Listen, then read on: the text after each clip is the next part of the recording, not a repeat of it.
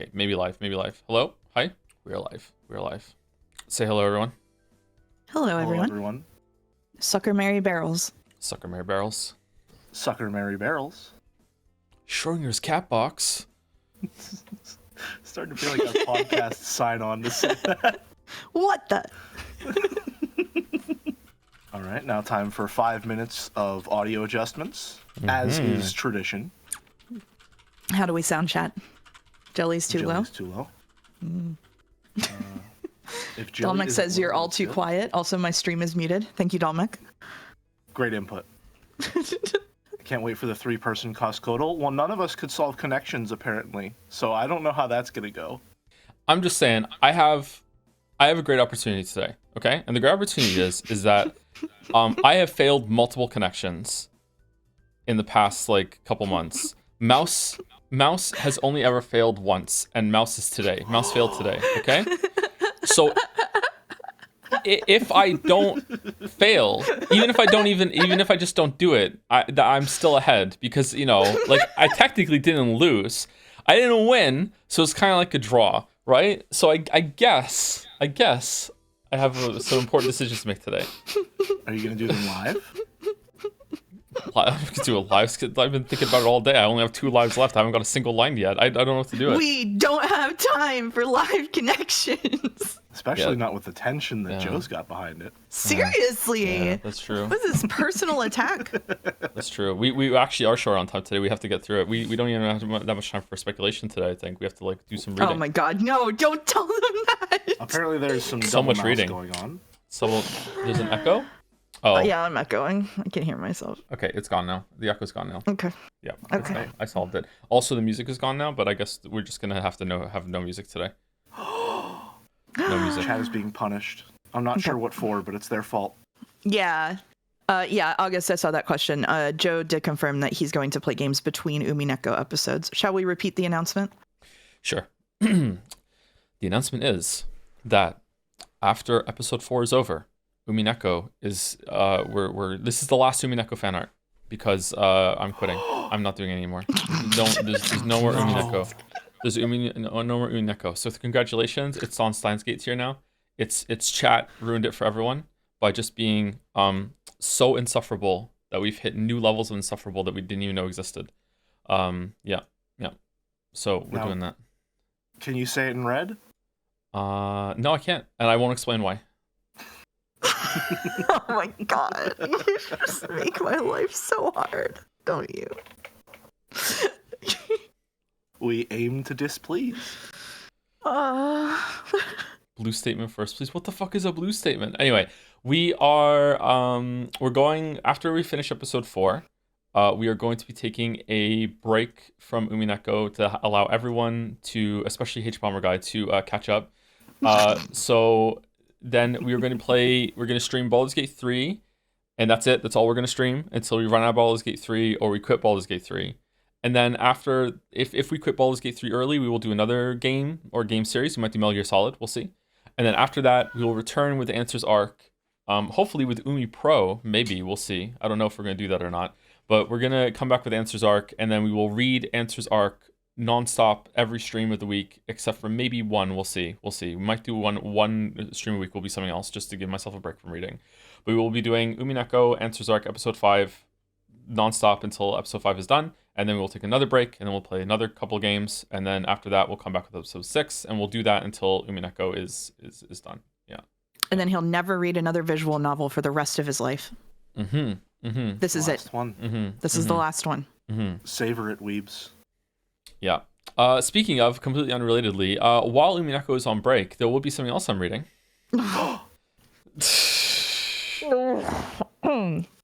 What's that?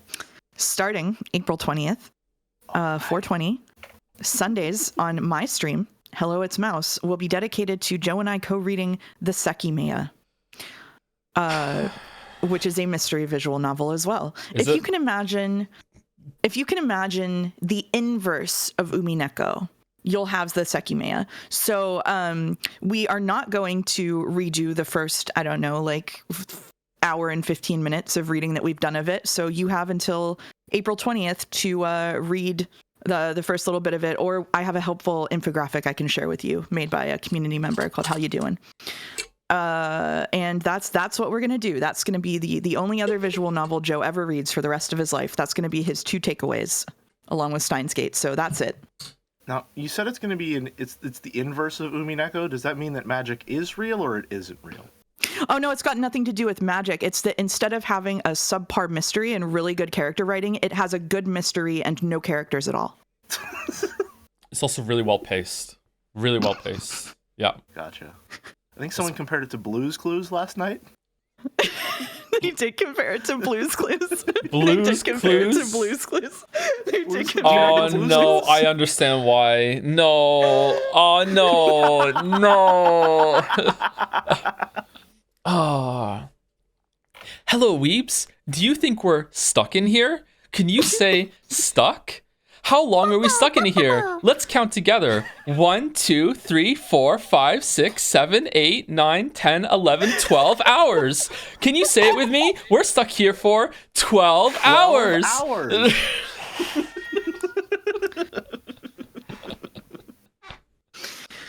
Oh. Yeah. He's meowing. I can't do anything about it. Now can you do think that that- slower and in reverse? Oh, man. In reverse. 10. Do you think that... 9. No, Mouse, no! You're usually the one that resists this. Although I guess we are done with 1,000 times resist, so... Is she? Okay, yeah. Mm-hmm. Oh, There's interesting. there's a loud meow. Check mod chat. Oh, do I need to turn Jelly up still? Because I can't. He's as loud as he can get. Oh wait, no, he's not. Hold on. I can turn Discord sound capture up to 0. Okay, so now let's just have me and Jelly talk. Sucker Mary Barrels. Sucker Mary Barrels. Okay, so does Jelly still need to be turned up relative to me? It's lagging. It's lagging. Uh-oh. Just what we need. More technical difficulties in the middle of our audio technical issues. I was mostly worried about the slight hiss, but that's better than peaking. Okay, there is a slight hiss. Slight hiss? Yeah, it's fine though. It's fine. Mouse, can you do Sucker Mary Barrels? Sucker Mary Barrels? Sucker Mary Barrels. Hold on, maybe I can... Where would a slight hiss be coming from? Oh, that's What do you probably want? Dante, I think. Yeah. It's got to be Dante. Yeah. Dante? Yeah, Dante's here from the Devil May Cry series. Oh, of course. Yeah. I haven't played one, so I understand. What, you want to be on stream? What do you want? Okay. Mouse is a bit too loud. Really? Does anyone else think that? Because I can turn Mouse down a little bit. Wait, hold on. What day is it? In 3 days, I can turn Mouse down a little bit. No, she's fine. I will be louder during the visual novel, so you might want to turn me down just a little bit because I'll be laughing and screaming and crying and throwing up and whatever I do. I turned you down to 175. Spoilers? Okay. Joe, we finished episode 4 today? Fuck no. Absolutely not with me here. Episode 4 will be completed next Saturday, April 5th. Will it? Yeah. Oh. Oh. Okay. I mean, unless you don't want it to be, we can drag it out if you want. I do like dragging things out. Okay. 1 hour of Umineko reading at the beginning of every stream, and then you do Bandle, and then you do Letterly, and then you thank Bits and Subs, and then you do the stream. How about that? We didn't do Letterly today. We didn't do it. Should we do it? Should we do it right now? Should we do it? Literally? As a treat? The only one we're going to do today is Letterly. Okay, that's the only one. All right, do it. Here's the strat. Right off the bat, you got to laugh like Naya. Oh, Okay. God. Oh, yeah, that's so sorry. So hit them with you. Sha. Yeah. Shu. Yeah. Shu. Yeah. Sha. H, It's not. you need an H? Okay, It's not. all right. It's not. Okay, all right. Hates Brazil. Okay, it's definitely not going to be G again. Okay, for sure. Okay. If we don't get it in 2 more, we have to go for it being the last one. Okay. Hates Brazil? Why? What are we talking about Brazil for? Because that's how Brazilian people laugh. Type M for mouse and J for jelly. What are you doing? Okay. Do I get one? J for Joe? Oh, yeah, I think that's T for Tom. T for Sure. Tom. Okay. Yeah. K for Kinzo. R Okay. for Rosa. B for Battler. Whoa! It's his day. It's his day. It's his day. Wow. Battler and Beato. Yeah. Okay. All right. So we're doing fan art, and I'm going to reveal that one of today's fan arts I have already seen because it was posted outside the Stream Museum, and I saw it, and it is potentially one of the best fan arts of all time. So I don't know where it is on the list. When we get there, please enjoy. It is an all-timer. It's an all-timer. I only watched it once, and I mostly listened to it and just kind of like just soaked in the vibes. So I'll be able to see a lot more details this time. So my personal pick for fan art of the year so far. Fan art of the year for me. Wow. Annie for Prez says, Joe, I'm reading Higurashi, and unfortunately I'm hooked. I'm 8 chapters in the first episode, and I like it, sorry to say. Wow. Are you going to become one of the Umi fools in Umi Full that are saying fucking like, the reason why I don't like Lambda Delta and Castell is that because I'm not Higurashi pilled? Like, I don't understand. The Umi fools? Yeah, the Umi fools, yeah. Okay, no. Now, to be fair, I wanna. So I've been accused of hating the Umineko fans and Umi Full, and that's not true. I like Umi Full people. It's not people in there doing it. It's like weirdos elsewhere on the internet. They just like Lambda Delta in there for completely non-suspect reasons. So don't be mean to the Umi Full people. They're so normal. What about the half dozen to a dozen fools that have DM'd me like saying that I have to read Higurashi and I'm missing out on a bunch of fucking... I didn't know that happened. What are you people doing? Can we hate on them? Can we name and shame? No, let's not name and shame. Yeah, we can hate on them. Whoever those half dozen people are, what are you doing? You're the problem. Mm-hmm. Your why is not going to finish it. Yet, but there are quite a few people who are saying that I would like Higurashi, and I don't know whether that's a threat, but it feels like one. I think you would like it better than Joe or me. Wow. That doesn't help clarify. It still feels, for some reason, disparaging in some way. We have Umi Fullers, and we have it would be Higu Heads. Would that be it? Would that be their name? Do not read Higurashi. I need you to not read Higurashi. I think Combustible Lemons wants me to read Higurashi. Yeah, have you considered reading Higurashi? What's that one I'm not allowed to read? I should read that one instead. What's nope, that we're not mentioned. Nope. It shall go unnamed. We're not even mentioning it shall go unnamed. Don't type it, chat. Nope. Oh, no. Siconia is forgotten again. I think even Ryu Kishi has forgotten Siconia. Big Witcher 3 vibes. Oh.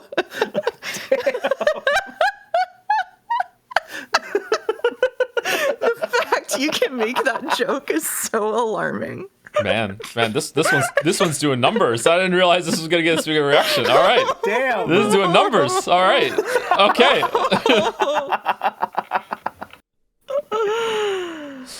Oh. All right, let's do fan art. Yeah, let's do it. Right. Yeah, let's do it. This is pretty cute. We're podcasting our pajamas, Jelly. Do you like that? We are. World's PJ first. No, never mind. Jelly? I was trying to think of an acronym. I couldn't think of anything. I'm sorry. PJ and Jelly? Is that what we're going for? Something like that. Yeah. Okay. World's first Jelly Jonah stream, circa 1990. Aw, they're so happy. They're so happy. I didn't exist yet. Joe, there's no OST. Yeah, there can't be an OST because they'll echo. I can't do it. I'm gonna have to add an audio just for VLC, and I don't know how to do that quickly enough. I could probably figure it out actually. I just don't want to. Okay, there we go. We're just not doing it. Give him a break. Get off his back. Vis-a-vis the blanket fort, I have incredible news for those of you who aren't aware. The contraption of yore has finally been complete. I am no longer a blanket fort streamer. I have a gamer trapezoid now. A gamer trapezoid. Listen, Joe, you've seen the picture. How else would you describe it? I have. How else would you describe it when it's deployed? It's even got the blue backlighting. Are you going to share it in Dragon's Den so everyone can see it? Sure, yeah. Give me a second. Hold on. You should read Song of Saya. What's that? Jelly on the phone? Please ask Jelly where he got the cardboard for the contraption. I know where Jelly got the cardboard for the contraption. I know. The same place Jelly has acquired many of his snacks in the past. Yep. I know. I'd just like to state for the record. All right. I have never once eaten garbage that did not come from my own home. You know, I think everybody in the chat saying you shouldn't read Saya no Uta is probably saying that because they know that it would be lonely for you to do it alone, and we should probably do it together. So I think that we should read that and then judge everybody who likes visual novels after co-reading it based on what happens in it. Okay. All right. That sounds like a good time. All right. Okay. All right. The trapezoid has been posted to Dragon's Den. Okay. Sounds good to me. Okay. Thank you, Paddle. Thank you for this. This is very cute. Very cute. Madison. Very cute. I'm just gonna say Madison for now. Maddie. Thank you, Maddie. Collapse Shang got fired up with a new idea. Fucking Kinzo. Fucking.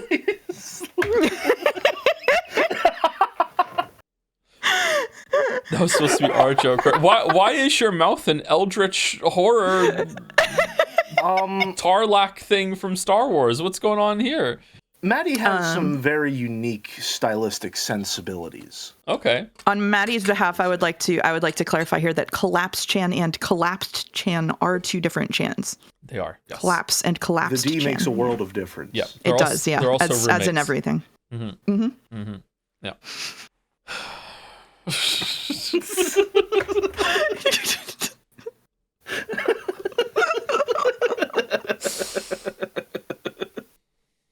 I love Collapse Chan so much. Absolute banger design. Has great energy, right? Great energy. The what is it? The one that Maddie made for the end of Persona 3, whenever she's like clapping, she's got that mad look in her eyes. That might be my favorite expression Maddie has ever drawn. Damn. It's really good. Damn. See, Boulder is asking me to bump my mic up 5%, which I found out yesterday is actually a very significant amount. Oh, is it? One moment. Huh. Oh yeah, no, this shit's downright exponential. Huh. I wish I understood audio more. Anyway, y'all are out there in blanket forts and trapezoids. I'm literally just sitting at my desk. I got nothing. It's me, some Baja Blast, and the microphone. Okay, well, to be fair, mouses are also very small, so you can accommodate that size and make a much better soundproofed room easier. Good point. Good point. Also by Maddie. Right, I am now set to 80. Is this better? Oh god, it's going even further with the Eldritch Horror Jelly. Jelly the English major. Us eyes. Grant us eyes. I've never played Bloodborne. Plant eyes on our brain rots to jump over a celestial shark, the grand stream of visual novel, the seagulls, of course. Let us sit about and yap feverishly, chatting into the wee hours of new bullshits of the higher plane. I think you should read the comic, Jelly. Okay, hear me out, Joe. What if the problematic patriarchy structure of the Ushiromiya family is symbolized by the phallic shape of the shotguns granted as a family relic? Mm-hmm. And look how the story ended. It ended with Rosa and Eva holding gunpoints at each other. There's a delicate depth of irony here, just like the possibility that Kinzo died by stepping on dominoes, slipped, and smashed his head over the furniture. Hey, maybe the servants killed Kinzo because furniture people don't count as living beings in this convoluted logic. Maybe, if my hypothetical is correct, the furniture being able to kill Kinzo means that they could live the final moment as a true human, according to the words of René Descartes. Typical English major. Yeah. Bring up Descartes. Yeah. Oh, well done, Maddie. Well done. A real English major would bring up Derrida here. That's all I'm saying. Oh, my bad. Sorry. His name is Descartes. There we go. Yeah, the famous Playboy Descartes. I prefer the philosopher Diors myself. Yeah. Yeah. Mm-hmm. I like Barths. Repeated joke. But some people haven't heard it, and it's a really good joke. Yeah. This is the part where I would chime in with my favorite philosopher, but I don't actually read. Diors? Yeah. Too many people put Descartes before Diors. All right, moving on. Thank you, Maddie. Thank you, Maddie. Oko, oh damn, Oko, Banger. Cream Stream, Banger. Oko's stuff is so amazing every time. So good. Wow, it's so good. Wow. I still think the one-winged eagle ear clip on the Mouse Beatrice is incredibly clever. Yeah, That's that goes so very good. hard. Yeah. The Senate. We all look good here. Yeah. We do, yeah. The Senate. I like that we're reading even not in Umineko fan art, you're now getting put into the battler suit in all of the fan art, by the way. Mm-hmm. It's just your default outfit at this point. He's literally me. Umineko is my drive. Do you see Did what the someone book say says, Joe? drive? Did someone Do you say see what drive? the book says? I do not see what the book says. Is it? Do I have to turn it over? It says Sumari over and over. Oh, again. does it? Is that what it is? Sumari, Yes, it does. Sumari, Yes, it Sumari. does. Okay. Yes, it does. Just Sumari, Sumari, Sumari, Sumari, Sumari, Sumari. Yep. Sumari. In other words, thank you very much, Oko. In other Very words, nice fan art. let me say thank you to some bits and subs if we have any to say thank you to. I don't know why I gasp in response to anything that anyone says on my stream. I feel like a React YouTuber. We're all just becoming React YouTubers. Some of us more quickly than others. Thank you, Kaylee Gal, for the bits. Hey Joe, I really enjoyed the symbolism in the last stream of Umineko between Jessica and George's battle. The fight with Renove representing Jessica fighting her role as having to be the head, showing her determination to fight against that role that she has to play. The gap in George battle clearly represents the age gap between George and Shannon. Oh no.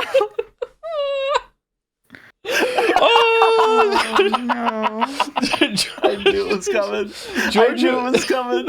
George avoiding the black holes can be seen to represent the mental hoops he does to justify their relationship. Ryukishi has done it again. Oh my god. They posted that on Tuesday too. It's so good. Holy It's shit. so good.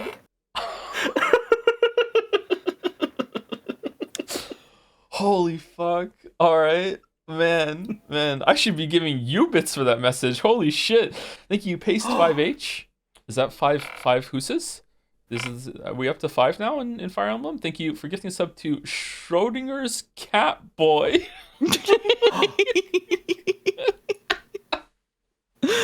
Joe in Final Fantasy 14 character select. Is the Cat Boy next? All right. Okay. I thought he was a bunny boy. Apparently you can glamour yourself into something else. So like maybe yeah, as a treat. Thank you, Huli Gordeau, for the bits. I'm sensing a lot of tension between Virgil and Dante. He hasn't spoken a fucking word yet. Could you explain yourself, Jelly? Well, I've never played any Devil May Cry games, so I feel like it's just a little hard to break the ice between the two of us. Wait, hold on. Mouse, It's nothing have you played personal. one? It's just No, but I have read Dante's Inferno. That counts, actually. What about you, Jelly? I've been forced to play Dante's Inferno. Was it good? It wasn't a good time. No, it was quite bad. It was quite a miserable experience. I really felt like I was progressing through the 7 circles of hell. You might be the only one here that has played that. It's pretty much Devil May Cry. It's fine. I've also played Halo 3 ODST, which is just Dante's Inferno as well. Dante's Inferno is... A lot of games are just Dante's Inferno if you take a step back. Yeah, there are 3 books that video games like to reference. Yeah, there are 3 books. Yeah. 3 books. Except ODST is actually good, unlike Dante's Inferno. The game. The great literary work is probably fine. Anything else you'd like to disparage here? I just don't want Jeremiah showing up at my house with a fucking tome to beat me to death with. And a copy of Pentiment. Yeah. Oh, there he is. There he is. It's the Divine Comedy. Stop reading only the first book. I haven't even read the first one. Message effect from Sound of Rain. Uh-oh. Hi, Joe. The chatter without a gimmick here. Still need a new bit for me to do now that the parasocial chatter arc is over. I don't want to stress you out here by putting you on the spot, so let me be clear. Sumari, if you're just not clever or funny enough to come up with one, you can be lazy and ask your much smarter and funnier co-readers to come up with one for me instead. Oh, that's a good point. Yeah, I could just pass the buck. I'm sure they would give me a bit to do that you would definitely enjoy and not hate at all. Is this a setup? I think every time you type a message to Joe, it should be a new compliment, a sincere compliment, something you really appreciate about him. You should pick, if you're having a bad day and he cheered you up, you should let him know immediately. This goes for everybody in the chat, not just this chatter. Anytime that Joe makes your day better, please let him know. I think you should format it like a letter to your lover who is not with you on the front lines of the war. It might be the last time you get to speak with them. My if darling only through Joseph. pen and paper. I hope this letter finds you in good health. The days have been long, and the nights longer still. The shelling continues with every hour. So this might be the most owned I've ever been. Oh no. No. What about when Joe makes your day worse? Oh, definitely tell him that too. That too, yes. Yeah, Still absolutely. compliment him though. But, Yeah. you know, in that case, compliment him for his ability to ruin your day. Dear Joe, I just want to let you know that my day has been improved seeing you get owned by your community again and again. Yours truly, Rodney.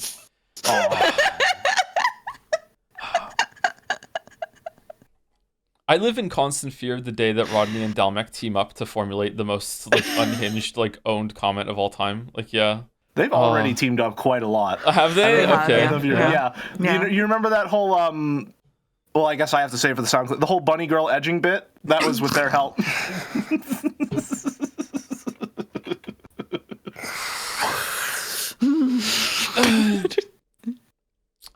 Thank you, Dawn to the Dons, for the bits. Hello, Tom Stiff Anderson. I want to let you know that today is Maria's birthday. Happy birthday, Maria. Also, happy birthday to Wuggy. Happy birthday, Maria.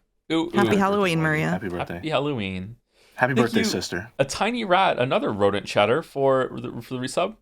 Seki Maya Barrels. Okay. All right. Thank you.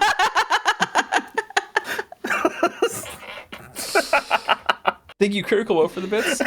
Joe hates super paper. Super paper? What's super paper? It's because he's super thick in the brain. Oh. I think that's what I'm made out of. Super paper. Retains nothing about Lambda Delta, by the way. Oh, is that a Lambda Delta line? Yeah, I just kind of glaze over when she's on the screen. I think about something else instead. Yeah, I don't like her. Yeah, I'm glad she's not important and never will be important. I'm very happy about that. Absolutely, yeah. Who wants to read the pin? My darling Tom, it's been weeks since my last message pin. It feels like ages since last we talked. People claim this is a parasocial relationship, but I know better, and I wait eagerly for my Steamliner ticket to Moncton. Your streams are a light in my day, sitting in the trenches of +2 and Joms. May the Jads YouTube Twitch wars end soon. Look forward to your reply. Thank you for your amazing streams. War is hell. Thank you, Ace, for the bits. Hey there, Joe. Gonna resurrect an ancient discourse now. Do you think that you can understand what on earth chat was talking about with regards to the shot football killer now that you've read Umineko, and considering that probably 70% of the people who got on your shit about that had read Umineko by the time they played that Danganronpa game, and the other 30% were just following the leader of those people? You mean like with that we can't really discuss this actually because it's spoilers for a game that we played a long time ago, so I don't feel comfortable with it. Are you talking about like the unreliableness of it? I guess so, maybe, but that just goes to show you just again how bad that was with Unreliable compared to Umineko. Fucking hell.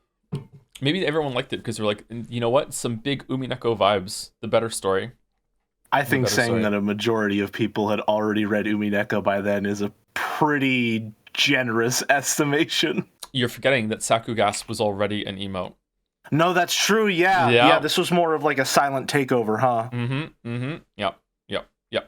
Thank you, Loki423, for the bits. Babe, please stop saying dumbass things. You're not even making sense. Toe, I'm literally Battler. Oh.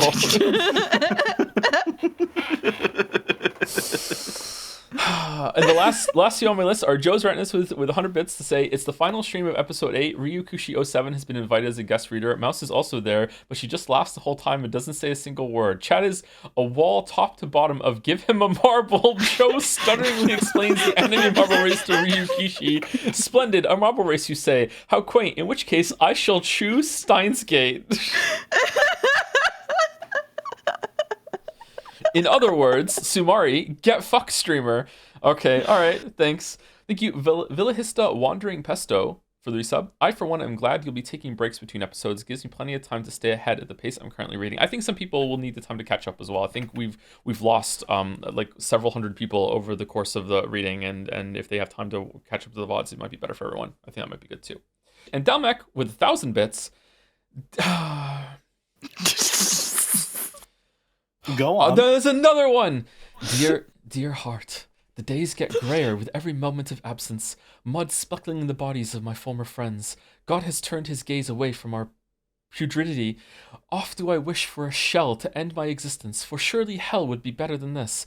Yet I still fight, knowing your streams await me. You are a balm for the soul, and despite my misery, I anticipate the day I can return to you. To hear your laughter would brighten all my days forevermore. Yours eternally, Dalmek. Nice use of homophones there with balm and balm. We have a pin. Hey, Joe, I love your voice impressions. Could you do my dad's just as an example? I don't know. And what should you say? Maybe like you wear the family crest in your heart. I'm proud of you, but I don't know. It could be anything, really.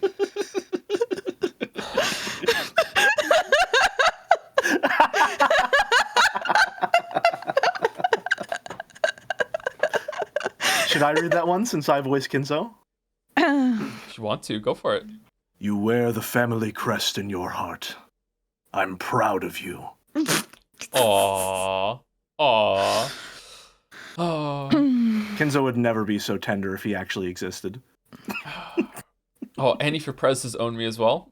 Dear Joseph, words cannot express the comfort that writing to you provides me while I grab my bayonet close to me. The fight against the wave of weaves continues. Today they shelled us repeatedly with the new Higu shells, and they wiped the neighboring platoon out entirely. They are coming for me and mine. I fight every day to protect you from yet more dangers. The Sundirs and the Sumaris boom around us daily, but it will bring me peace to know my efforts will not be in vain. Oh, they keep coming!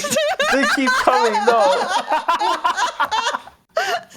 Really makes you feel like you're being shelled by artillery. Okay, alright, okay. We're gonna do a couple more fan arts and then we'll get to the... Another one! Another shell is hit! Oh, there's some echo. I'm peeking a little bit there. Oh, man. Oh, what did I do? The Umi fools are gonna be so mad. So mad. This is the whole stream now. This is the whole stream. Anyway, thank you, Oko. By Tep. Set sail for One Peak. Oh, it's another one that's like the other one. Cool. That's neat. One Peak. The expressions. Damn. I like the expressions that all the fan art has. Look at that. They're good.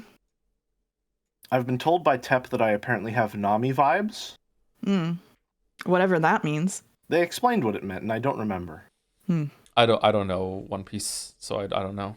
Yeah, I don't know. What's a character for One Piece? Mouse is Zoro? Mouse is Zoro. She's just like Zoro. I'm just like Zoro. Yeah. You will know? I don't think I will. Rodney says it's because of my massive tits. Don't believe everything you see in fan art. Is Jelly Nami? If Nami was fighting someone, would it be Batman or Iron Man? Who would it be? What do you think? You're not asking me, right? Yeah, I'm asking you. You what? Know all, I wasn't listening. You know all What? Who's fighting what? I was reading the messages. Nami from One Piece. Would she fight Batman or Iron Man? It's a simple question, Mouse. Yeah, she's like the fish lady who has a staff who makes bubbles, right? I think that she could make iron rust, probably. Okay. Thank you, Tep. Thank you. Streaming Umineko. It's Gold Star Night. Had to make this after the Absolute Cream stream yesterday. Can't wait for H Bomber Guy and Jacksepticeye to join in a few weeks. I don't think that's happening, but it's really funny that it was a possibility. Streaming Umineko with Greg. Silly voices, fun time. Oh, it's Kermit and Date. And with the new game coming out now too. Mouse getting into character. Date? You'll never solve this case, Jodler. Kakali. Vitorici. Oh, the little fire too.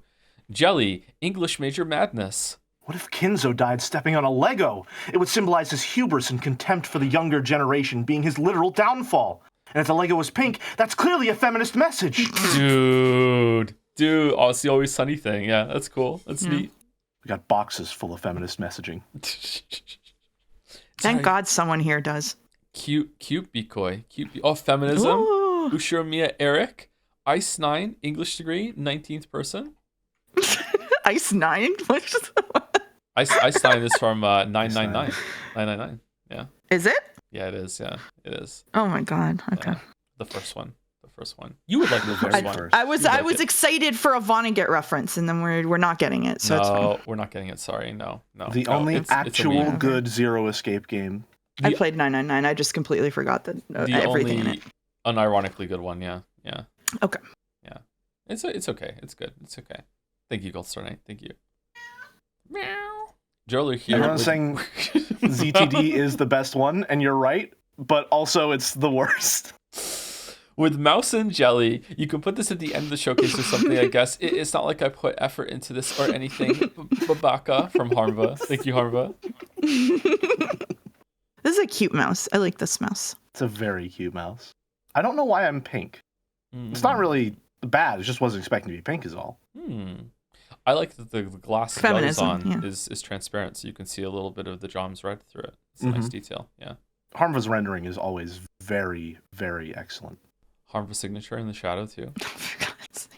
Fucking hell. Tis hard to see the mighty prancing war Joms, trampling the dying and dead beneath their merciless feet. No, dear mouse, near to speak a word of comfort. No living Nason or waifu to administer relief in that hour the most sad in the history of humanity. Oh, the humanity. Oh, the horrors of war. Truly, it may be considered the most cruel and awful scourge which can befall a Twitch chat. Heaven grant there may be an end soon. The most terrible, most awful... What have we done? We're on Fanart 8. Fanart 8. Mr. Sunrise. Oh, holy shit. Mr. Sunrise. Yes, this is amazing. Umineko featuring the Three Stooges. I love double jelly here. Double jelly. I'm using that Virgilia one as my profile picture. I love this art so much. Good. It's so good. Look at the attitude on this mouse. Very accurate. Yeah. Very accurate. Look at this. This mouse has some cheese for sure. It's fucking just done with everything. Oh, Ronave's waist is snatched. Look at that. Absolutely. Also, don't trust everything you see in fan art. If only. This pose reminds me of something. Is there like an anime image that has this pose? Is this a reference to something I don't know? It does look kind of familiar. It's a classic pose. Oh, it's like the Neon and Evangelion motorbike thing. It's just something that people do. Pixar poster energy. Okay, think Yu-Gi-Oh. I don't know Yu-Gi-Oh. Sorry. Why would that help me, Merrick? Sailor Moon. Do you know Magic? Magic the Gathering? I know a little bit of Magic the Gathering. Okay, well, it won't help. Okay.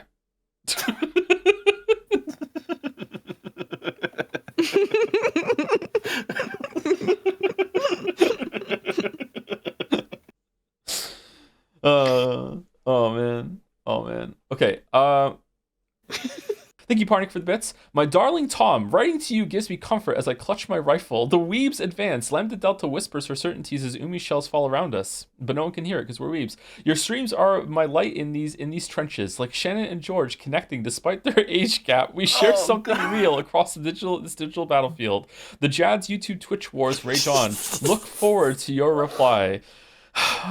Noibe, another one. Hey Tom, I started taking chemotherapy 2 weeks ago, and my god, no, fucking Is that a genuine one? No, I don't think it is. I think it's just been fucking like formulated to kill me. But it could be genuine. I just started taking care of chemotherapy 2 weeks ago, and your streams are the thing I've been looking forward to the most as of late during the rough recovery period. I'm glad your streams are a regular feature again this year, and I hope you're able to fully adapt to your own major life changes as soon as possible. Thank you, Noiboy. Thank you.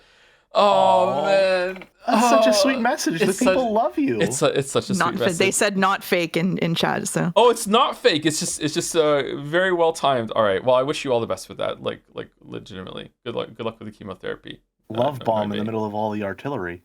He is adapted. He got smaller plates. What? Good luck with that, Noibe. Good luck. I wish you all the best. Sincerely. I'm glad the streams can help you out with that. Thank you, Simple from Jats, for the bits. Yo, fuckhead, thank you. There you go. Zorgrox, haha, nerd. That's better. All right, good. All right, phew. We got to balance. Reset back to neutral. We got to balance. Still, I'm laughing at the next one that we read. Thank you, Sound of Rain. Hi, hey Joe. Chatter with a new bit here. Just wanted to say that watching you absolutely fail to come up with anything remotely clever on your own and selfishly passing responsibility onto your supposed friends has absolutely made my day. Seeing someone as pathetic as you flounder their way through a simple interaction has reminded me that I am actually a pretty good and talented person, especially in comparison. I feel great now. All thanks to you. You truly never fail to cheer me up. Thank you. Oh, you're welcome. Perfect. You're welcome. Perfect. Understood the prompt perfectly. Exactly. The prompt perfectly. Thank you so much, Sound of Rain. Thank you so much. Dalmec with hey fuckhead, I love the videos and streams. Thank you, Dalmec. Happy Quack. Hi Joe, I just wanted to thank you for changing my life by playing Umineko. You inspired me to get some furniture of my own, and I happened to run into the love of my life while at IKEA. She happened to have the same idea and was looking for a brand new bookshelf. We are building a Billy right now and are going to walk our joms later. I am planning to learn magic and buy an island and may even turn it into a murder mystery. Lol. I will make sure to scream your name as it happens. All right?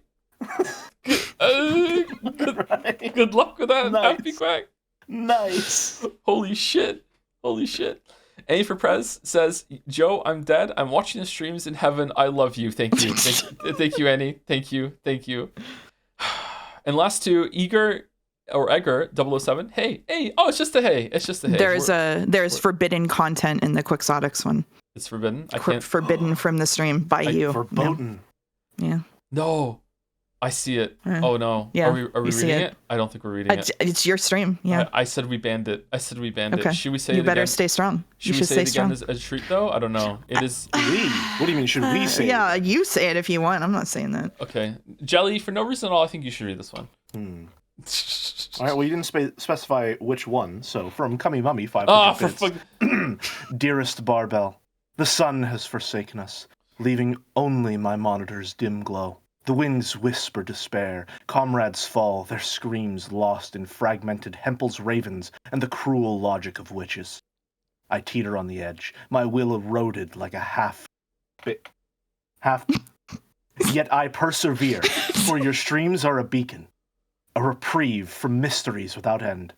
To hear your laughter is to glimpse paradise, a joy so profound, even Beatrice might grant me respite. Yours in suffering, Cummy Mummy. There's no time crunch, Boulder. I just knew that it would take Joe like 15 minutes to set up a compressor filter, and I didn't want to fuck around going live. We're fine. There's no time crunch. They can read as many bit messages as they want. Quixotics with the bits. Everything you say makes me so, the way you talk sounds so formal and I really love it. You're really just so fucking sweet and cute. I didn't believe in love at first sight until we started talking. You truly are someone different. You always encourage me and it makes me smile so genuinely. Damn, I want to spend the rest of my life talking to you. I love you so much. I have a poop fetish. Everything you do is cute, even when you just spam random letters. I want to go back to fan art. We're going back to fan art. Say it properly, Mouse. No! What do you mean, no? Thank you, Mr. Sunrise. Okay, and that is the last time we're ever doing that bit for real. That's it. It's done. We will time out if we have to. We're just done. It's done. Dead and buried. Thank you, Outson. Umineko episode 3 stream from last week. No witches allowed. What? Stay strong, Joe. Hold the line. Hold the fort. There's no way magic is real. Ooh, where's Battler? Come back, Battler. No witches allowed. I mean, Mouse can be in here, though, because we are allowed one, right? It's witches. What do you mean? No, witch is allowed. We're allowed one. Oh, that's true. We do love to play with language here. Yeah, we're allowed one. Pillow Fort's looking a little cramped as is, though. Can we expand it? Possibly. But it seems like we're already using everything we have. It's pretty slapdash as is. It literally says no witches allowed. No, it doesn't. It literally says no witches allowed. No witch is allowed. Tom Unforced Error Anderson. What the fuck is happening with my typing? What's going on in chat right now? Fifi's having a keyboard error, it looks like. It's going around right now. A Koru post. Stay strong, ignore the Koru post. Stay strong, ignore the Koru post. Okay, we're going. Tunnel vision. We're staying strong. Thank you, Hudson. +2 in advance, Koru. By C8, more of a jelly fan art, but it does depict their appearance on the Umineko stream. Blanket Fort Chan Part 2. Is this the same Chan, or is it a different Chan? It is. It sure is hot in here. But I must persevere. For the stream! That's exactly what it was like. I was there. Unfortunately, she's out of a job now. Is there going to be a gamer trapezoid Chan? I guess that's for the people to decide. Is that preemptive chanting on my part? That is preemptive chanting. Well, yeah, it's not preemptive. It already exists on the stream. That's not how preemptive chanting works. Stream hasn't seen it, have they? What do you mean stream hasn't? I sent it in Dragon's Den. The Dragon's Den is not the stream. Okay, all right. Well, hold on. What exactly is preemptive chanting? We're distracted again. Preemptive chanting. You're the one that has to define that. I think my understanding was that preemptive chanting was when we haven't even played the game yet, and people are already trying to chantify something that's in the game that we haven't seen. That's my understanding as well. Yeah, that's my understanding as well. That is preemptive chanting. Okay, all right, that's fine. So because the Gamer Trapezoid was brought up on stream, it can be channed without preemptive chanting. However, technically speaking, it wasn't shown on the stream. That's correct. Yeah, that's the point of contention. Damn. So it all comes down to 3 that. English majors, and we're still doing tell and not show. Well, I'm only 25% of an English major, so. Oh, no. 2.25. Well, I guess that 75 accounts for it. Is that too much math for the two of you? Is that okay? I'm a data analyst, in case anybody was wondering about that. +3.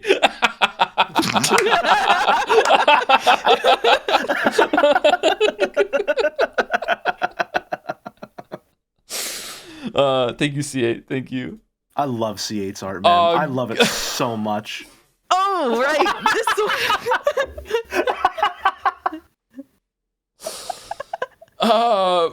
By Fifi. Produced with local rodents' consent, based on a moment from Stream 14 of Umineko. Pikachu is a golden mouse, you see. For no reason at all, let's not mention the Jigglypuff voice. What's wrong, Battler? I thought you liked role-playing games. Hop on AOL with me. I love when fan artists use their unique talents and abilities for evil. We identified the line. We identified the line. By the way, chat, this is the line. No further. No further. No Perhaps further not even this far. We found the line.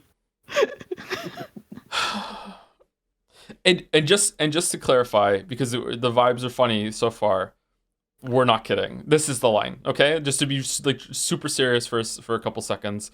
This is the line. We won't show it if it goes over the line. Correct? This is the line. So if you go over the line, you're wasting your time. It kind of rhymes. There you go. Everyone loves a good whatever the hell you call those language devices. Rules are more fun when they're rhymed. Yeah. There's a word for that, but mnemonic. Thank devices. you. There we go. Isn't that what that sick Victorian child had? So it has to involve Pokemon RP. No, it's a very good Joe expression. Hi, Ruby. Oh, just the two. Oh, man. Okay, thank you, Fifi. Thank you. Yeah, get rid of it. Take it off the screen. Get rid of it. Take it off the screen. By Lemon Rinds. I love this so much. Hoggy in my tummy. Ooh, my stomach doesn't feel so good. Let me take a look. It looks like you've got a... Don't say it. Somehow worse for me. This is somehow worse for me. This is somehow worse for me than the first one. I don't. This one is so good. It's so good. What, you didn't like it 2 days ago when we were showing fan art of someone that had made my pillow fort, blanket fort mattress into like a huge pair of boobs that's just hanging over my head at all times? You didn't like that? So the Merrick video thing didn't get me. The Merrick video thing on stream was funny, but when I saw that fan art hit the museum, I sent it to my best friends and I was like, what did I sign up for? This is just what happens now? Did it hit harder that you actually saw a picture of the setup? Was that part of it? Yeah. I'm assuming Umineko. Me too, chatter. I will state once again that C8 is a genius. We are almost halfway through the fan art. It's okay. We're almost halfway through. Thank you, Lemon Rinds. Thank you. Also state for the record, Joe said his iconic catchphrase again. That one's for you, Avarisi. Fifi is back with Pokemon Trainer Mouse.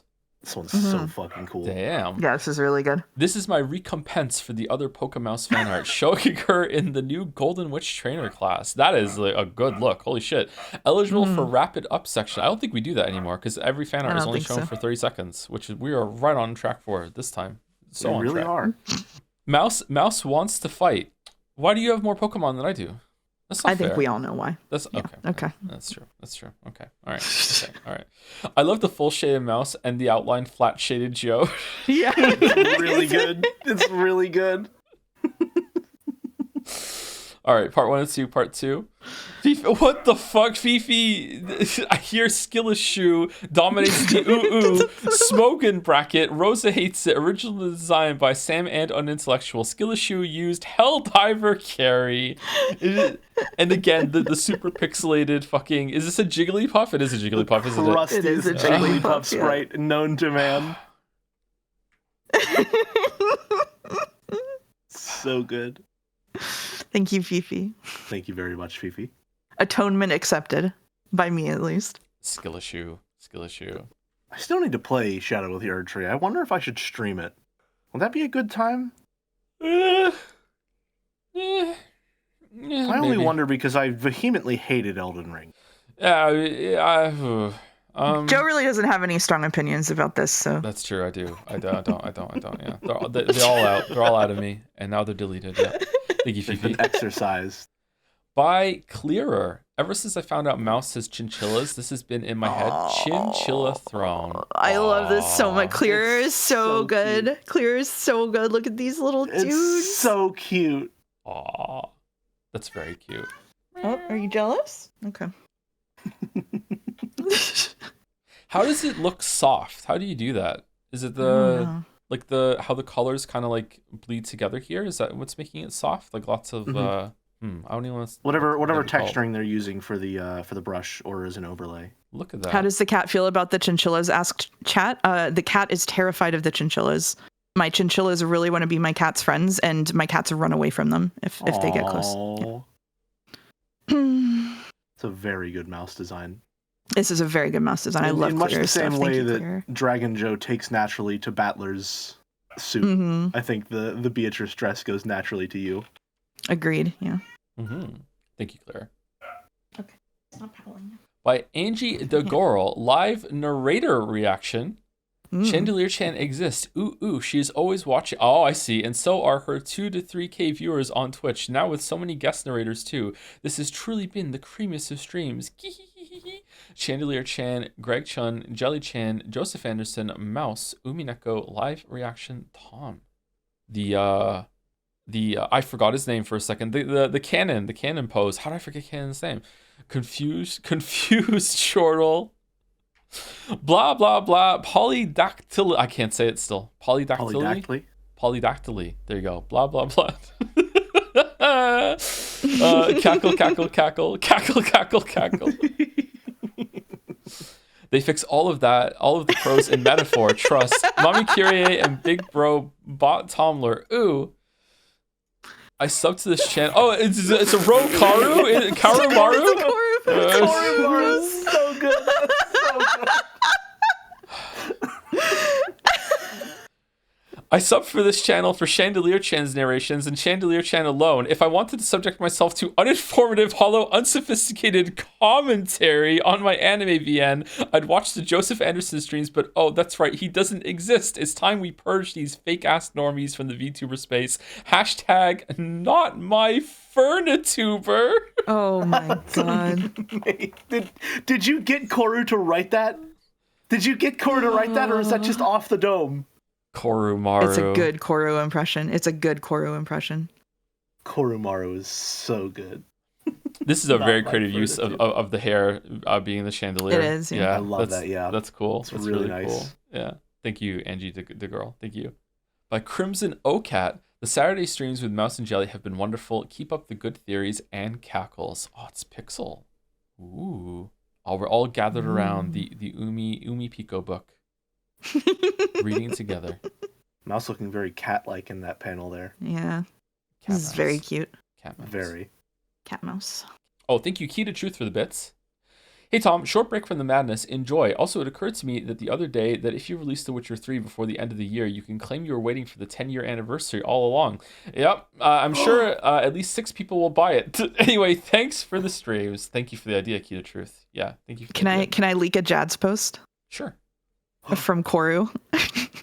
The quality of the fan art segments is 50% banter, 50% the unusual talent on display, and 50% the fact that the art is being reviewed by a caveman who's never seen art before and doesn't understand how a wizard has managed to make colors look like something. It's very true. It's very true.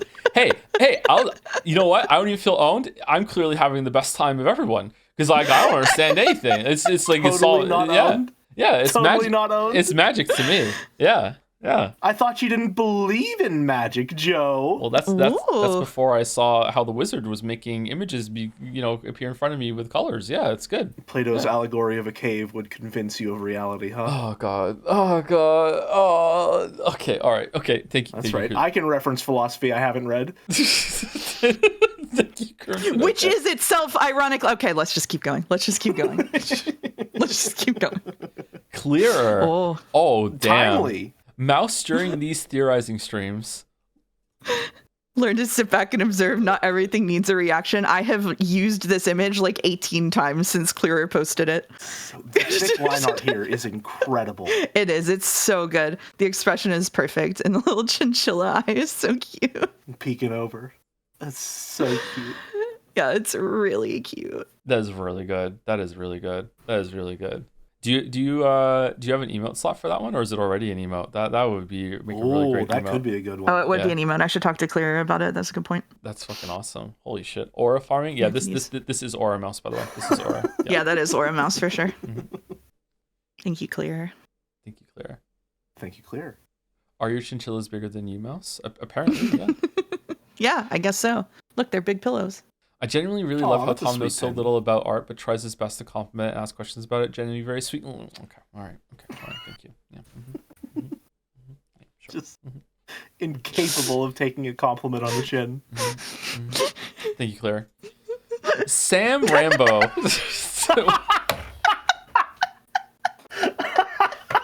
What? Why are you in a jar and you're so angry about it? It was said. Would you be happy if you were put in a jar? It was said, and I want to draw Jelly's design because I like it so much.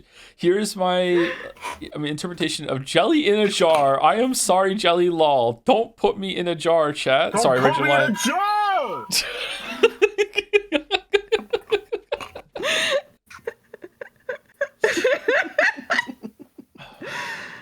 That's right. I have the props for Foley work. Wow. I'm a professional with this gamer trapezoid now. You do sound good today, yeah. You do sound good. Thank you. Yeah. Implying that I sounded bad every other time, which would be correct. Last week you sounded, last time you sounded good to me on Discord, and then I listened to it back and you sounded completely different on stream. So I listened to it on Discord, and then I listened to it on stream, and then I listened to it on Discord again, and I almost gagged. I don't understand why OBS does that to you. Xbox 360 Mike Kinzo was certainly something. Maybe this week it'll be okay. I don't know. Is it better? Is it as crusty this time around, chat? Genuine question. It sounds good now? Okay. All right. And thank you, Sam Rambo, again. Thank you. Madison. Howdy, Clown. I have to say hi to my regulars. Howdy, Clown. My chatters.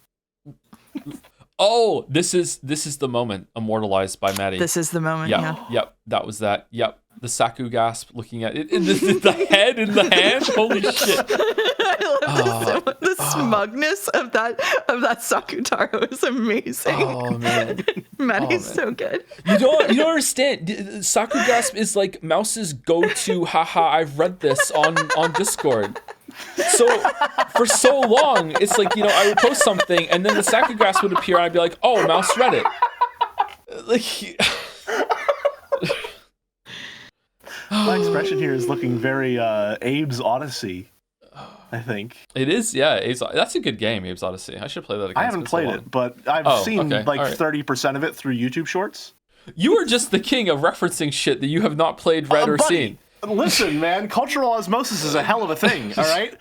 I'm like a sponge of shit, all right? These are all just good. a sponge of bullshit.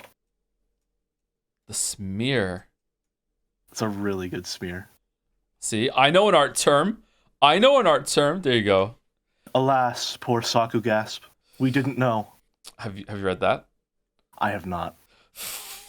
Thank you, Maddie. Thank you very much. Thank you, Maddie. Was not covered in my Shakespeare class. Okay, mister. Your Audi has seen Severance. Okay, everyone knows that from Severance. That's like the biggest thing from Severance.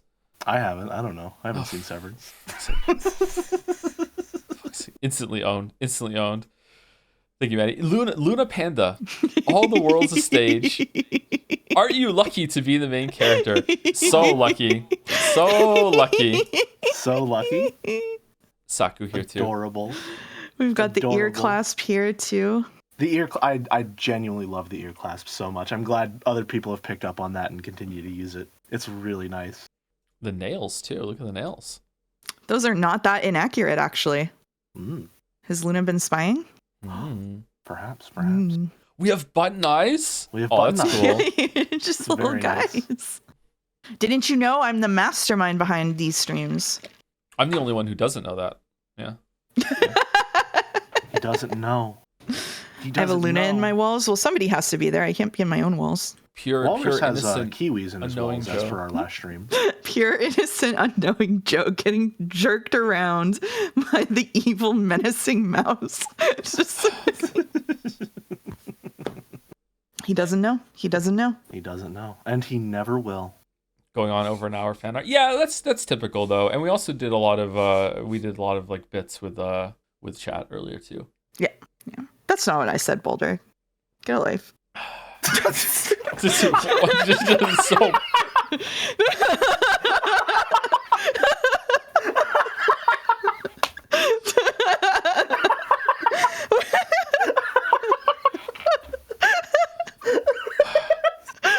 Why am I being flamed? When are you not being flamed, Boulder? When are you not being flamed? Brother, you stepped into the fireplace. I don't know what you want.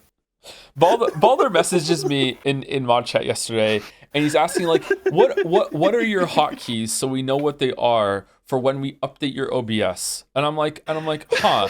Him and Rodney must be working on something to help me when it comes to fixing OBS for some of the YouTube stuff. And I'm like, and I tell him what my hotkeys are, and I ask why, and he's like, okay, good. So we make sure that they're going to be there when I give you this fucking Homestuck scene that you're going to put on when we get to the Homestuck stream later on next month. And don't get me wrong, that was like thoughtful and considerate that he was worried about the hotkeys, but at the same time, like fucking hell, it's always about, it comes back to Homestuck. I keep thinking back to, I don't remember who said it, but someone said it's like someone planning their own birthday party. Holy shit! No! Oh my god! That's mean. No! That's mean. Oh my god! No, that's mean. Holy shit! So it's not entirely true. Oh my god! I'm actually cringing. No. We love you, Boulder. No. We love you, Boulder. Oh, how about this comment as a palate cleanser? Here we go. By Silver Flame, I saw a Reddit comment say that Joe is taking a break from Umineko because Mouse hates it, even though she pressured him into it. Someone really is in your walls. I linked this Fanart yesterday because there was a Reddit comment where someone said Mouse hates Umiden, and that's why she talked him into it, I bet. When the reality is Joe was like, so I think I'm gonna read Umineko as a mainstream game, and I was like, really? Hey, fools. So yeah, but no, this is totally true. This is true. I don't understand. It's reverse psychology. Yeah. Thank you, Luna Panda. Thank you, Luna Panda. Oko. An Oko banger. Oh, I love this one. Oh, he's back in Oko's theaters. already at 24 submissions. Damn. In theaters. Holy. Out never. Lion in Wait. Oh, I see. So good. I see. So good. Mm-hmm. Yeah, I see. He's just waiting to appear. Directed by Leo, cinematography by F. Oko. Is F. Oko? F.E. Oko? Starring Jomsef, Tomsif, Joms Anderson, Jelly, the Mouse now, So-chan, the Jad's emote that's been there all along, the whole time, Joms Productions. And I've been here the whole time. Good job. Nice one. This is a very good expression. Very accurate of our crash out. I love how frayed the bag is on the bottom. Yeah, it's good, isn't it? It's really good. Yeah. Yeah. It's F.A. Oko. So cool. That's so cool. Yeah, this mouse is a top tier mouse, I have to say. Damn. Oko's so fucking talented, man. Mm-hmm. That's insane. Great mouse, yeah. Someone in chat asked if Sho-chan is Mouse's furniture. I don't know, Oko. Is that canon? No, it's Sho-chan. Okay. All right. Very funny. Very funny. Okay, we get it. That took you a second. That took you a second. Yeah.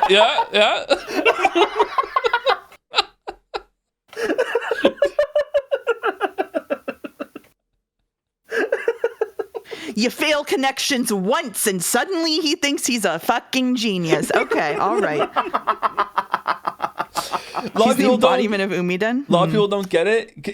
Is that canon? No, it's not canon. The character can't. It's for fuck. This is a fucking.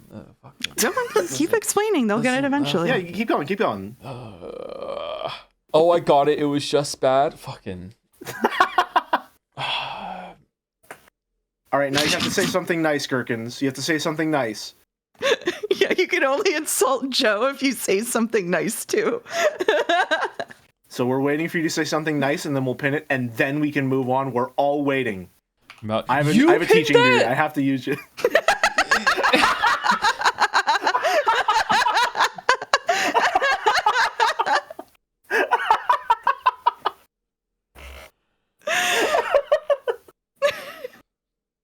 He said the top 3 owns that Mouse has got on me in the past 24 hours. The top 2 of those 3 have been in the stream, and last night she was streaming No Man's fucking Sky. That's number 3 of 3. That's how bad this has been so far. The Raiders got greeted with a peton. Thank you. And we auto-modded Joms. Yep.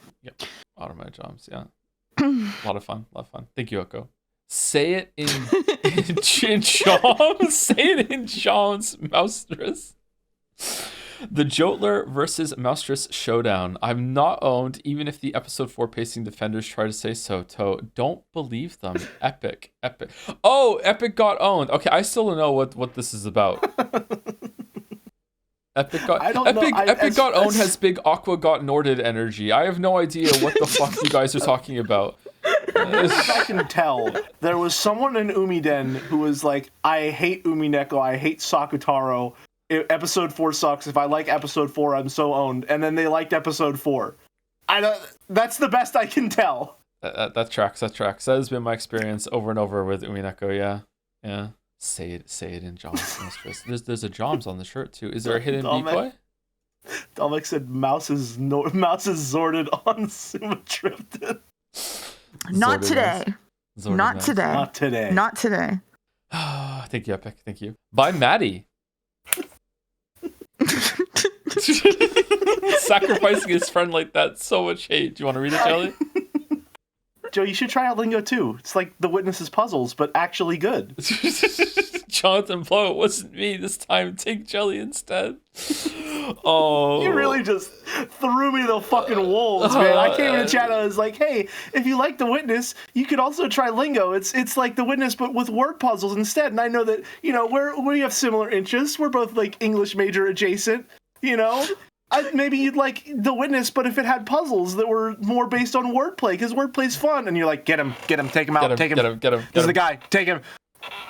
Would I like it, actually, I trusted you. Even though I'm bad at crosswords? I wholeheartedly believe you would like it, yes. Okay, all right, we should try it out, okay. But I am also, I feel like every time I have to say that I recommend a game, it comes with, like, some sort of caveat. It's just like, it was perfectly aligned with how my brain works. It's just everything I want in a puzzle game. It's more logic puzzles, says chat. Do you agree with that? I don't know. Yes, I agree. Holy shit! Someone in chat is pointing out that it's a cat of nine tails in the shape of the Witness lines. That's a really good detail, Maddie. Oh, that's nice. That is really good. Nice. Jelly doing the girlfriend mad at you for something you did in a dream bit. This didn't happen in a dream. It happened in a stream. This actually did happen. Yeah, this did actually happen. Yeah. That was during the Witness video watch along. Yeah. What video should we do the next watch along of? What should we do next? Edith Finch. Edith Finch. Edith Finch. Edith Finch. Edith Finch is good. Edith Finch. Game good. I thought we were just going to caveat, keep going round and round saying it. There's an opening scene in an airport. That's not true. That's just not true. That's patently untrue. It's just not true. Thank you, Maddie. I think this might be accurate to how Blow feels about me. Maddie's expressions are stellar lately. Not that he hasn't always been good at them, but he's been taking it up a notch lately. I love the Joe in that one. Speaking of Joes that I love, clearer, simplifies Clearer your again. shapes. this fan art makes me so happy. It just makes me happy. Yep, I do be That's yapping. so good. I do be yapping. Feels like we're being dissected a little bit. It's called a character sheet. I would Clear know. knows me so well. Knows I want to go to Rikenjima. I'm just a caveman looking at the colors. I don't know what a character she is. I love that my shapes are just exactly the same as they usually are. It's really nice. I genuinely do love that. It's nice. I really should make a character sheet for my Sona sometime, though. A lot of people have been asking me for it since I started showing up. He's too simple to simplify. I contain multitudes, just not visually. This is cute. Oh, This is cute. we got a bit message from Julie. Thank you, Claire. Thank you. Oh no! Aw. This is so cute. Aw. This is so cute. Look at that. Look at that. That's so good. Excara, Morbin time, mouse cackles judgmentally. Is this is their version of the Joe Dragon getting older every single time they make a piece of art? Like I feel like it's becoming more decrepit over time. I think there's been 2 fan artists that have been doing that with We need a third fan artist to bridge the gap between Solarian and who's the one that during during 13 Sentinels just drew like the most High Law. We need a midpoint between those two, perhaps. You took time to tell August fuck you in chat. Okay. All right. Yep. This is missing Geralt giving me a back rub. The sorely needed That's true. as the That's dragon true. gets We don't older have and Geralt. older. Yeah. Yeah. Mouse, how does it feel to have replaced Geralt? I don't have a funny answer to that. No, I'm just sad. I really got nothing. I really got nothing. Usually I'm good on my feet, but no, not this time. Oh, Mike is here. Hey, Mike. Hunt is for Timmy. Thank you for the resub. Hey, Joe. Just finished the 1000X Resist VODs and just bought it. They really did a lot with a little and mostly stuck the landing, IMO. I agree. Also, it's funny with every streamer I saw that got to the end, when they came to nowhere, everyone was pretty much like, I get why you did it, but fuck you, still gotta go. Also, play mouthwashing too. I don't know if we're going to play mouthwashing, but if enough people say that it would be okay, then I guess we can go for it. But I'm a little worried. I don't know what the content is that some people are worried about mouthwashing, but I don't know. It doesn't seem like a stream vibes kind of game. I don't think it's Yeah. a stream game. Yeah. So I don't think so, but maybe. I'm not sure. Thank you, Huli Gordo, for the bits. I love how Joe will keep on explaining a joke even though it isn't funny. I know it's a good bit, isn't it? And explaining it will only make it more uncomfortable. Wow. Unironically relatable. This is what makes me love you. Okay. All right. Here's some bits to buy Zax's. What? See, Zax's is apparently a common brand of burn ointment sold in Canada, so I said it in brand form, so you had to engage in the joke a little to get it. And yeah, it's for the burns you've been getting from chat. I'm sorry. Okay.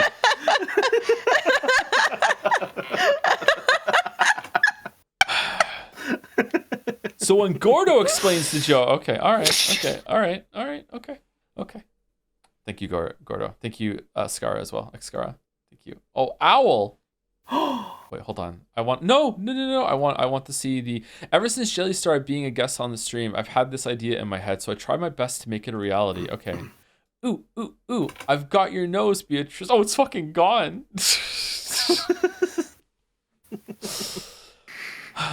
Are you Beato here, Jelly? I thought you were Beato. Oh, you truly are a powerful witch, Lady Maria. Glass shattering Pinch your sound. nose while doing it. Unbelievable.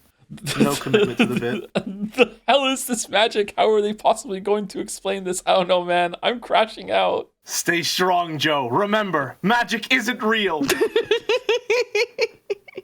Battler isn't in the scene, so her nose is still there. Just imagine the nose is still there.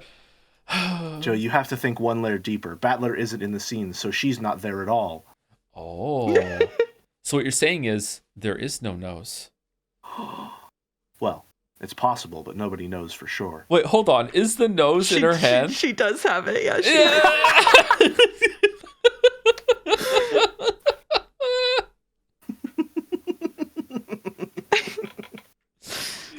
That's really funny. Thank you, Al. So good. Thank you. Here we are. Yaki Here we back. are. Here it is. The Here we best. are. Oh, it's so good. All right. Favorite sports Here we are. podcast. I thought it would be the last one. Okay, all right. Are we muting the first time playing it or no? What do you think? We should get the reaction first. All right. Yeah, I'm gonna get the turn Chrome reaction browser first. sound up to -10, and I'm gonna play it for a second and see if it's loud. Here we go. Oh my god, it's loud. Okay, that was too loud, right? All right, let's go to -20 and see if that's loud enough.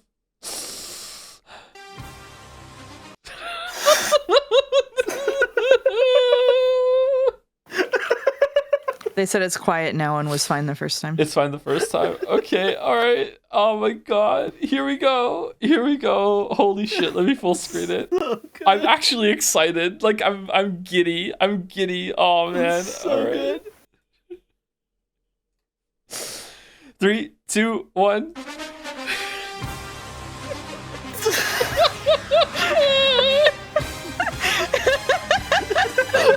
I'm really interested to see, and I think you will be too, Jelly, because it's such a different dynamic from the other episodes. How it's going to go when all of the Ushiramiya children are alive and kicking, right? Like, that's going to be exciting. Yeah, one of the big things that I commented on in regards to that dynamic is it's almost always one of the women of the Ushirama family household that takes control, mostly because all of the men are usually dead. And that's obviously pretty interesting since episode 3 has made the subtext of the more feminist themes of the story just basic text with that opening. So I think it's probably pretty intentional that now that we've established that as just text, all of the patriarchs of the Uchinomiya family, minus Kinzo, of course, are alive for this episode, at least right now. Yes, and also there's a huge power vacuum because not only has Kinzo been killed, all of the servants that were loyal to him as well. Like, yeah, there's going to be a huge power struggle and power vacuum, and like presumably like Kraus and Natsui have the most power, but they have no servants to support them. Yeah, the conditions could not be more perfect for a revolution within the family pecking order.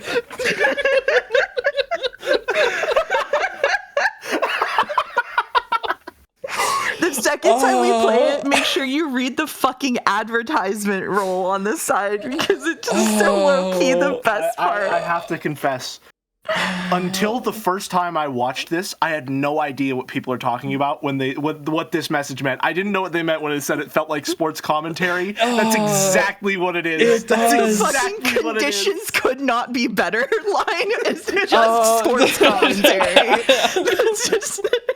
I had to ask Mouse if it was edited in some way to make it sound more like it, because I didn't realize it was that much like fucking sports commentary. Like the exact tone of voice and cadence for it too. It's perfect.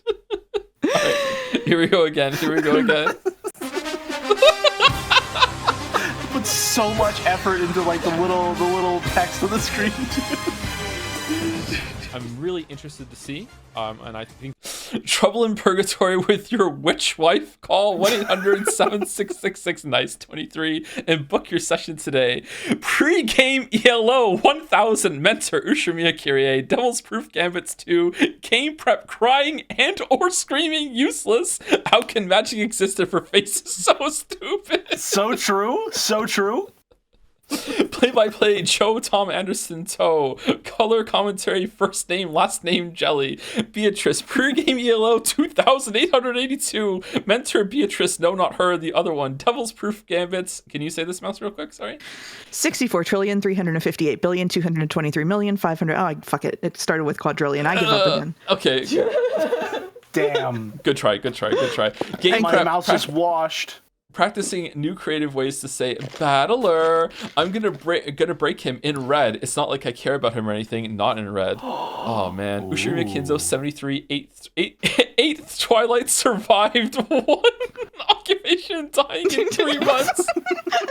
Too jolly because it's such a different dynamic from the Don't other say episodes. more How like it's gonna mouse go washing. when all Chessboard of the thinking. Ushiramiya What's the one on the children top are right? alive. Hold on. It was chessboard thinker's analysis desk is less than 0.1% chance of winning, over 99.9% winning. I love that it's the original art for both of them. Right? Like, that's gonna be exciting. Yeah, one of the big things that I commented on in regards to that dynamic.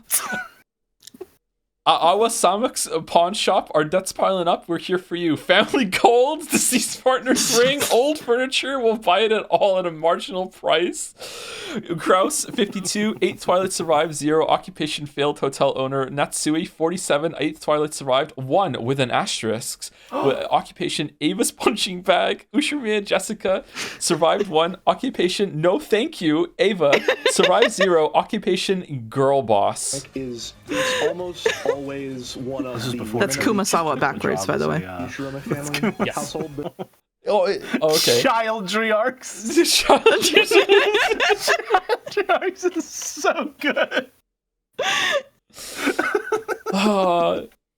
Occupation trophy husband. Takes George, control, occupation single.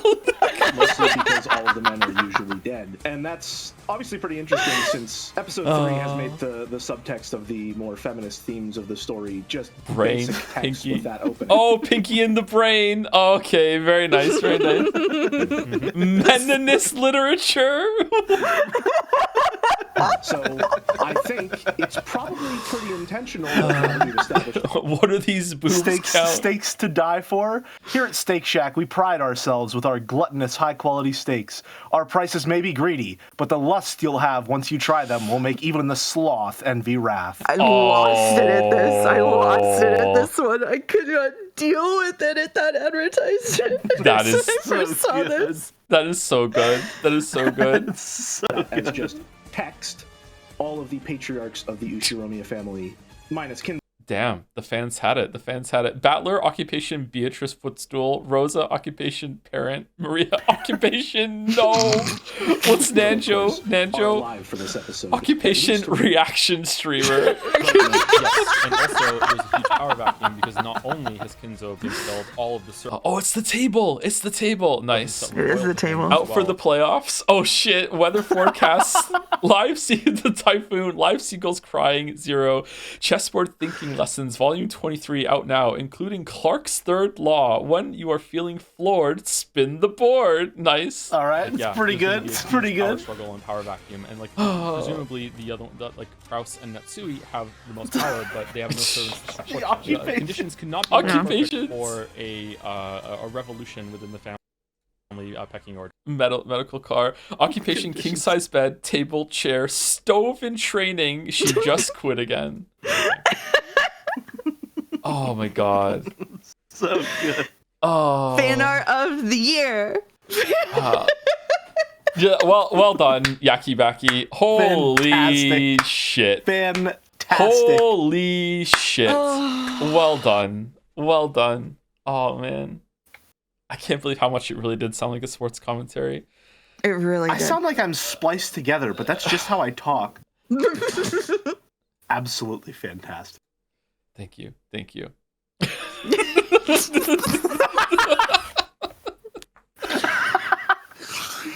Just followed up with a zooted mouse by Carlton.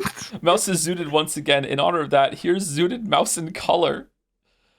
What is this? Is this a gamepad? That's a Is good I think so. Yeah. I think so. I think so. Mouse got suited. Mouse got zooted. Okay. It's in the process of getting emoted. Okay, listen.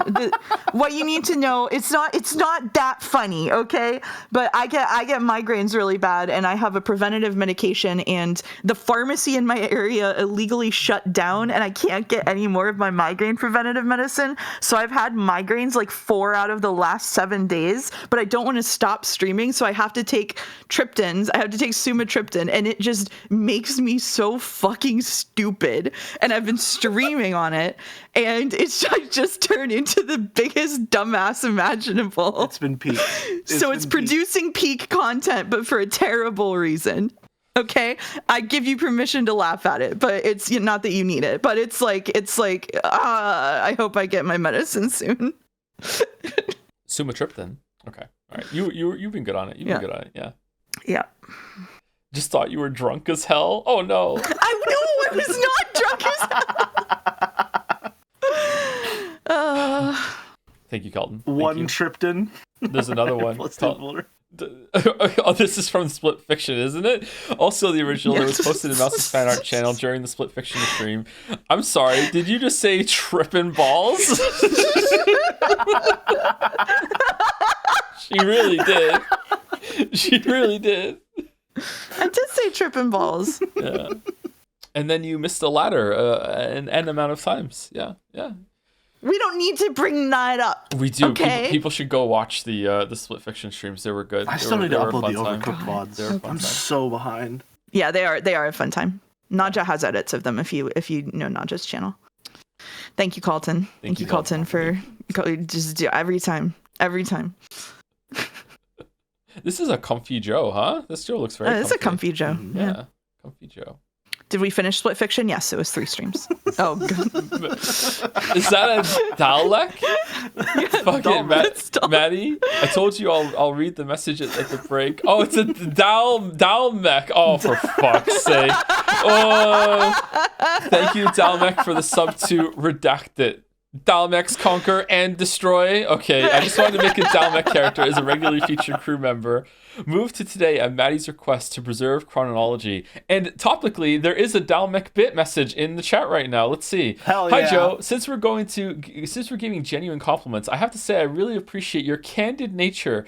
Being open and honest, obviously while still maintaining good boundaries, adds a unique flavor to the streams. And the way you don't shy away from talking about how the ravages of time affect you physically, despite mentally remaining the same as 20 years ago.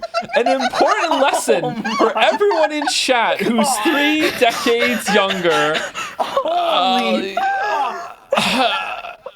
Oh my God, Dalmec. Holy fuck. The nuke. No. Damn. I'm not even mad that was so good. I'm not even mad. That's so good.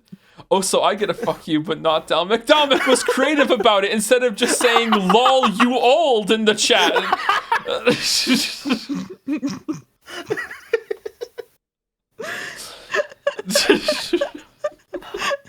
That's not fair to Joe.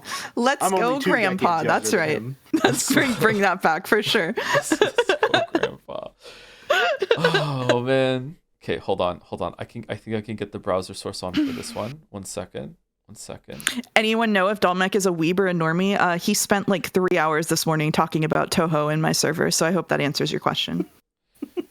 Thank you to No Hope for my queer ass for the bits. She umi on my neko till I cry. Thank you.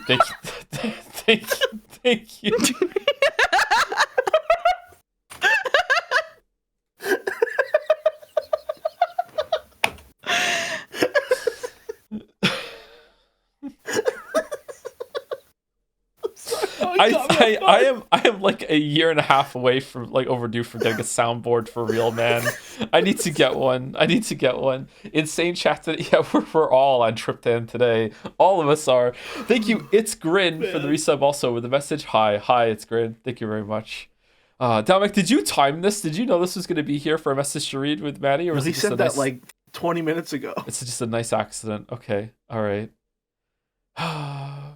Also, Maddie. Oh, damn. Oh, it's Overcooked. So good. Yes, It is I know. Overcooked. So Yeah. good.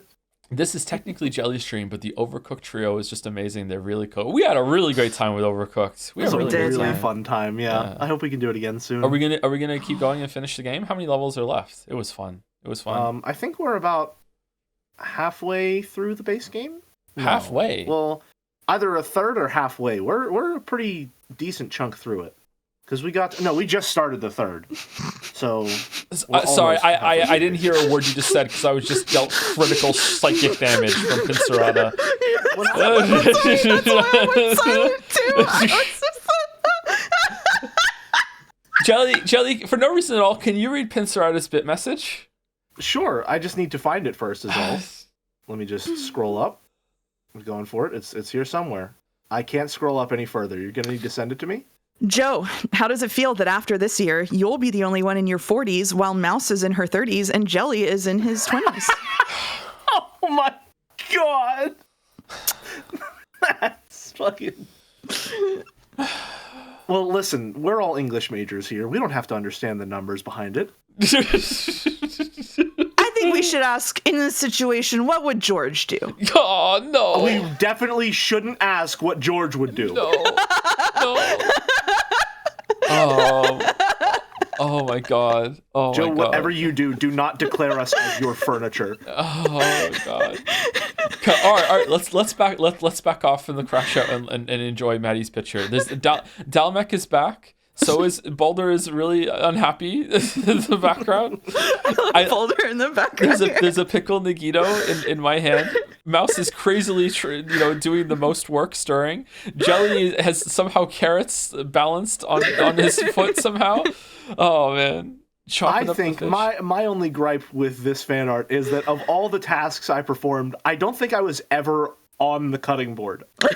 I think that's true. That was the only thing I didn't have a dedicated role for any of the levels. I think that's true. Nothing was stirring, not even a mouse. All right, Retinas, +2. +2. Thank you, Retinas.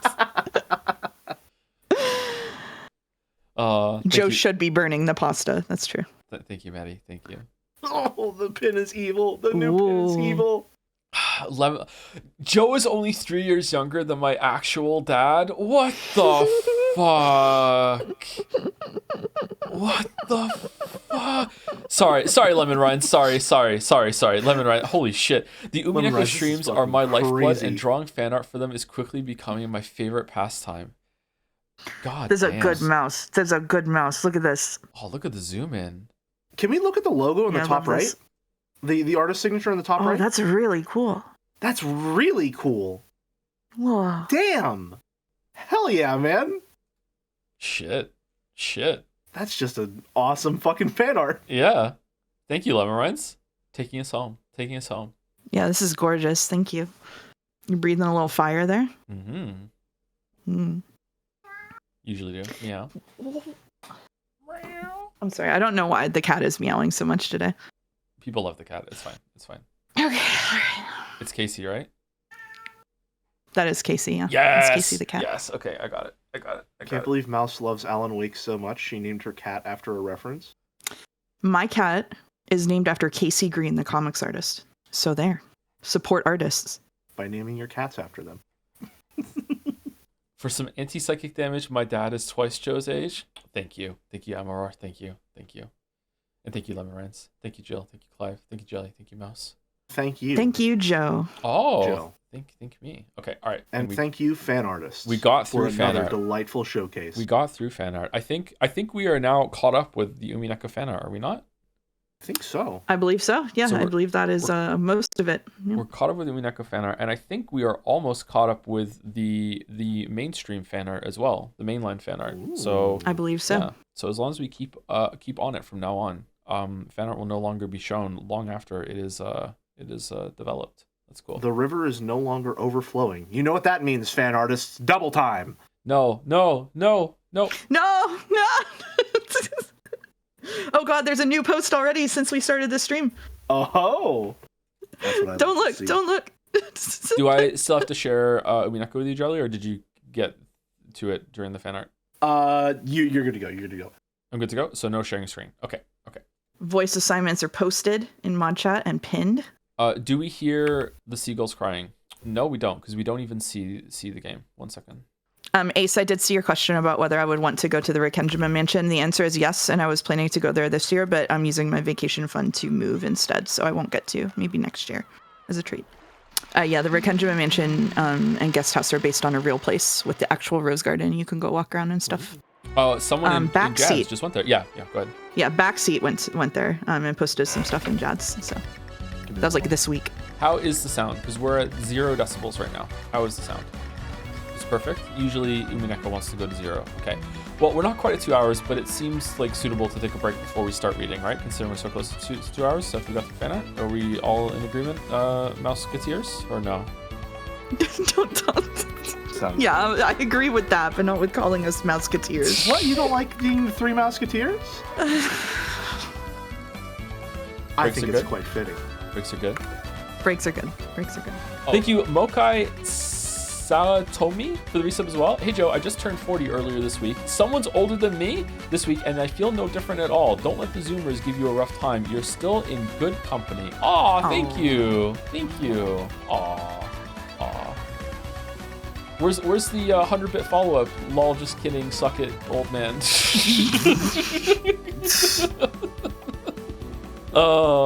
Anyway, all right. Let us take a short break, and we'll come back. I'm gonna go make a tea. I will mute Discord in 3, 2, 1. Mute it, and now I'm gonna be muted too. Get up and walk around. You can see the whole time. Hello. Hi. Who are you? Who are you? I have to give Sucker the people Mary what they Barrels. want. I have to give the people what they want. I just got it. All right, we got our voice assignments. Let me look over them again to make sure I'm reading the right ones. I'm having a cookie. Calibration cookie. Oh, God. I forgot. Okay. Forgot the assignment I have on this chapter. I'm not happy about it. Okay. I'm not happy about it at all. Okay, so quick reminder of where we were in the story last time. Jessica was having an anime battle with Ronave. And Jelly was having... Oh, sorry. George. I don't know why I got mixed up. George was having an anime battle I'm with just Gap. I don't think I'm needed here anymore. It was a good stream. Had a good time. Thank you for having me. Oh, he's out of the trapezoid. No. He's escaped containment. And they were having a battle because Kinzo had put them to the test in order to see who can inherit the Ushiromiya whatever. And Battler and Maria are also meant to be doing it, but we haven't seen them do it yet. And I think that's it, right? Yeah. I stepped away as a bit, but I did also kind of need that recap. Fuck. Well, Shit. you're having an anime battle. Gotcha. All right. Yeah. Okay. Makes sense. Over the headship, over who gets to inherit the head. Yeah, right. Kinzo George... zapped all of his kids with bunny girls, and then George and Jessica are getting challenged by the furniture. Yeah, George being evil became text, and I cheered, and then he had a cool moment, and I cried. Yeah. Yes. Okay. Several moments later, Gap jumped back. Of course, that was too late. If George hadn't stopped, he would probably have caused the damage he denounced. And what I got from Dad is fortitude. Anger with a low boiling point isn't something to be truly feared. True anger is disciplined by fortitude. I recognize your violent method of declaring your intentions. I also see that you slandered my fiancé and my parents' honor. And you have no intention of taking back what you said, yes? Take it back. You... I now understand your attacks more than enough. So maybe it's about time. Time to start fighting back. Quit prattling, foolish boy. Pitch black hole opened its mouth at George's feet. George rapidly opened his legs, straddling the hole. Excuse me? The same That's move exactly what I won't was work arguing again. with It was an extremely smooth dodge, and the upper part of his body didn't even quiver. Okay, alright. I hate him. Fortitude means calmly analyzing how your opponent will act, instead of losing your cool. Why? Isn't it obvious? Can't you guess? No, I can't. It's to counter, to give back exactly what you got, to make them not want to take another pass at you, to make them cover their face in tears and snot and forget to wash it off, to make them want to rub their forehead on the ground and apologize over and over, to completely, perfectly, and thoroughly beat them up until they can't get up. George dashed. Pitfalls opened one after another, but George didn't step in them again. And because he was persistent, he was able to reach Gap a second time. He's able to close the gap. Reverse roundhouse. Jaw fractured. So much. It was stretched out more forcefully and beautifully than Gap's had been. Of course, while it centered directly on Gap's face, it stopped a hair's breadth away. Perhaps she couldn't rely on pitfalls at this close range. Gap kicked at George's shins as a diversion, and in the instant of weakness when he tried to deal with that, she aimed a kick at his stomach. It was a bee-like stab by her stiletto heel, but it sliced through the air where George no longer was. High axe kick. Collarbone fractured.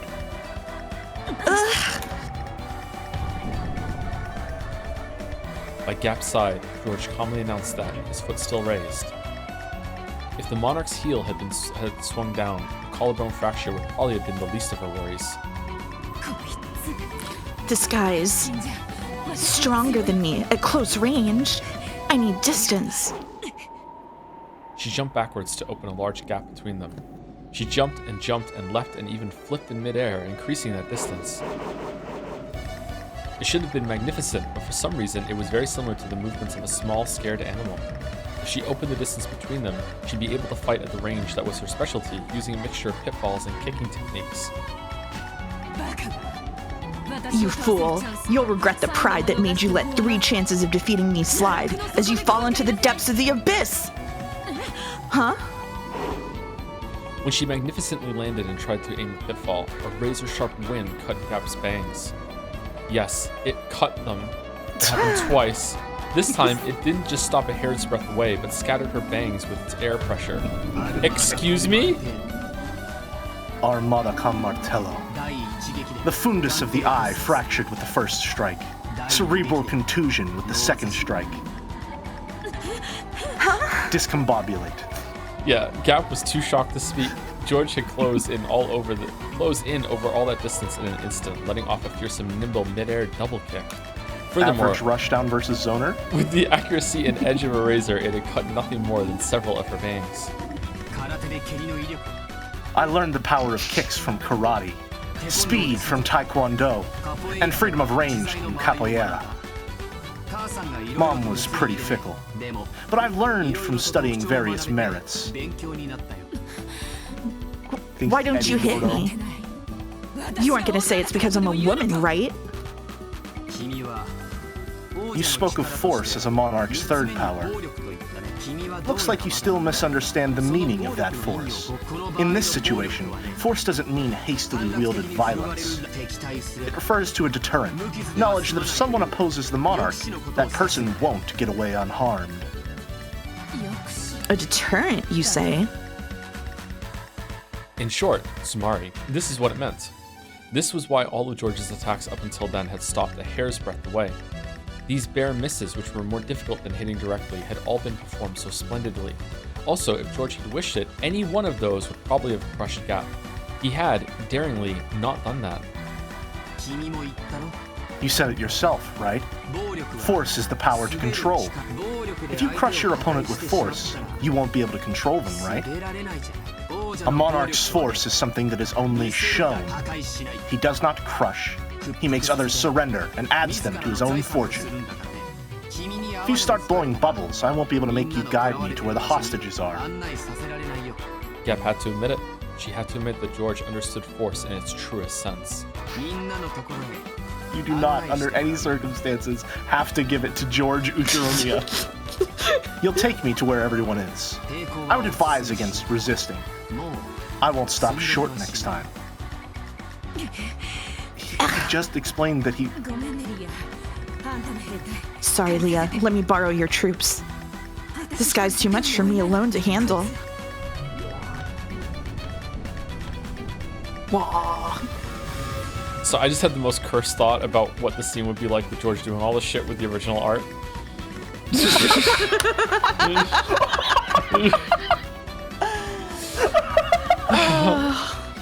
As a large pitch black hole opened in the sky, thunk, thunk, thunk, 3 muscular goat attendants fell out.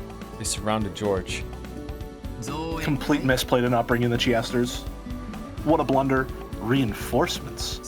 Should I take this to mean that you take back all that about me being weak?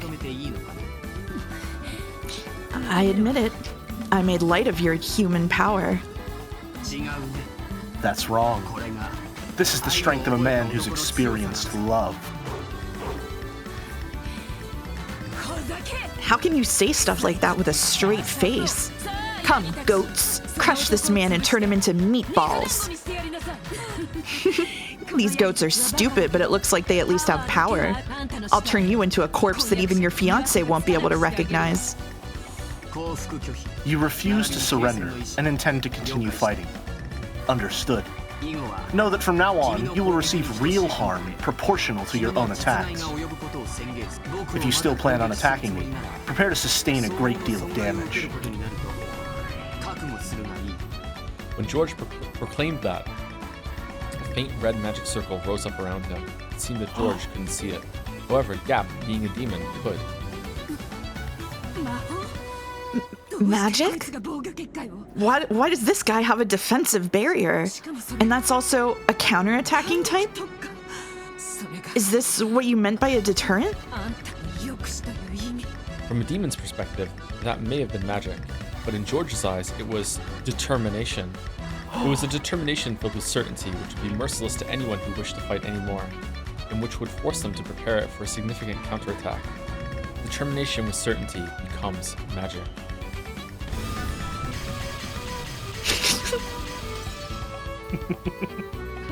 Renove had been accurately blocking Jessica's fists with his shield, but something felt odd.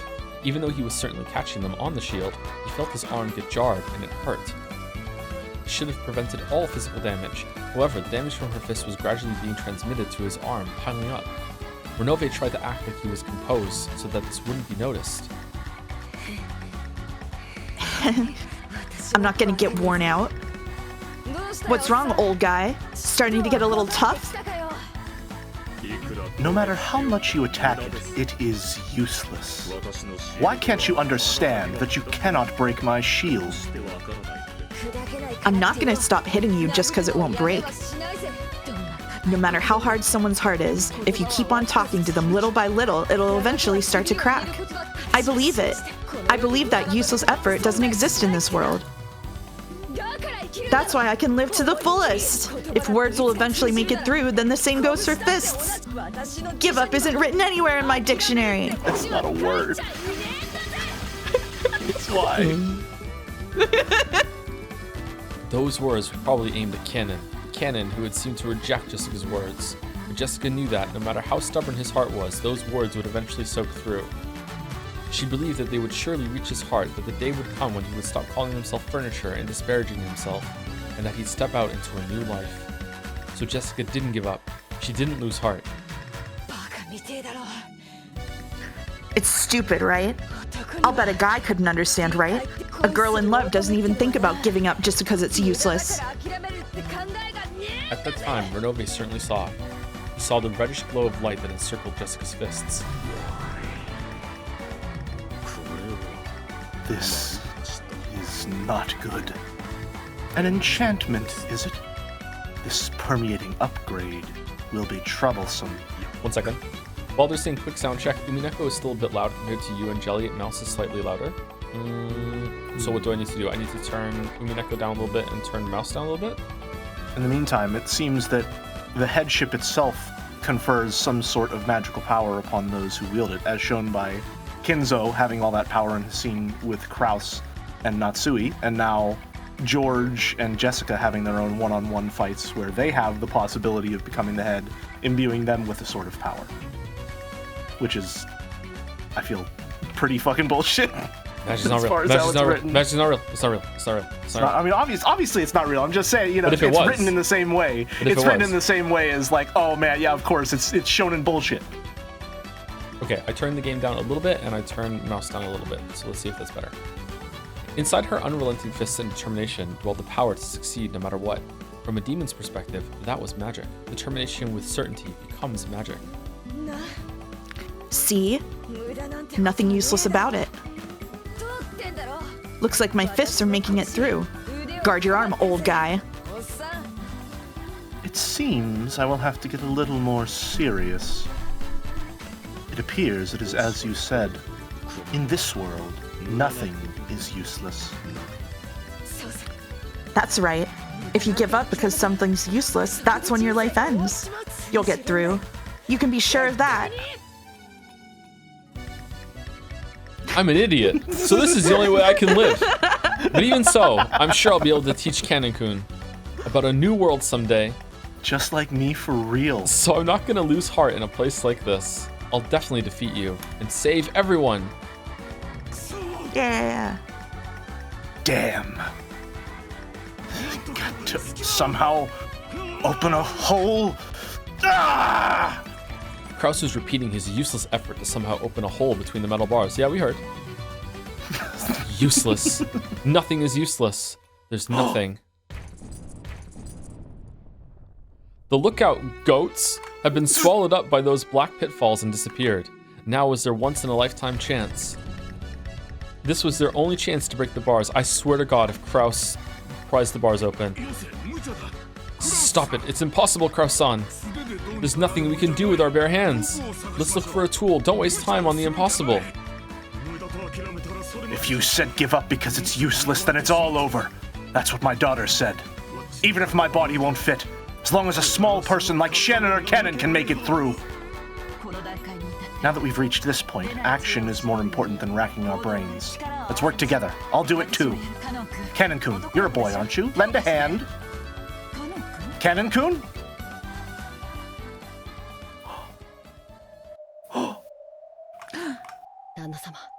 Kraus-sama, please stand back.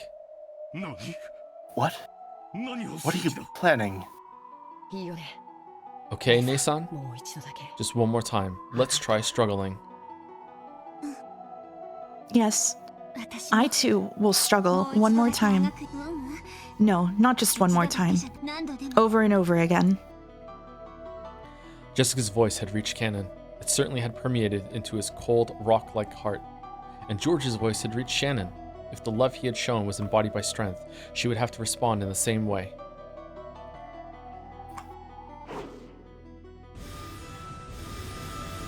Oh yeah.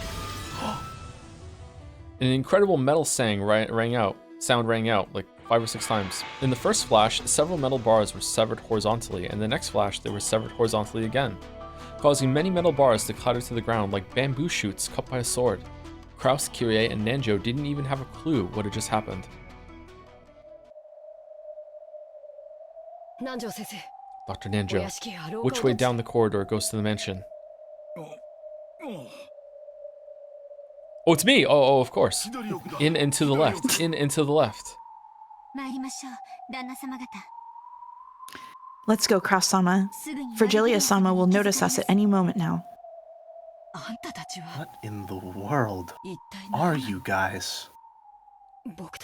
We're furniture. We are. When Kanon hung his head a little and faltered, Shannon slapped his shoulder, smiled, and spoke. We're human. Virgilia-sama! Response from the lookout web. It's a jailbreak.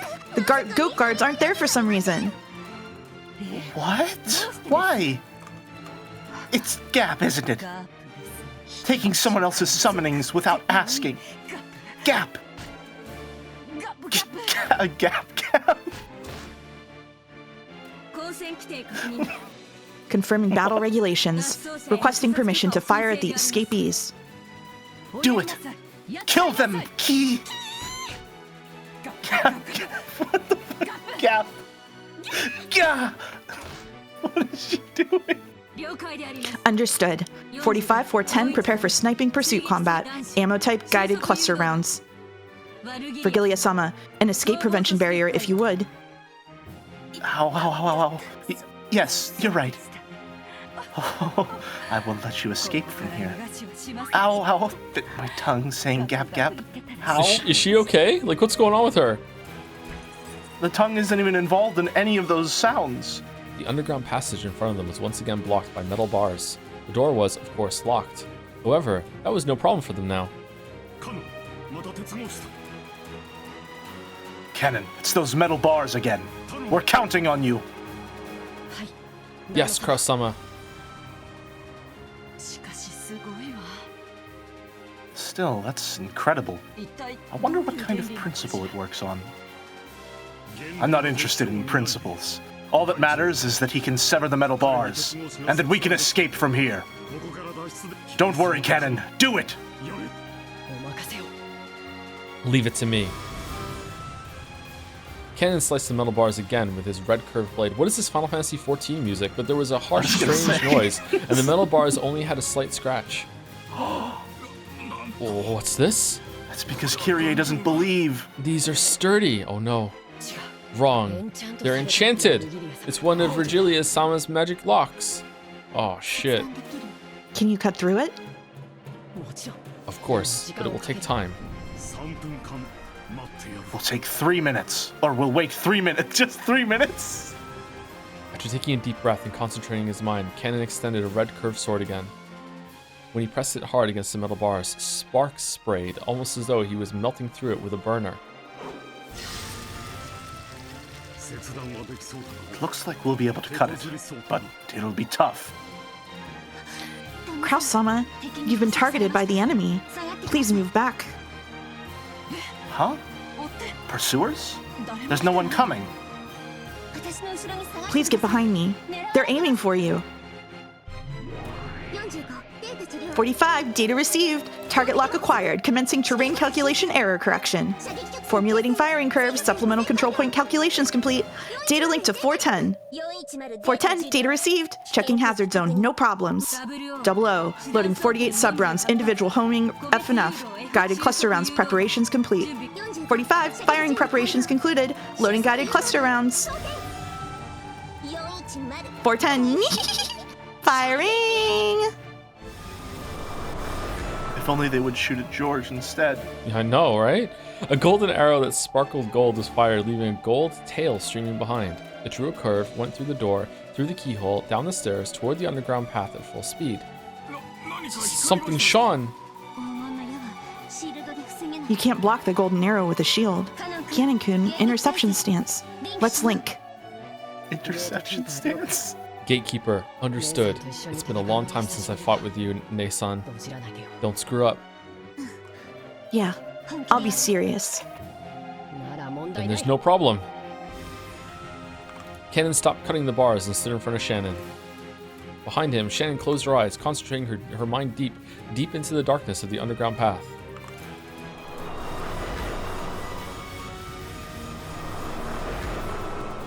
A guided cluster round is a special kind of arrow made up of 48 sub-rounds bound together. It explodes mid-flight and divides into 48 mini arrows. Of course it does. The strength of each individual one is low, but they pierce through all shields and possess of perfect wounding and killing power against personnel. And on top of that, each one of the 48 possesses autonomous guidance towards their individual targets. It's shone. It's divided. Confirming guided cluster round division. 46, 7, 8, 48 sub-rounds, all rounds locked onto interception control. Data linked to Cannon. Cannon, data received. You're incredible, Ne-san. You can actually see all 48. Concentrate on interception prioritization. Trust your Ne-san. Of course, you winked. I don't even need to open my eyes. Commencing interception.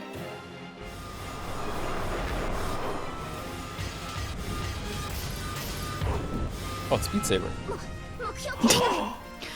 Target unharmed. It was intercepted. Yeah? All 48 of them? After all, Shannon and Cannon were originally a furniture pair. They're strong when they're together. Furniture pair, huh? Ow. Is this gonna become a mouth ulcer or something? What's going on with you, Virgilia? Calm down. Reload. Updating ammo type. Precision light speed sniper rounds. Preparing for precision sniping. Sounds good, yeah? Impossible to intercept super high speed rounds. Impossible for a mere gatekeeper to defend against, yeah? Precision sniping, roger that. Commencing collection of precision firing use data. What in the world was that just now that I'm reacting to? It is playground LARPing, yeah, it is. Logic. Yeah. So stupid, I love it.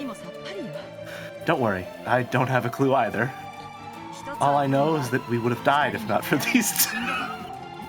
She's just humoring them. Cannon-kun, thanks. Go back to the metal bars. The next shot will probably be one we can't intercept. How can we defend against such an attack? We don't let them shoot. Cannon-kun, initiate spirit particle combat countermeasures. At those words, Joe got mad. Cannon closed his eyes tightly and ground his teeth. With Shen at the center, a pressure and impact that only non-humans could perceive struck. We're right back in Steins Gate, man. We're back in Steins Gate with the shooty bullshit. Oh, the flashing. Holy shit. Huh? Firing system error? No good. Rebooting. Huh?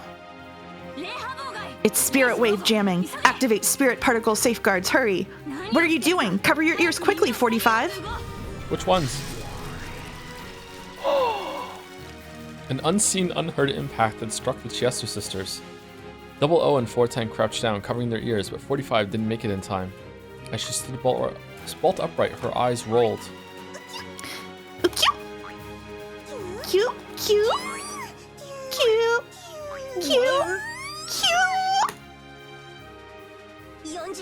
What? 45 got damaged. Her IME's busted. Yeah, the noise is also horrible for me. Yeah. 45, 410, and 00. Damaged. Abandoning sniping posture. It came straight through the link. If we don't reboot...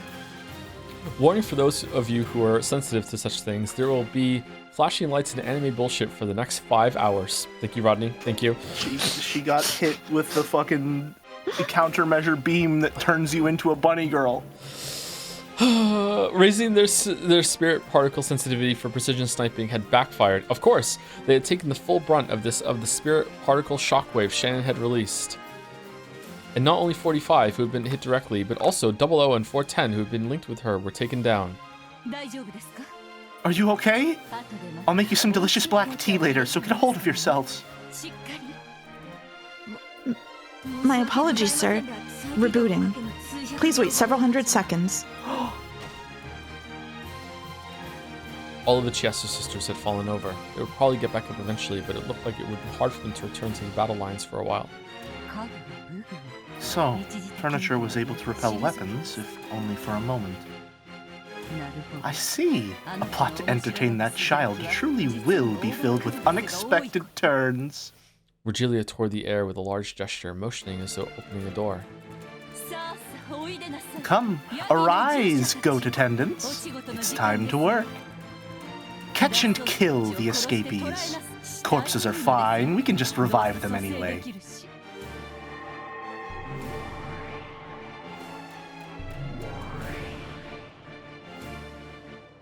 A gold-colored door opened in the air, and countless giant goats with muscular bodies peeked their faces out. What are you laughing about, Mouse? Nothing. Come now, hurry. There are 5 escapees, so the fastest 5 of you win. There will be a wonderful prize, so give it your all. Give it your all. Virgilia clapped her hands, urging them on. Oh, the most ornate one yet. A prize? After facing each other those words, the goats all rushed to the door at once, trying to get out, making the exit as packed as the Tuzai or the Yamanoti rail lines in the morning. Each wanted to get out first, so none of them could get out. Virgilia held her head in frustration. What the Three Stooges bullshit's this? By that time, Cannon had managed to cut enough bars to make a crack that could be slipped through. It had been a bit of work for Kraus, large as he was, and Nanjo with his lethal waist. Lethal waist?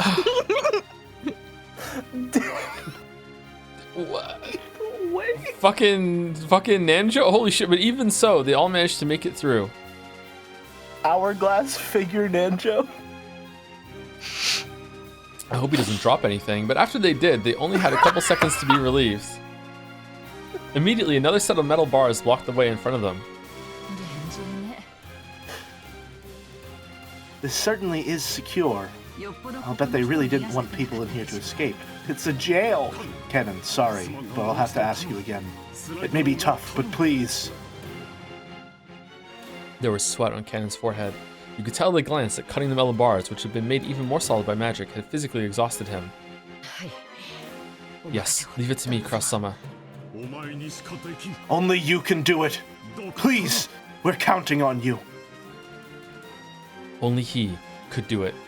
Holding tightly onto those words, Cannon concentrated his mind once again and set himself to the task of cutting metal bars again. Enemies are coming from behind, multiple targets. Yeah, this time even we can tell. The ground's really shaking. You can tell that some ridiculous monsters are rushing at us. The wind's howling. Don't worry. There's a place of power. I'll use a magic lock to make a blockade of the metal bars we just came through, and your goats won't be able to break it. Shen held her hands out toward the metal bars they had gone through, and in the background, Nanjo was rolling up his sleeve, saying, "Don't worry if they do get through, though. I'll fight them and hold them back." Are we gonna see Nanjo throw hands? I would like that, actually, but she stopped right away. What is it? Virgilia-sama has started neutralizing the spirit wave jamming. It'll be bad if it's broken, and we'll lose the initiative once the Chester sisters are rebooted. I'll make you pay in full for bullying those cute bunnies. If you're trying to gain the advantage with those clever spirit particles of yours, I'll tear all that away and rob you of them. Nasen, concentrate on the spirit wave jamming. The gap in those metal bars is too narrow for those goats. It should hold them back for a while. I don't have a clue what you're saying, but we know it's something pretty bad. Kyrie picked up a metal bar that Cannon had just cut. Kraus had no weapon, but he rubbed his fists. What? And the two of them glared into the depths of the underground passage where the shaking was coming from. Meanwhile, Nanjo, I believe these are the final metal bars blocking the way. Reacting to the gate? Okay, yep. Great commentary. How far is it to the mansion from here? Quite a walk. The path is even, but I seem to remember walking for 30 minutes.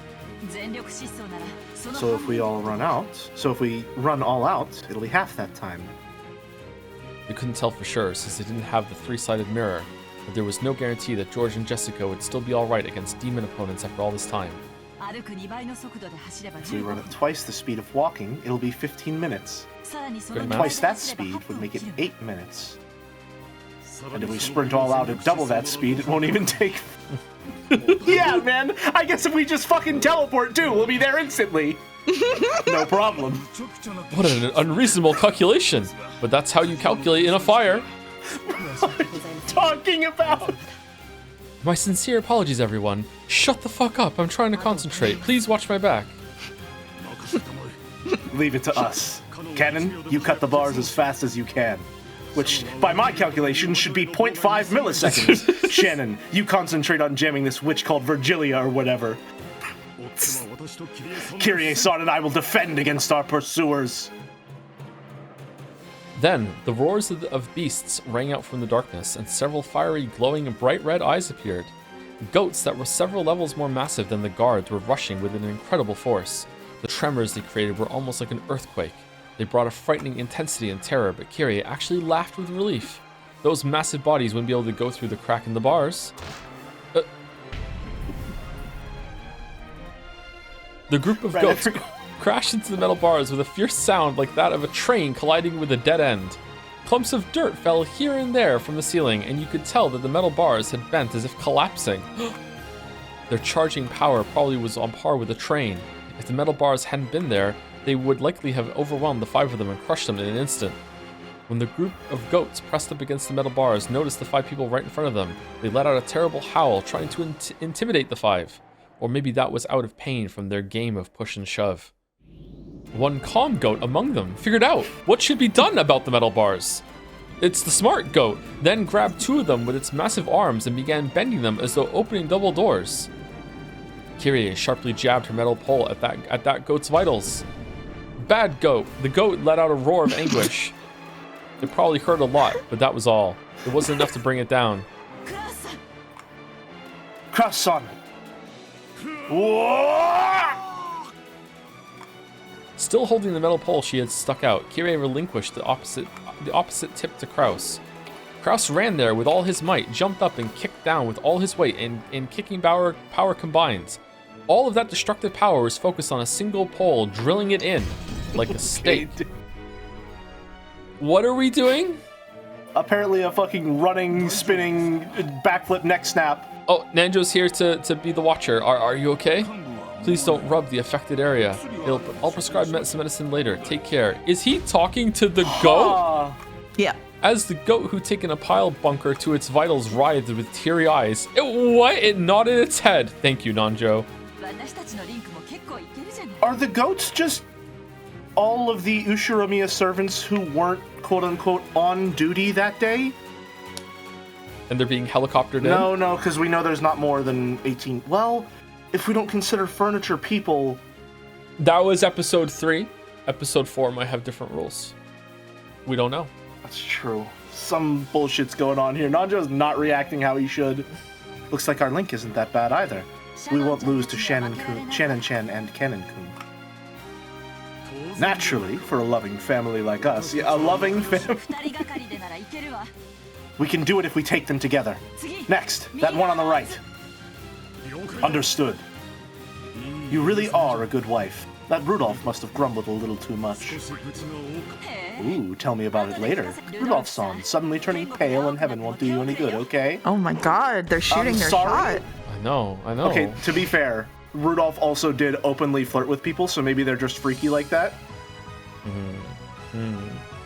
The goats' massive bodies were buried in rose bushes. Even taking into account that a leg's power is 3 times that of an arm's, this strength surpassed common sense. To think that those massive bodies had been kicked in the chin and flown through the air, it was too fierce.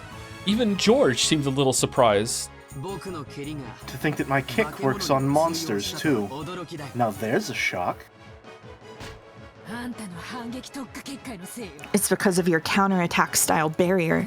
The attacking power that grazes you is added onto your own. Your kick has been supplemented by those monstrous superhuman strength.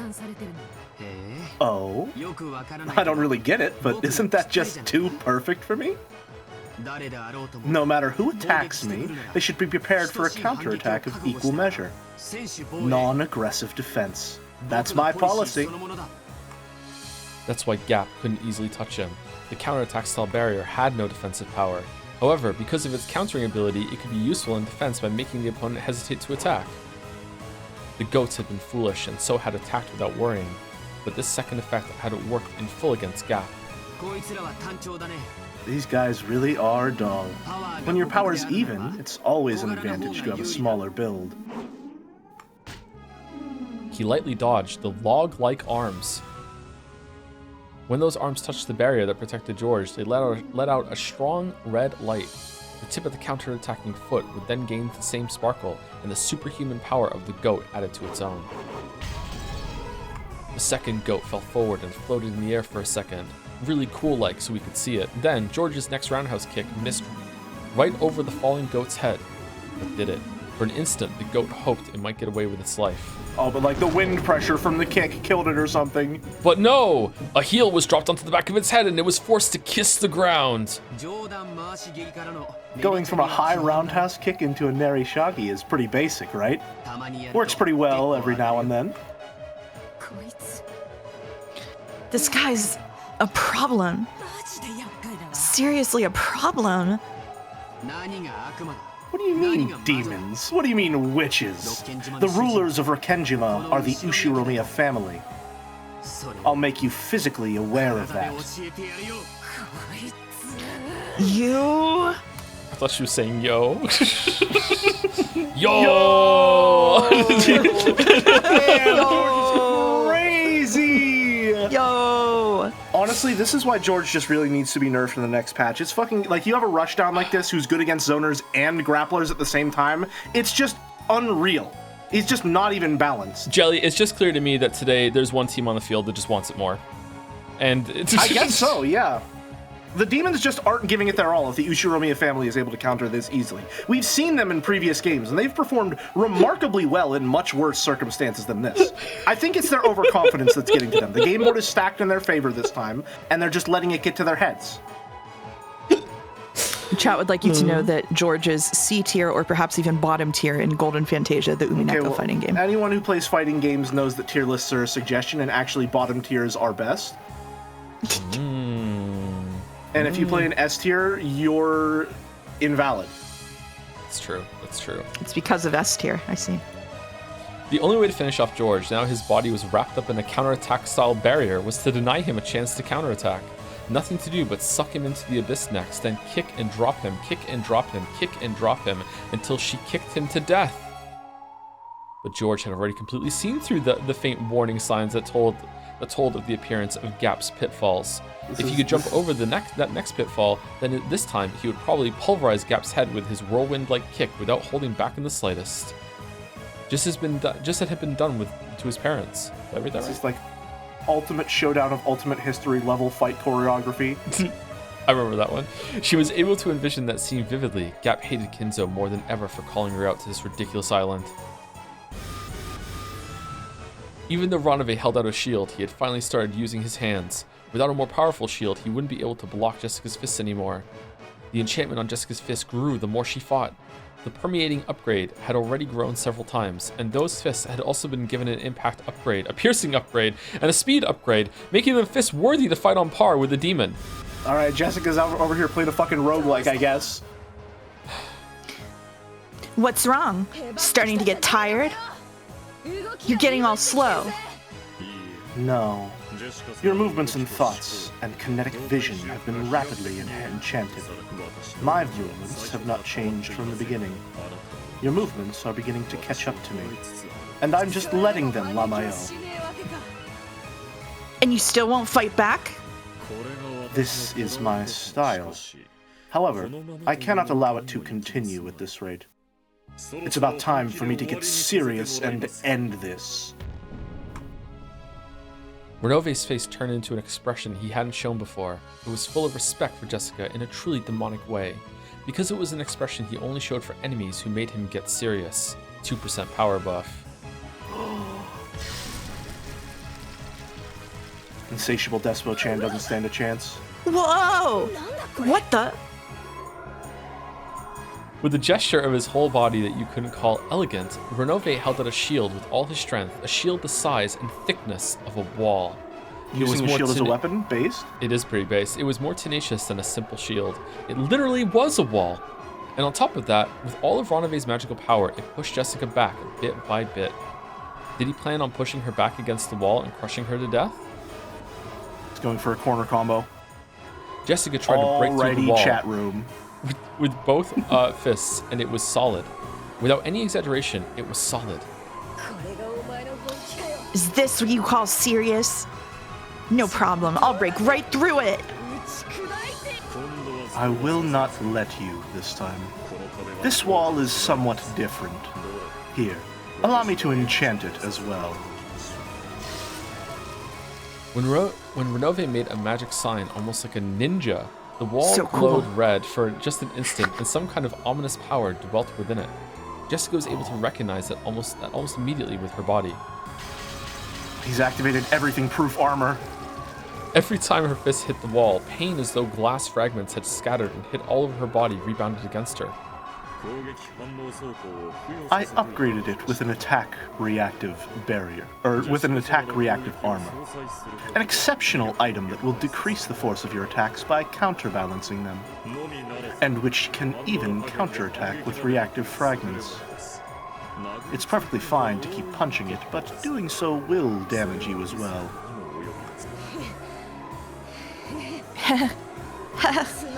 In short, Tsumari, it's an endurance test between me and your wall? No problem. Will you fall to your knees first, or be pushed into the wall first? Allow me to observe. Except I might break through it and smash that whole wall along with your face, right? Watch it! Without hesitation, Jessica punched using both fists. Each time she did, a large amount of shards scattered, torturing her entire body. Instantly, several red gashes appeared all over her. She grimaced at the intense agony, but her eyes were burning with fighting spirit, and her lips curved in a grin that stood in sharp contrast to the pain. Typical rushdown player behavior. Yep, makes sense. Cannon, are you done yet? We're fine! But the metal bars blocking them don't seem to be. Just a little more.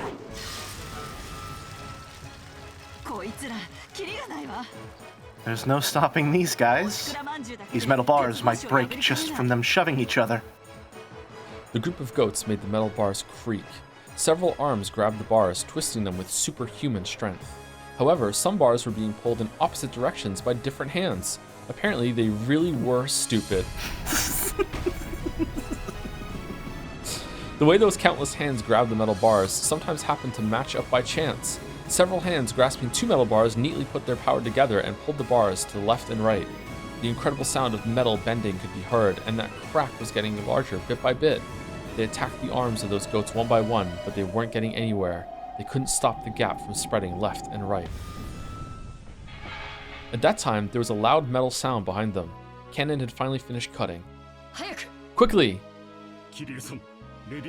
Kyrie-san, ladies first. You go next, Dr. Nanjo.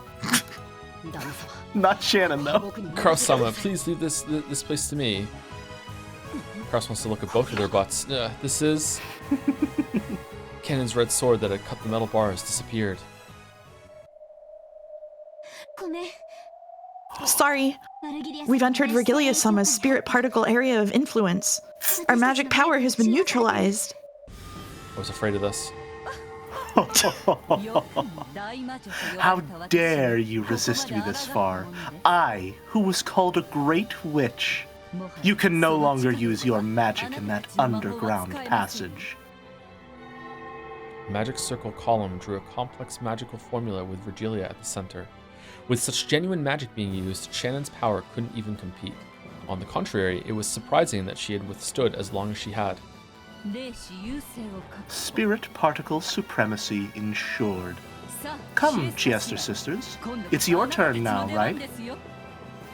Wait, are you still rebooting? Why are kids these days so bad at waking up? My apologies. We're all different versions. Why did the shortcuts and pull-down menus get all screwed up every time you change versions? Yeah? You did not shut down correctly last time? Administrator privileges? What's going on? I don't know! Average Twitch streamer navigating OBS.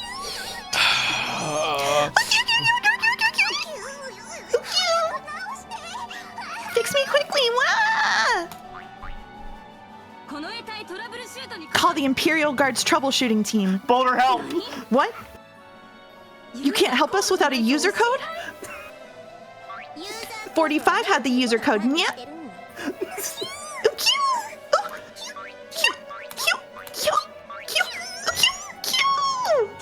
Thank you, Mouse. It just sounds like QQQQ in Japanese to me. Have her write it on some paper. She can't reinstall her IMU, so she can't write characters, yeah? Of course. Yeah. Of course.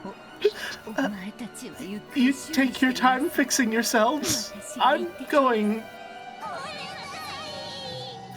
Sorry! The narrow underground passage was packed with goats, truly like a commuter train in the morning. Virgilia was again shocked by this congestion. What are you doing? Huh? You want to go first because you want the prize? You're getting in each other's way because you don't want the other goats to steal the prize from you? You stupid goats! I'm going, so make way! What? You don't want to? Virgilia-sama is trying to steal your prize? Why are you all standing arm in arm? They're unionizing! Oh no! Tight! Cramped! When did this become a ghost only car? What's happening? You! That kid who just touched my butt! Get off at the next station! I love anime. What's with you? Come this way, you say? What the fuck is happening? What the fuck is happening? Virgilia got a goat friend. She got a goat friend. She got a grope friend, it seems like. Oh goat god. friend. Oh god. The five in Krause's group dashed through the passageway with all their strength. They couldn't dawdle around in an underground place like this. They had to quickly join up with the children on the surface. If they could meet up, there would no longer be any more sorrow. At that time, a terrible rumble started chasing them. Had their pursuers finally made it through the metal bars? I don't know why. Every single time we've had an anime battle like this, it's never worked out well for the humans. But for some reason, I feel like this time it will. This time for sure. I mean, it is going to be the end of the questions. So, you know, some shake up to the status quo is going to be required for the next season, really. They're teasing with it because usually it's like the stakes or the Chiesto sisters are just like, okay, just take them down now. And then that hasn't worked this time. So I don't know. Maybe it's going to be different this time. I have a question for you. All right, this won't take that much time. Okay, all right. Who do you think is going to succeed the Ushiromiya family headship? Maria. You think Maria is going to get it? Yeah, Maria, yeah. Why do you say Maria? I think that Jessica's going to get crushed by the wall, and I don't think George is going to win. I think it's going to be like, we're going to get out there and they're going to see that they're dead. But I think too hope that George is found dead. Yeah, I don't think Battler's going to be able to pass. I don't think Battler's going to die, but I think Maria's going to take it. I think Maria. Okay. Yeah. I think it's going to be Battler. Really? I think it's going to be Battler because Maria is too obvious of a choice. Obviously, George and Shannon, dead as disco. All right? I think Battler's going to get it because they need to draw more parallels between Battler and Kinzo. Ooh. All right. Because there's obviously some stuff going on where they're trying to imply a connection between those two. My guess is that's a red herring and they're going to be like, oh, it's alternate timeline time travel bullshit. And actually, you are Kinzo and that's you in the future or something because they have the same outfit, no magic potential. They both love Beatrice. That's a red herring. I'm calling it right now. I think they're going to try some bullshit like that as a red herring. I don't think it's true. But I'm saying if he succeeded the Ushiromiya family headship, it'd be one more connection. But two, I think a massive shakeup to the status quo needs to happen to necessitate that leap from questions to answers, and I think that's going to be Battler getting succession to the headship. I think he's going to become the Ushiromiya family head, and that's why it's separated into questions and answers. Okay. I have been wondering what the structural difference between questions and answers is going to be. So that's a compelling theory, actually. I think him being the head of the Ushiromiya family may give him access to places and information he didn't have access to previously. Okay. See, I don't know if there's going to be that level of continuity that's going to be like a shakeup, but there might be. There might be. Huh. That's my guess, at least. Okay. Okay. My guess is going to be more to do with Angie, but we'll see. Maybe it's going to be That's Angie true, with Battler together. Yeah. Maybe. Anyway, let's find out. At that time, well, we're not going to find out today, but we're going to find out soon. At that time, a terrible rumble started chasing them. Had their pursuers finally made it through the metal bars, but they couldn't see anyone when they turned around. However, that rumble and the dirt that fell here and there from the ceiling grew closer and closer, finally catching up with them and even going past them. It felt almost like being chased by goats. That's a couple letters ghosts. off, but close. Ghosts, sorry. Ghosts. For a second, they thought they'd gotten away until the ceiling in front of them fell in and a single goat stood in their path. And that goat's name, Virgilia, was sitting on its shoulder. This wise child knew a shortcut. What a good kid. You get first prize. Later, you can have some homemade mackerel curry. Oh. Maybe it really was happy about that dubious prize. The massive goat showed its joy by putting its hands together and writhing. Virgilia leapt down, laughing that this time it was finally checkmate. And then Nanjo rolled up his sleeve. Damn, it's no use. She opened both eyes. Our magic has been completely killed. Not yet. Even without magic, we still have these bodies. Don't be ridiculous. There's no way you could fight a monster like that without that strange power. Stay back, children. I'll do something about this. So escape past the sides of that monster while I distract them. I won't let you.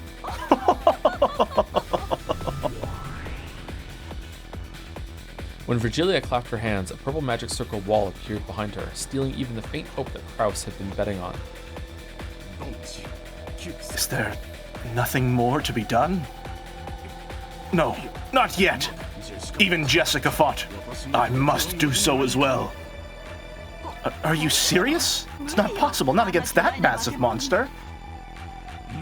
Don't be absurd. Kraus-san, let us think of another way. If you think of something, say it. Until then, it looks like I'll have to manage something.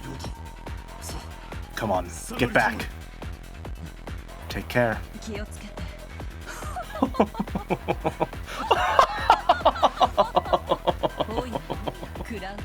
My, Kraus. You intend to fight this child alone? Sorry. You never know. In a fight, it's always possible to get in a lucky shot.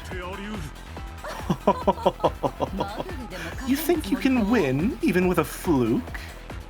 Allow me to explain so that even one who is so blissfully unaware of his place can understand. What?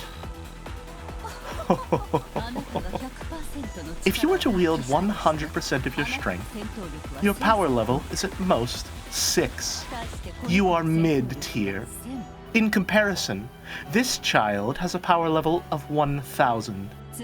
In short, even if there were 100 of you, you definitely couldn't win. This is... What? Why is there a 1? Why is there a 1? Mouse, explain. Mouse, explain. Why is there? I will explain at the conclusion of the numbers. Well, it's true that there are uncertain elements in a fight. Let us admit that your power level has a slight scaling factor to it. It's going to be a fucking fraction by the end of this. But even so, your chances of defeating this child are perhaps 0.00001%. Do you understand? You don't even have a 1 in 10,000 chance of victory. Regilia and the goat guffawed together.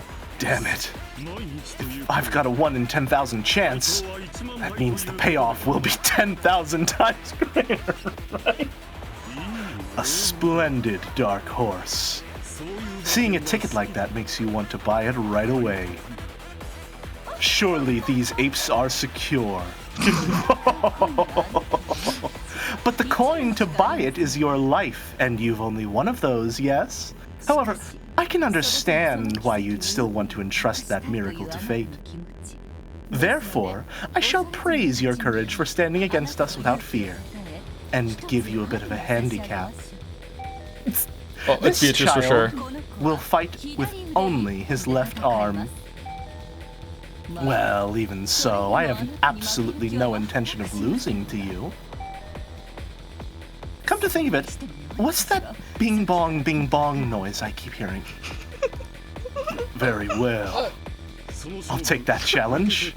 Whether it uses its left arm or not, I'm sure I'll be killed with a single strike. I also only have a single chance to strike. I can only bet everything on that. That's absurd, Croissant. I know you used to do boxing. Oh, we're bringing this up right before he's about to have a fight.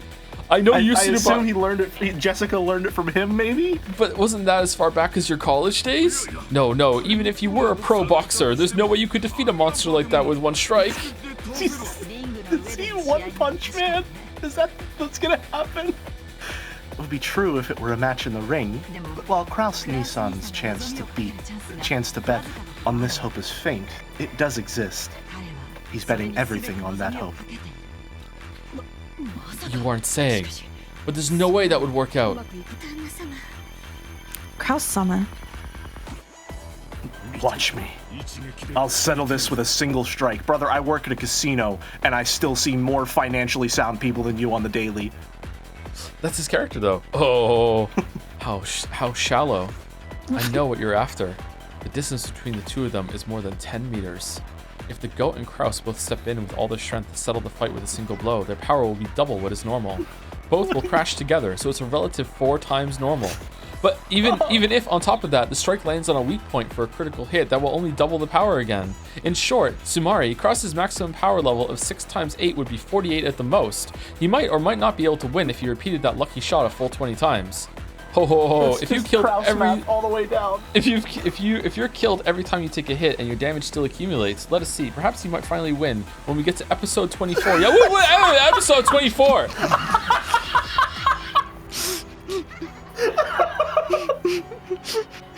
Oh, if only this series could stretch on for so long. It certainly fucking feels like it. Either way, you don't even have a slight chance of victory.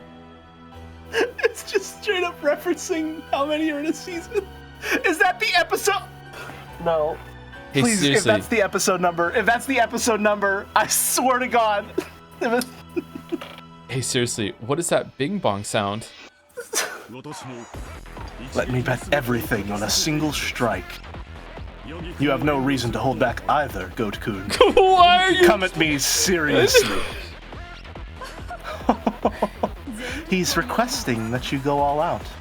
Smash him with a single serious strike and turn him into chunks of meat. As the goat got excited and beat its chest over and over, it took a position as though preparing for a sprint. Ho ho ho, is this what you wanted? Bet your hopes on the greatest limits of your power level and despair when even that gets you nowhere. Doo-doo. It rang again. What the heck? It's really starting to get on my nerves. Here I go. Ready? The goat howled in response. Then, with a matched timing that only the men confronting each other could comprehend, the two leapt forward like bullets shot out of a gun. The men howled, collecting the strength from all over their bodies into one arm each. The goat's fiery glowing eyes clearly locked onto Krause's face. He could perfectly see a vision of when he would step forwards, when he would punch through Krause and blow him away, and when he would win perfectly. The long, painful days up to that point drifted through the goat's mind. What a fucking goat backstory? What the fuck? Oh my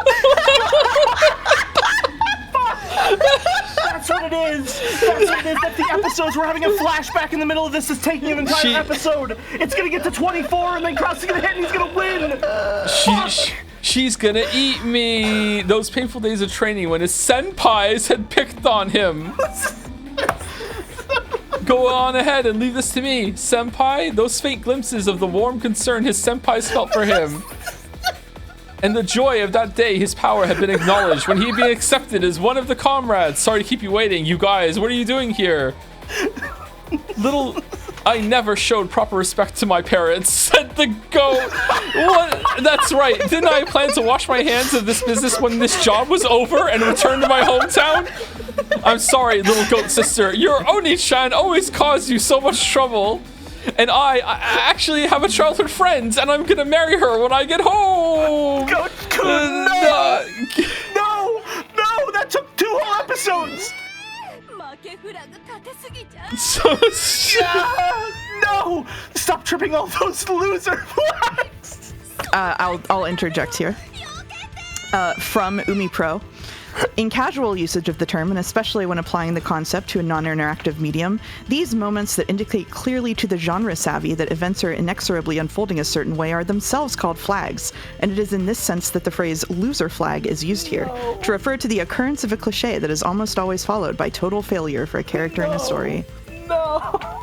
The term flag here originally described an invisible state value in a game's coding, which is said to be tripped or triggered when the player takes some action that influences future events. The moment of the flag trip itself is usually not visible and can only be detected through later changes in dialogue or events that signal to the player that they have impacted events or changed route. Now, this is what I was talking about, Joe, with the demon side's overconfidence being their downfall. We can clearly see their play is just far too sloppy for their standing right now. If they continue at this pace, it's doubtful whether they'll ever get the upper hand again. That's what happens when you get complacent on the field, Jelly. You hate to see it. You hate to see it. All that magic, and they still can't form a solution from it. Let's see how this plays out. Can't handle that punch? Dodge it! It happened the instant before the two crashed and their punches crossed. You fool, Virgilia. Looks like you failed to make a calm and rational decision. You mustn't take that punch! Knock it aside! Ooh. The very instant the goat's left straight and Krause's right straight crossed, the goat obeyed Virgilia's order with super fast reflexes and pulled his straight back, repelling Krause's punch. That's right, Virgilia's decision probably had been wise. After all, the number of loser flags amplifies the power level of one's opponent. Okay. That was close. If you had taken that punch after tripping so many loser flags, imagine just how great a force it would have been amplified to. Come on, from there. Smash the completely open right side of his face with a right straight. What? That promise about fighting with only your left arm? Aren't promises made to be broken? Shit! Tripped another one! I'm disappointed, Virgilia. You really have lost your composure. What's that? How was I not composed by noticing it beforehand and making him avoid it? Why is that, Kirie-sama?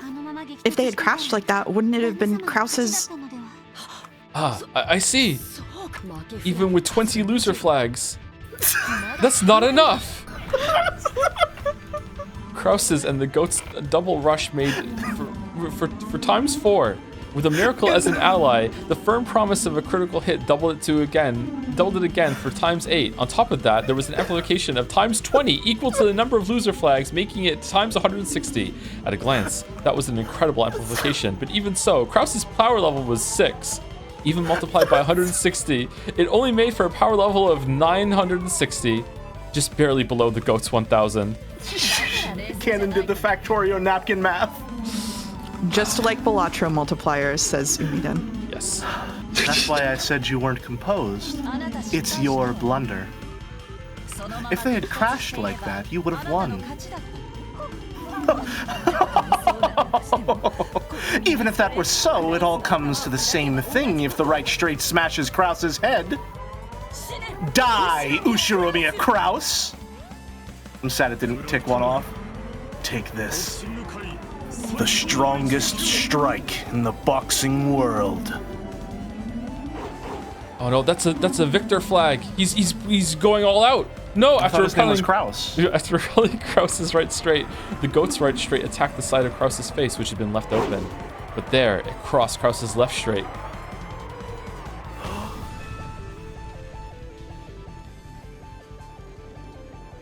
The 2 punches crossed, and time stopped as each aimed for the face of the other. It's just like Tekken.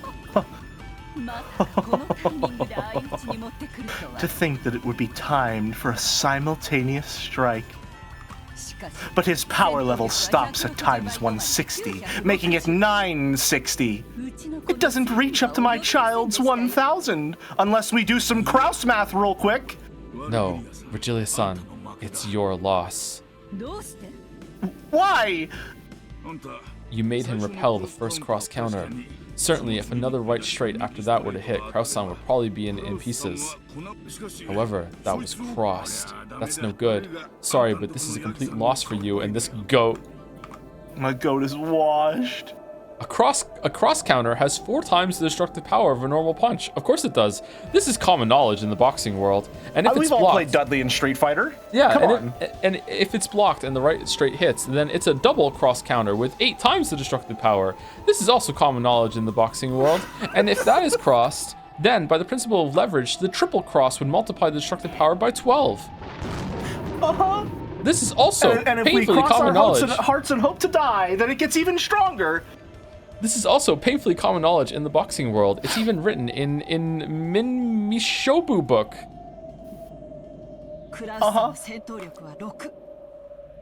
Krause-san's power level is just keep saying it over and over again. Krause actually sucks at base level. He's complete shit.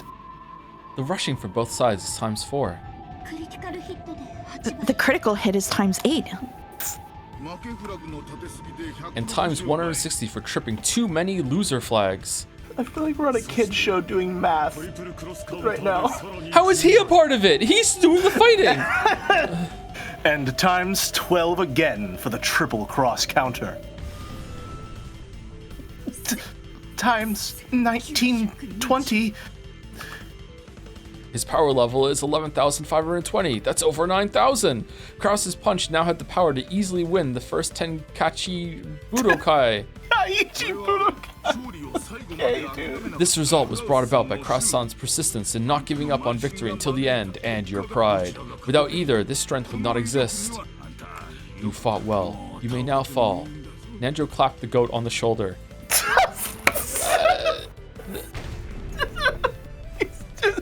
Your Oni-chan gave it his all. As the sparkling drops from the goat's eyes scattered, he bent backwards and fell on Virgilia. Heavy! Get off me! This is a Team Rocket bit. The goat's massive body was too heavy for the slender Virgilia. She wriggled around with it on top of her, but it didn't look like she'd be able to escape. In that instant, the barrier Virgilia had sealed broke. We turned the turtle on its back and won. Don't take it personally. Kid. It was the principle of leverage that led to your defeat. I'm lightheaded. I'm actually getting a little dizzy. I wonder how the principle of leverage applied to that counter. It's an eternal mystery. Let's escape while we can. You take care too, Goat-san. Well then, excuse us, Vergilia-sama. Didn't they pile bunker a goat in the chest earlier? Wow. Yeah. Wait! Wait up! Get this off of me! Gap! Why is she saying that? After that, there was nothing to block their way. They ran intently through the underground passage. They did a whole bit earlier where Gap said Leah, and Vergilia said Gap. They're being all gay together. Come on. Gotcha. I'm sorry. Give the ladies their sapphic moment. I'm sorry. I missed it. I'm sorry. All right. Jessica had finally been cornered with the wall at her back. Renove advanced with his magical circle wall bit by bit and would probably crush her against the other wall eventually. Considering the distance, she threw out this is a long chapter. Holy shit. It is, yeah. That's why I said it was fine to break it up. Considering the distance, she threw out her fists. This would be her final strike. Jessica had dealt out many punches so far. The wall wasn't invincible. It already started to crack, and it wouldn't be strange for it to smash at any moment. However, due to the rebounding damage, Jessica also had cuts all over her body and was all worn out. Please put a stop to this. I don't intend to crush you. It is up to the master to decide how to deal with you. However, I also intend to congratulate you specially for your good fight. Quit fucking around. Not yet. It isn't over yet. You have wounds all over your body. It's all you can manage just to stand, is it not? It seems you plan on putting all your strength into this final strike. However, that final strike will be fatal to you. The damage reflected by Renove's magic circle wall was proportional to the strength of the attack. Jessica's all-out punch would be bounced back onto her. The more all-out she went, the more suicidal it would be for Jessica. I get it. I know that. I am warning you. Stop this now. This is for your own good. Stop bluffing. Your wall is already about to break, right? I can tell by the feel of it after punching it so much, okay? That was a fact. Renove's wall was already on the verge of breaking, and on top of that, Jessica's fists had been imbued with an unimaginable magic power attack power by now, and their destructive strength defied the imagination. In the worst case, that destructive power might even pierce the defensive wall, smash Renove as well, and create an expansion connecting this room to the next. However, that damage would rebound on Jessica as well. She wouldn't escape unharmed. I will say it one more time. Stop. I say this out of consideration for you. Shut the fuck up. Prepare yourself. Jessica howled. Putting all the strength of her greatest and final destructive power into her fist, she roared.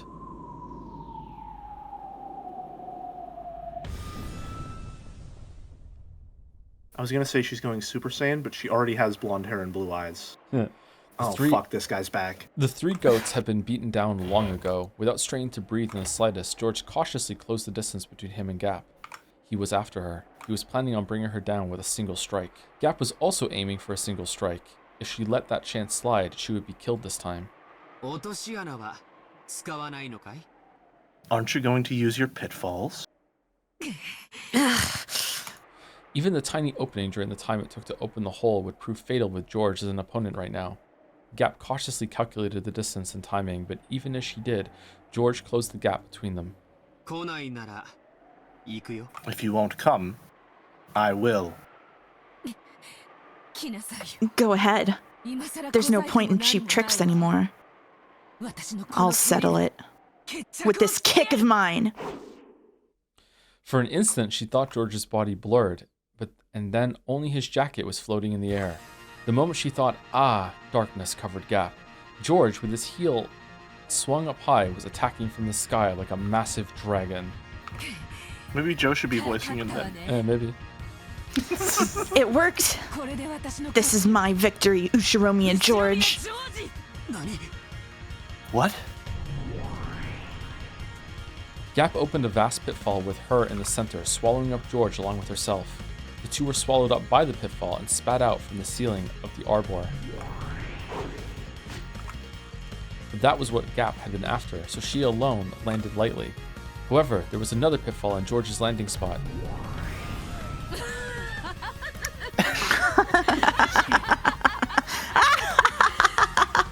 Gotcha, Ushiromi and George.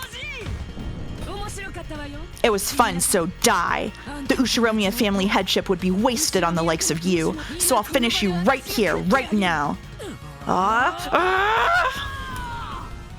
George once again fell from the ceiling of the arbor. He had probably been dropped the same distance as falling off the roof of a 2-story building. Oh, he's portaling? Yeah, in the sky, he's getting infinite portaled. In the sky, he couldn't control his posture in any way. It was impossible to resist or defend or avoid. As Gap spun like a whirlwind, she concentrated all of her energy on the sharp tip of her stiletto heel. This was the final strike to perform his requiem. The final strike of the queen bee that would bore into heaven, knocking him down into the true abyss. Welcome to the abyss. This is the end of the line for you. She closed in on her prey and stuck her foot up into the sky. At that time, she saw George's face, and he was smiling. Even though he was in midair, he was calmly adjusting his glasses with the middle finger of his right hand. Fuck this guy, man. Fuck this guy. I hate him. And his posture was still preserved as that of an axe kick. Without the faintest deviation, he aimed for Gap's forehead. I had already hypothesized that this move would come up. What? If I jumped to make the person on the ground taste my heel, my posture would have collapsed long ago. However, my posture hasn't collapsed in the slightest. Do you know why? You don't mean... From the very beginning, I aimed to make a person 2 stories below taste my heel.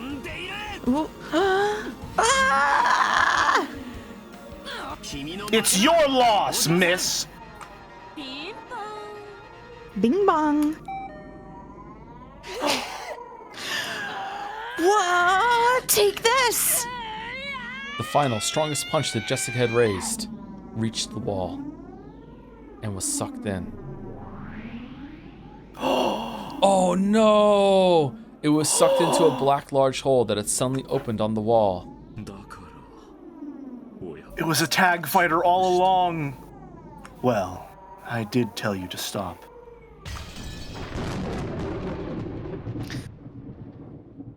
Jessica is now my favorite Ushiromiya character.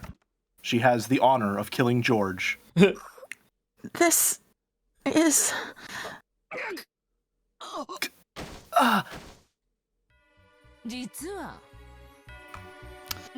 Actually, I wasn't even close to being in a pinch. Sorry. Jessica's fist had gone into for George's stomach, and George's axe kick had lined up on Jessica's head. The shocking destructive power imbued in Jessica's fist crushed George's organs and scattered his abdomen. The same destructive power in George's axe kick smashed half of Jessica's head and scattered its contents in the same manner. Jesus! Didn't I tell you about a witch's acting prowess? Hey, Beato, what do you think? Were you watching?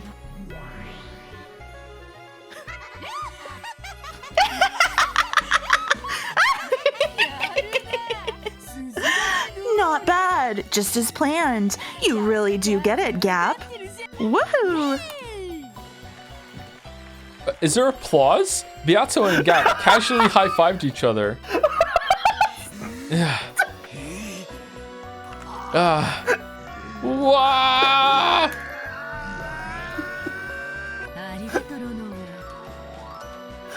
Thanks, Ronove.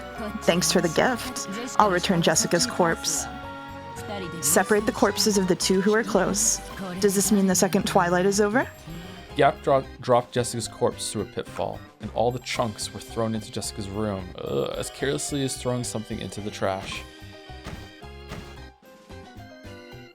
Jessica's corpse and lumps of flesh fell from the ceiling and poured out all over her room. Renove shook his head slightly at this gruesome change of scenery. My apologies, Jessica-sama. I did warn you.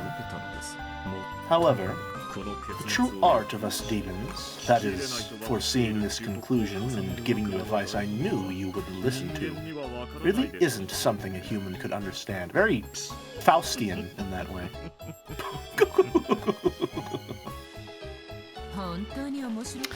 It really was fun, kid. But you play with words a bit too much.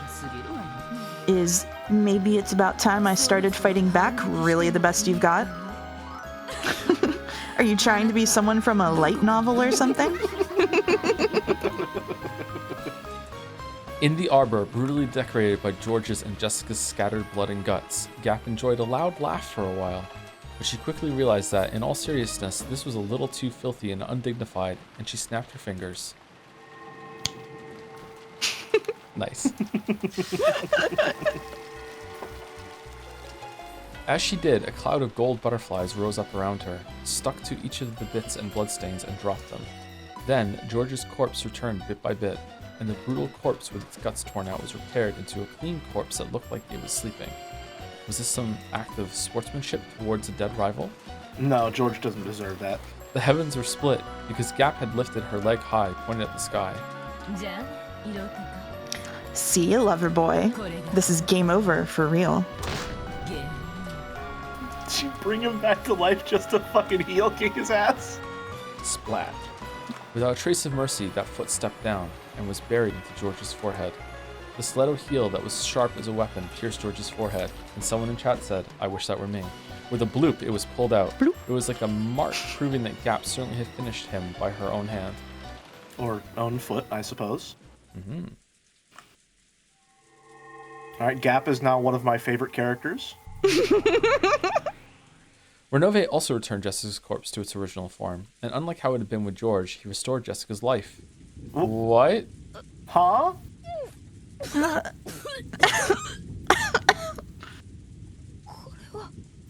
What in the world is this? A dream? No, that is wrong. You certainly did pass away, Jessica-sama. You should be well aware of the memory of your final moments. Jessica's mind was burning. For some reason, she remembered being thrown somewhere and having George's heel smash her head. Am I alive? No, you are dead. With my magic, that will only be postponed for a scant 3 minutes. After 3 minutes, the magic will end, and you will return to being a tragic corpse with half of its head crushed. What did you say?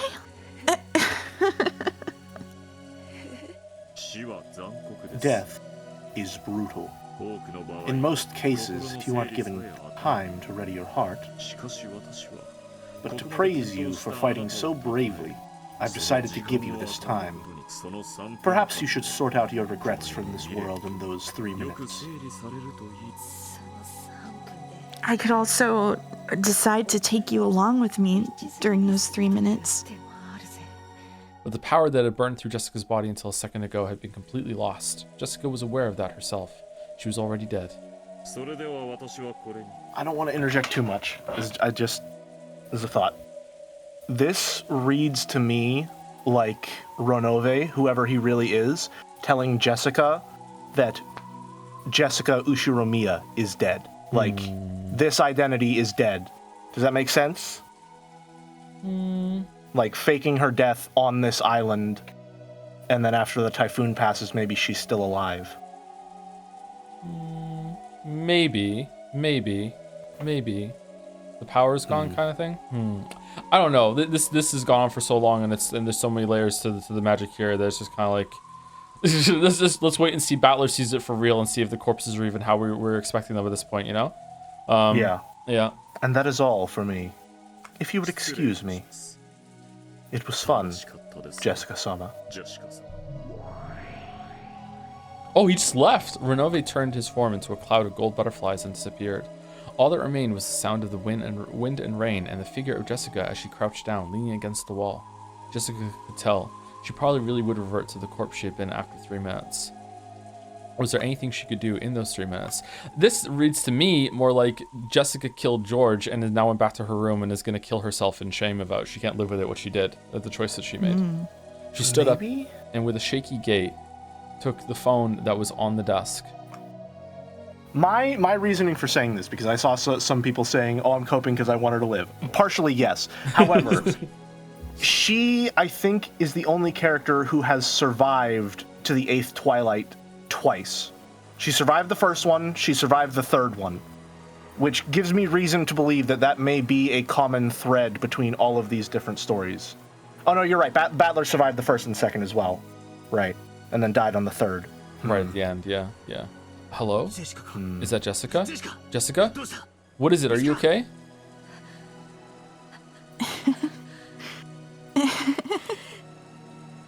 They got me. Are you okay? Did you get injured? I'll come to save you right now. No, it's already too late. I'm already dead, or so I hear. By the time you got here, Battler, I'd be a corpse with half its head split open. Crap, that damn geezer. Wait there, I'm coming right now. Listen to me, Battler. Listen closely, okay? Now I totally see why Goto-san and Kumasawa-san were evasive about the time the 6 in the dining hall got killed. Those guys aren't human. What? What are you talking about? I saw it, so what am I supposed to do? Those guys warp and set up barriers and do whatever they want, okay? It's like some kind of manga and anime. Hell, and we seriously can't keep up. From the very beginning, fighting was useless. They really aren't opponents that you'll be able to fight with that hat-stand spear you're so proud of. A line of blood dripped down from Jessica's forehead. George Nissan's done for too. That was an instant death. The next test is yours, Battler. I wonder if your test will go the same way as ours. Be careful and don't misunderstand. You mean about the test? No. Don't misunderstand and assume that your enemy's human. The enemy isn't human. They're demons that can freely wield a terrifying magic. No matter what, don't get the wrong idea about that. Be careful. A line of blood dripped down from Jessica's mouth as well. The left half of her head started hurting. Jessica realized that she was about to return to the corpse she had been. When 13 people die, the Golden Witch will revive. 6 were killed, including Mom. That's the first Twilight. Then George Nissan and I were killed for the second Twilight. So once 5 more people are killed, the ceremony will be complete, and the witch will revive. I hope Dad and the rest are safe. If they aren't, the one to test you might be the resurrected Beatrice herself. Battler already didn't understand what Jessica was saying, but from her tone, he realized that she knew she was about to die. So even though he didn't understand the situation, he urged her to give it her all. I said I'm already dead. See ya. It looks like it's time. Good luck on your test. I hope you can become the head.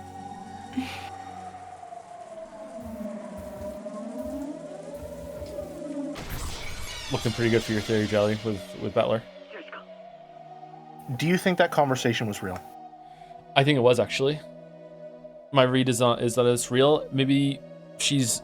I think that conversation might be where the rest of the world gets the idea for the Twilights. I was thinking the exact same thing. Fuck. Oh no. I was thinking that it's like she is trying to emotionally deal with what she just did with George, maybe, and she's like trying to, like, the demons are like her temptation and what the fuck, like how she felt when she was given the opportunity to become the head or whatever the fuck that they put her through.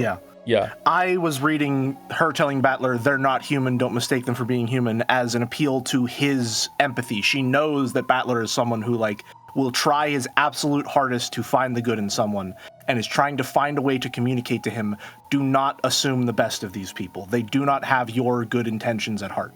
They're not human. They only want, I guess just greed is the best stand-in to say for now. Yeah. So yeah. And because it's over the phone, maybe that conversation gets recorded and discovered later. Do they have that? They might have it. They might have it on the island. Yeah, I don't know. Huh. It's plausible. Of all the things that I've theorized, that might be one of the most plausible, that a conversation is recorded from a phone line. I think that was definitely her killing herself. I'm curious to see now what her corpse is like, because if her corpse is like her head is blown off, did she shoot herself, or would there be a gun there? Like, I still think maybe Jessica faked her death, or had her death faked for her, if that makes sense. Okay, anyway, let's continue. We got a lot to get through. Jessica. Yep. Jessica. Hey, answer me. Jessica! Battler's sorrowful voice could be heard from the dangling receiver. As she leaned against the wall in that corner, crouched down, Jessica's head had been half smashed by a shot put ball rigged from the ceiling on the chandelier with a big long rope. This place is this a well? Where is this? Kyrie stuck her face out of the well, and then Kraus showed himself too. When he realized he could see the back of the mansion from beyond a grove of trees, Kraus knew more or less where they were. To think that here, in a certain well, there had been a hidden underground passage, which led to a hidden mansion. This really is tough on this old body. I usually came up from a different spot with real stairs, if you just unlock it. I will ask you to tell me about the layout of this place in detail later, Dr. Nanjo. Shannon, are you okay? Grab hold. I'm fine. Kennen-kun, quickly. Kennen climbed up a ladder out of the shaft that was disguised as a well. It was probably quite deep. When he looked down for the first time, he realized how far he'd come up. Firing.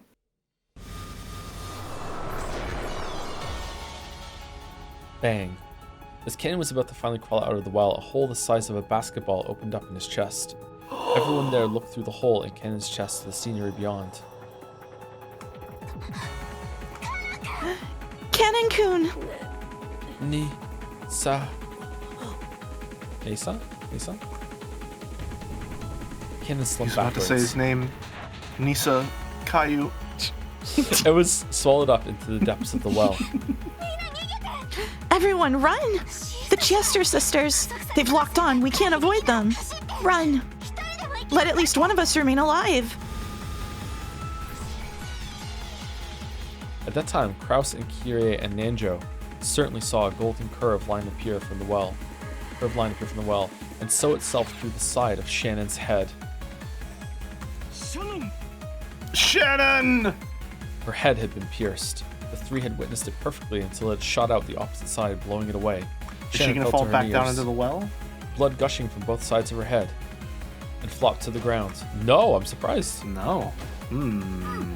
Why? They're after us! Run! We'll all be killed! Run! As Nanjo doubled over in shock, stunned by how Shannon had died, the Chester sisters did not allow him to escape. No! Nanjo, no! A curved line again appeared from the well and pierced from Nanjo's forehead to the back of his head in an instant, sewing through him. Oh no, And so, he saw it coming. Nanjo passed away. What the hell? Why? Where's the enemy coming from? We're being sniped! I don't know where from, but they've honed in on us perfectly! Let us escape into the mansion, block their field of vision!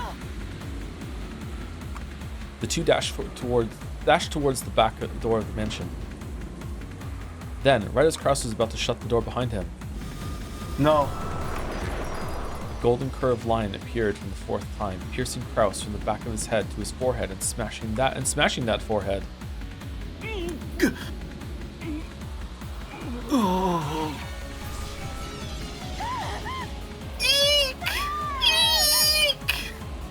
Kraus's body leaned over, fell down, and drew a neat radial pattern with the insides of his head. Well, rest in for peace. Kyrie. Kyrie ran wildly through the hallway, flew into some room, and locked the door. But even so, she wasn't even remotely convinced that this had saved her life. She would probably die soon. This was apparently one of the guest rooms. At that moment, Kyrie's eyes fell on a phone on the side table. Another phone call?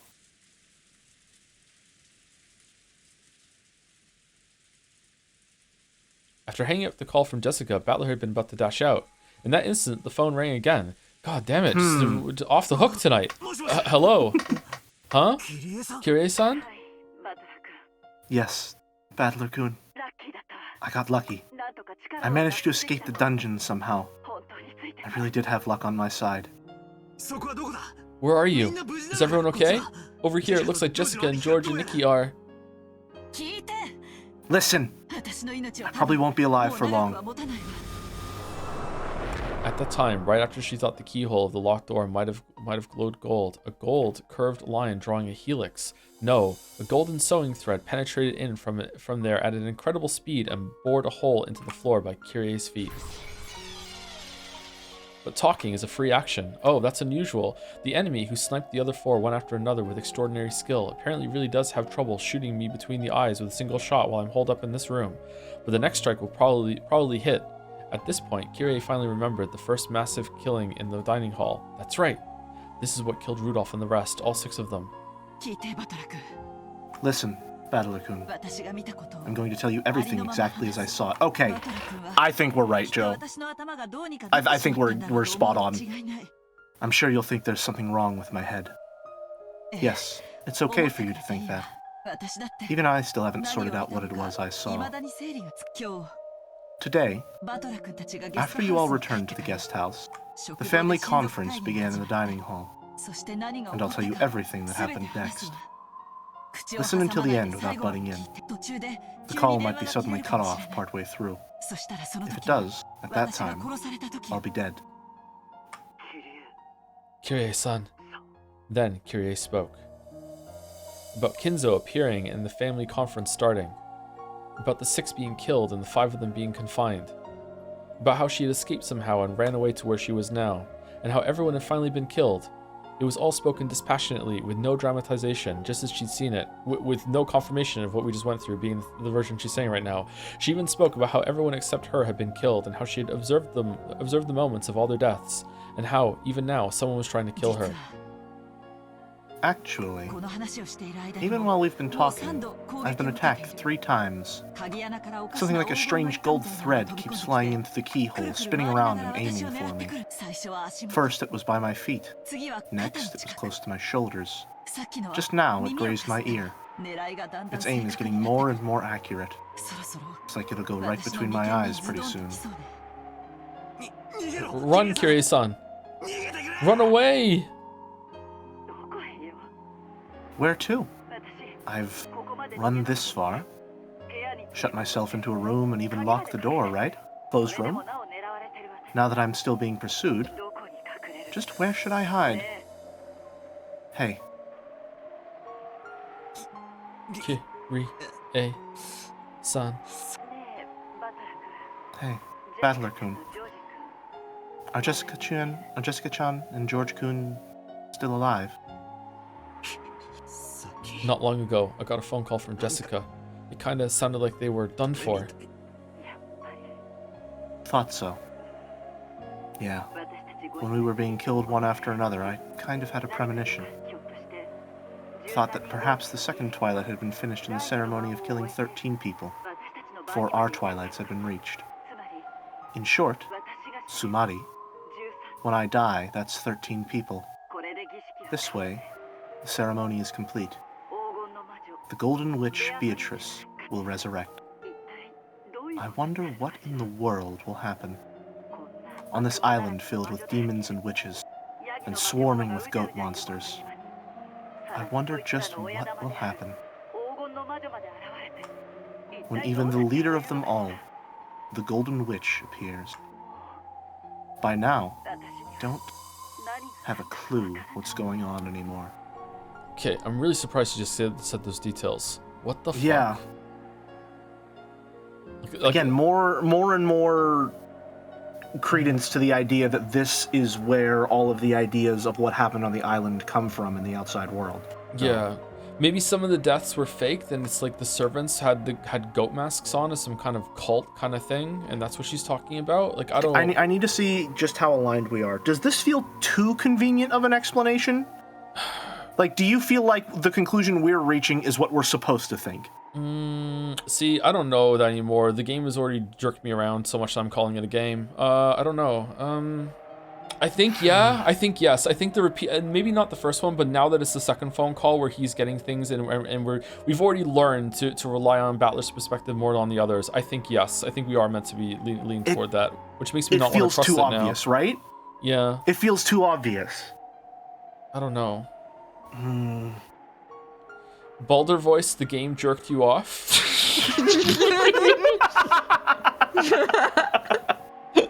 Listen, if you read the novels, that's not true. That doesn't happen. Okay. Kirie-san's voice had completely given up on her own life because Battler understood that he couldn't stop the tears.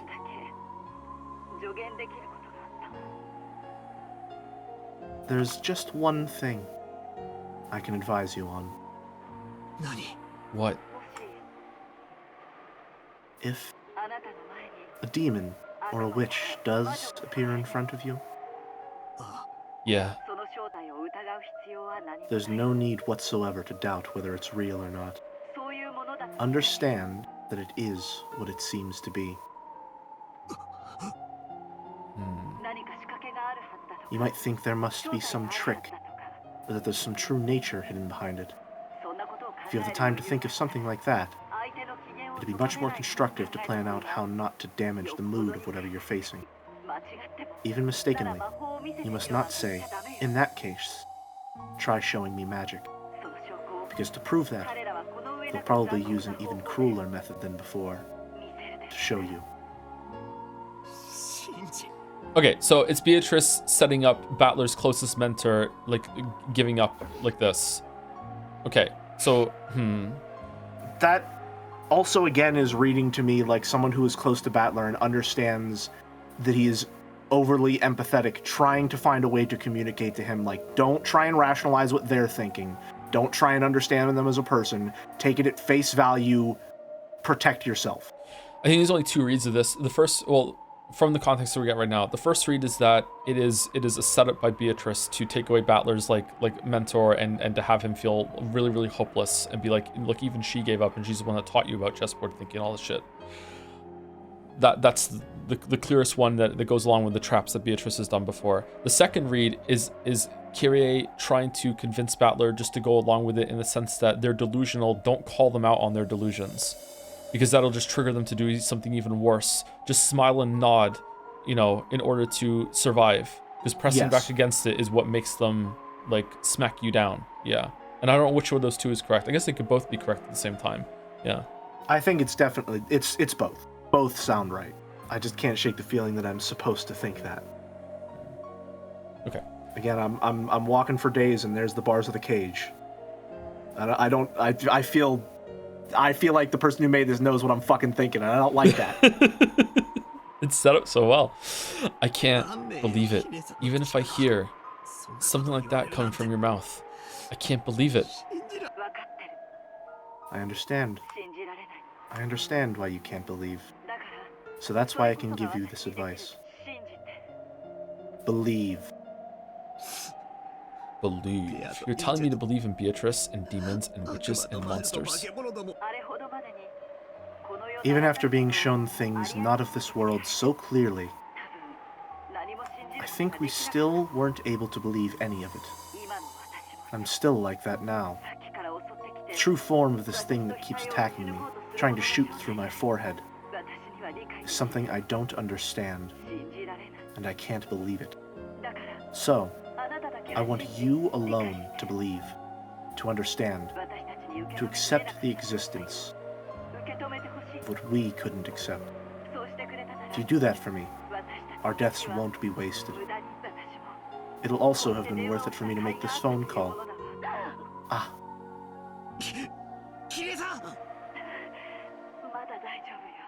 I'm still okay. It scratched me, but it missed again. Looks like I probably won't get another chance. Except I'll probably get like 2 or 3 more, and they'll just keep getting closer and closer. Thank you. And goodbye, Battler-kun. I treated you coldly sometimes because you were Asumu-san's son. Forgive me for those days. What do you mean forgive you? Right now you are a mother to me, Kirie-san. I felt as though I'd heard an incredible sound at the other end of the receiver. Then a noisy clacking sound, as though the receiver had fallen to the floor. Why couldn't you hear the other shots then? Or did that shot hit the phone? Or was it like her... Sorry to be explicit. Was it like her skull shattering next to the phone and it was like a popping sound of... Probably. Yeah. Probably. Kirie-san. Kirie-san. Oh, that's a new expression for him. Kirie-san did not answer through the phone. Again. Ever. Chapter end. Smash. Meanwhile, Okay. Maria watching TV. Yeah. Okay. So I propose we take a break now because we have one more chapter to get through that's about an hour and a half, and that'll take us to Jelly stopping time. How's that sound? Sounds good to me. Sounds good. Okay. Okay. All right. Before we do, is there anyone to say thank you to? Oh, there are a lot. My bad. Boulder says, speaking of the sound of a train crashing to a dead end, so this is a message that he's been sending since the goat fight. Satisfactory 1.1 is adding rail blockers, so you can cleanly end rails. Oh, that's good. Thank you. That's good to know. Phew. They're also adding vertical splitters. I know. This was supposed to be a Satisfactory Saturday, but Umineko takes precedence. Just so you all know, Purple Tractor Chan, still doing great. I'm setting up more trucks. Purple Tractor Chan. Okay, so thank you to the following people. If you two want to go and have a longer break, that's fine. I can say thank you, and then I will join you. It'll be 5 minutes after I walk away. I'm not going to make a tea this time. I'm just going to probably get some water and maybe like eat a cookie or something. I'm staying. You're staying. I'm staying too. Wow. Any for Prez. Dear Thomas, love stream stop, Weeb's winning stop, push back stop, losing ground stop, send feet pics stop, love signed Annie for Prez. Wow.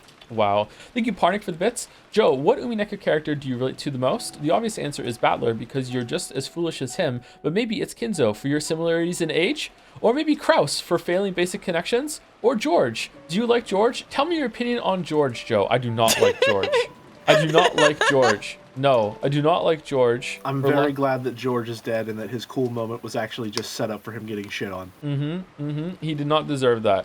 I have hated George right from the start, and my hatred of George has maintained throughout the whole entire thing. He's not the worst character, but he's possibly the most annoying character. I don't like George. I don't think that Umineko hates George, but I think that I am supposed to hate him because I'm paying attention. Does that make sense? I think know.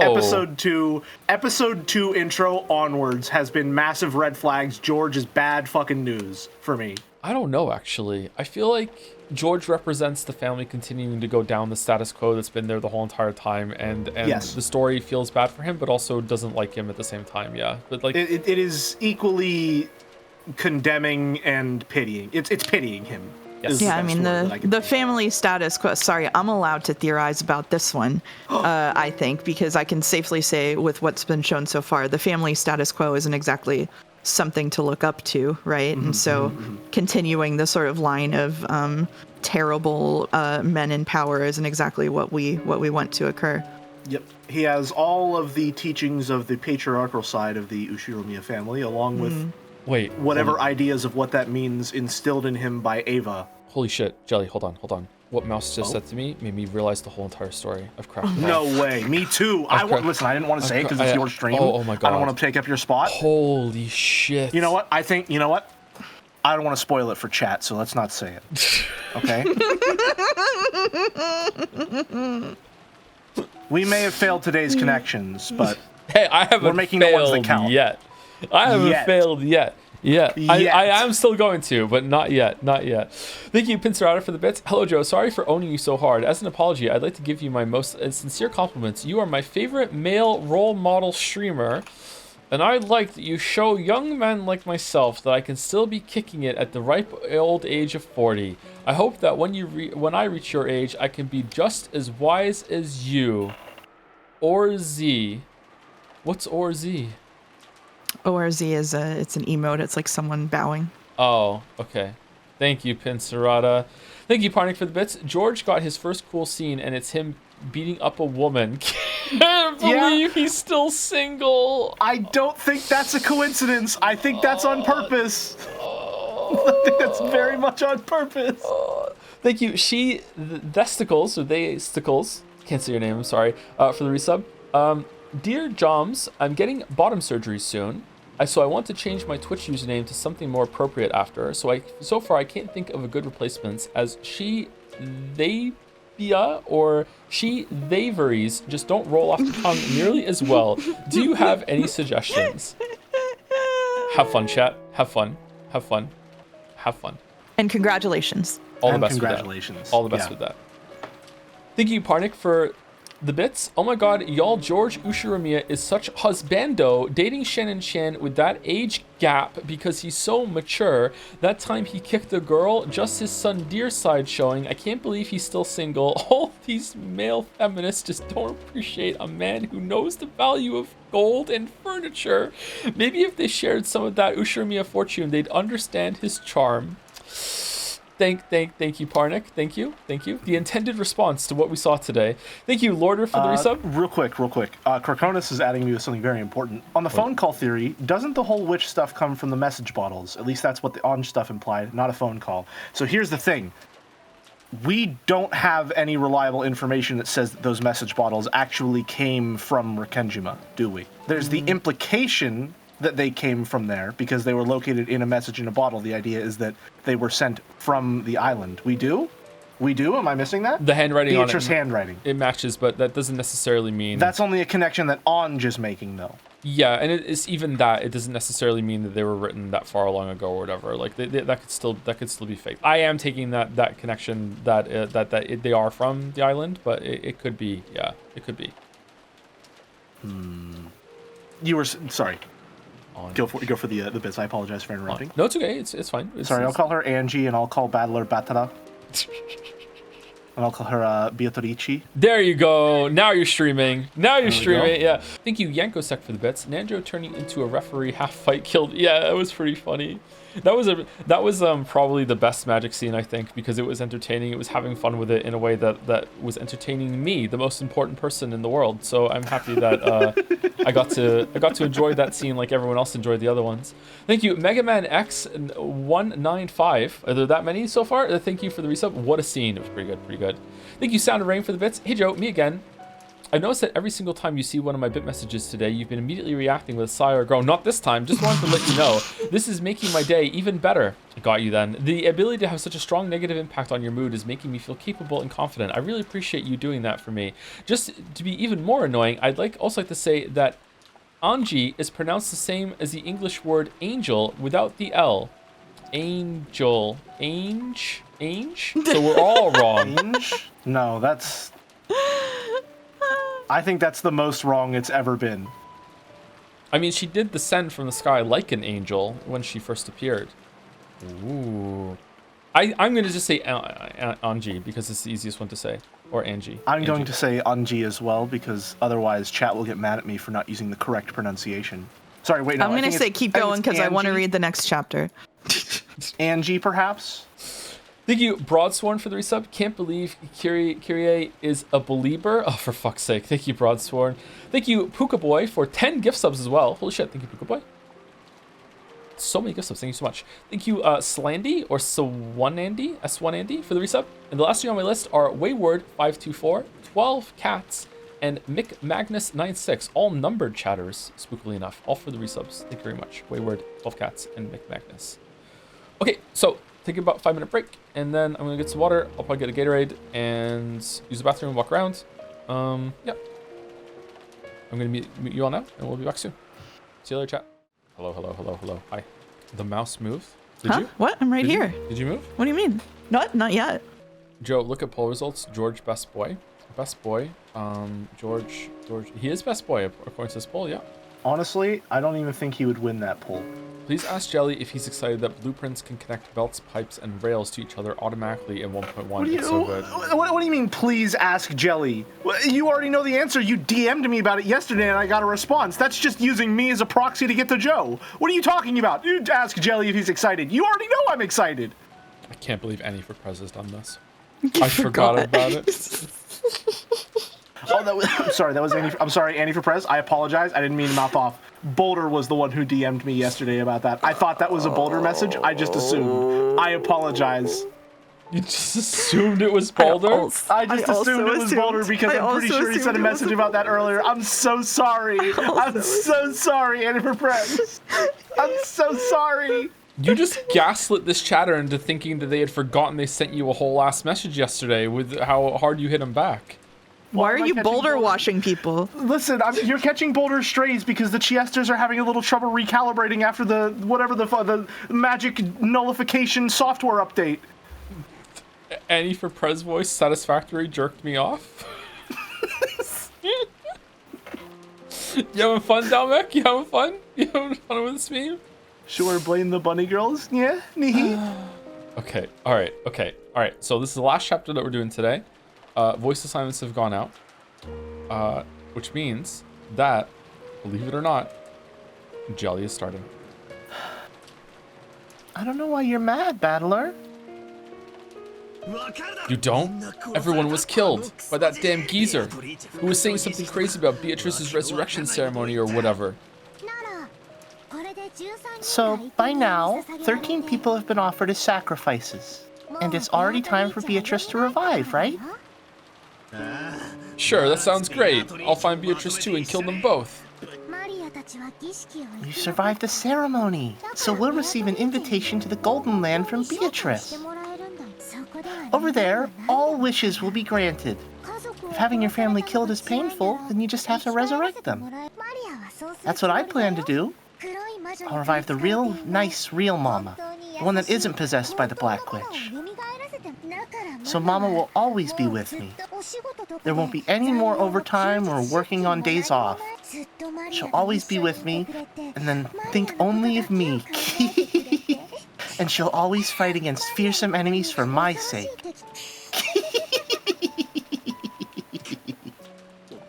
There's something wrong with you. Why are you saying something so incomprehensible in a situation like this? Didn't Kyrie just tell you, Battler? Didn't she tell you to believe in the witch? How did she know? Yeah. Were you listening on the phone? Were you close and heard the conversation? Did Battler just regale the conversation to Maria maybe? Or was it Maria doing her best Kyrie impression on the other line? Joe, you might want to warn people about this next line. I really wasn't expecting it. Fuck. Oh, he just said 9-year-old? This is no time to get in an argument with you over something like this. Now, there are no hostages or anything, anyone left alive. This weird, shitty ceremony game is already over. Let me do what I want now. Someone might still be alive, or someone might be hiding. I search everywhere, find them, and beat the shit out of them. In a rage, Battler grabbed his hat stand spear and flew out of the room, and I am going to check something real quick because I'm curious. So, we haven't seen a single body this whole entire round. Because no one is red, right? This is the future. Also, one. I think I'm narration here. You Am I are. not? I'm sorry. Yes, you I are. am narration. You've stolen a job from a hardworking Jelly. I'm sorry. Good thing it's not In a International rage, Jelly's Month. Battler grabbed his hat stand spear and flew out of the room. Maria watched him go, looking bored. Even though Beatrice will grant our wishes soon anyway. Stupid Battler. At that time, the phone rang out again. Maria stood up and grabbed the receiver. Ooh. Hello? Ooh? Ooh. Of course, the sound of the phone also reached Battler's ears as he was about to dash out of the house the third time. Or the second time, rather. With a violent forcefulness, he turned around and dashed into the cousin's room. Maria, who was the phone call from? With a terrifying look on his face, Battler yelled at Maria, who was on the phone. You couldn't blame him. Right now, the only humans left alive on the island were himself, Maria, Goda, and Kumasawa. But there was no way those two could call after being locked up in the gardening storehouse, which meant there was only one person left. It had to be Kinzo. After continuing her pleasant chat with the person on the other end of the phone for a while, Maria slowly turned to face Battler. Then, with an unsettling expression on her face, she laughed. It felt almost as though the person on the other end of the line was chatting about Battler. Maria, who's on the phone? Grandfather? Battler couldn't imagine that this was the case. After all, it was inconceivable that Maria would talk intimately with Kinzo, and that she would be chatting about Battler with that eerie smile on her face. So just what kind of person could be on the phone who could make Maria chat with a smile like that? At that time, in the back of his mind, the words Kyrie had spoken to him drifted up. If a witch does appear, there's no need to doubt it. Just believe that it exists. Yeah, Battler just came back. He sure is jumpy. Maria, who's on the phone? Who? Hand it over? Sure. Here, Battler. After getting the consent of the person on the other end, she held the receiver out to Battler.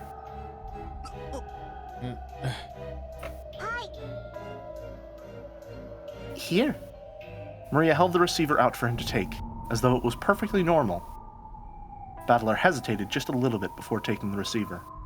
After all, by accepting the existence of the person at the other end, he'd have no choice but to acknowledge them. As Kyrie said, there is no longer any need to doubt that they exist. Battler took the receiver. As he did, Maria briskly left the room. Battler, who was a bit scared to find out for sure who was on the other end of the receiver, questioned Maria before taking the call. Hey, where are you going? To where my test is. I wonder who the next Ushiromiya family head will be. Battler or me? Don't go. You'll be killed. I won't be killed. The ceremony is already over. And even if I'm killed, I'll be revived. Whatever one of us becomes the head or not, we've already been invited to the Golden Land. See you. Wait, Maria. Can't fault that logic. Battler stretched his hand out to Maria's back as she left, but the cord of the receiver that he was gripping stopped him, just like a chain. He readied himself. Battler put the receiver to his ear. Hello? Itorichi? Congratulations! And I'm fine. And you?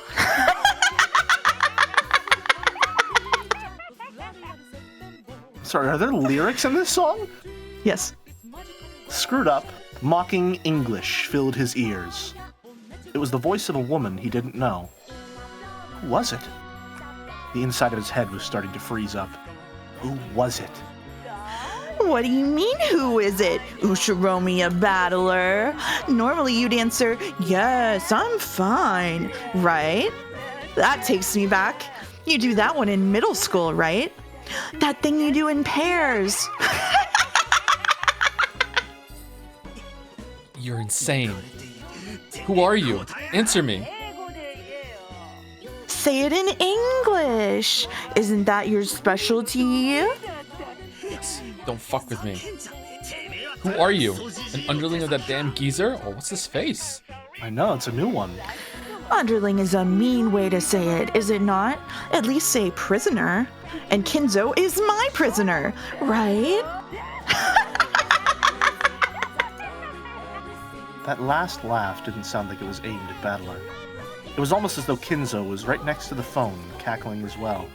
Just like fucking prank calling Battler right now.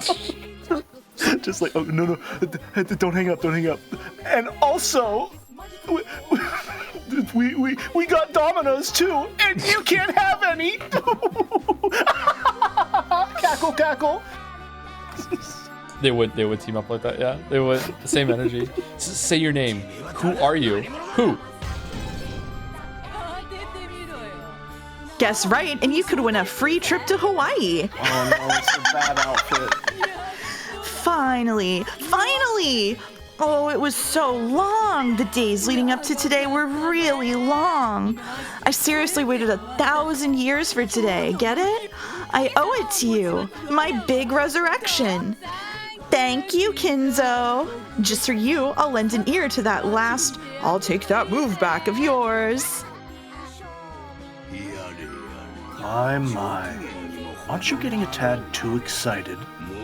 Couldn't you act a bit more ladylike? Kinzo and Beatrice sat facing each other over the chessboard on the reception table. There was expensive cheese and snacks to go with drinks, and there were several empty wine bottles lined up. As Beatrice rolled around on the sofa in an unseemly way, she happily held a wine glass in one hand, and was probably completely drunk. I'm in the best mood today, so here's a huge bonus for you. Hey, Kinzo, don't use Chateau Petrou as a decoration. It's from 1947, right? If you don't open it today, just when do you plan on opening it? Let's drown ourselves in it and play. Then let's whack each other with the empty bottles.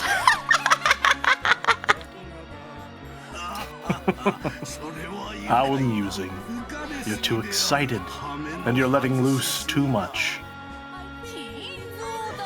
And what about you, Kinzo? Aren't you happy to be reunited with me?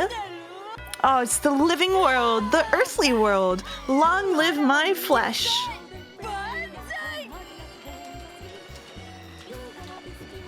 What are you going on about? Are you saying that you're Beatrice or something?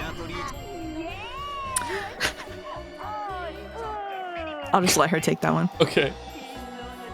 Thanks to Kinzo's 13-person murder ceremony, I've finally been resurrected. It's nice having a mouth. It's nice having a tongue. How fun it is to be able to talk to you like this. Come to think of it, even though we slapped each other with abuse so many times, over and over again, this is the first time we've had a conversation like this on the board during the game, isn't it? How very fresh. Did you hear that pop sound just now? He opened it. He seriously opened that Chateau Petrou. Do you know how much a single bottle costs?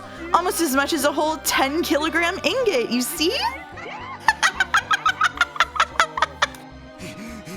Cut the crap. Beatrice? The golden witch, you say? Give it a rest. Where are you? Is that damn geezer with you too? I'll beat the shit out of both of you. Where are you now? Answer me. So you want to meet me? It's tough being such a popular woman. But please, don't try to chat me up when Kinzo's around, okay?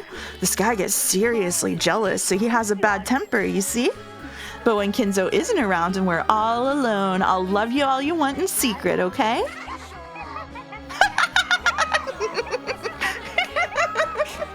You're insane. But okay, where? Kinzo, I've changed my mind. I won't do Maria's test. You go. How fickle. So are you saying you'll do Battler's test? Nothing wrong with that, right? That guy's so much like a younger you that it makes my heart race. There it is. I'm Don't ready for you, worry. motherfucker. I won't cheat on you. This will be the only time I'll be alone with him. I'm always alone with you in bed, right? But no more tying me to the bed with a collar, okay?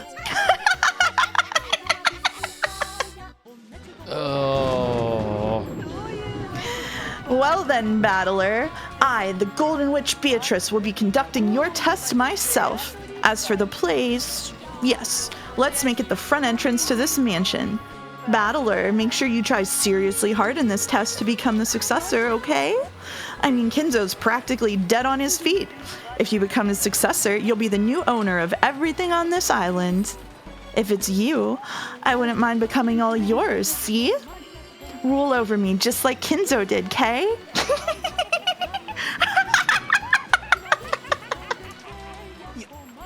Front entrance of the mansion. Perfect. You drunk bastard. I'll sober you up. I'll fix that hangover with a burning punch. Prepare yourself. Battler impulsively slammed the receiver down. There was no need to talk through it anymore. I'll meet her face to face and settle this. Oh, I don't like any of the implications of anything that just happened there. I don't like them at all. Yup. Right back at the start of episode 3 where I don't want to be. I took the spear I'd made from the hat stand and went outside without even an umbrella. It's hard to imagine that the young woman calling herself Beatrice is waiting for me alone. I should probably assume that, as Goda-san and the rest said, she'll be waiting with support troops. Going alone would be too reckless.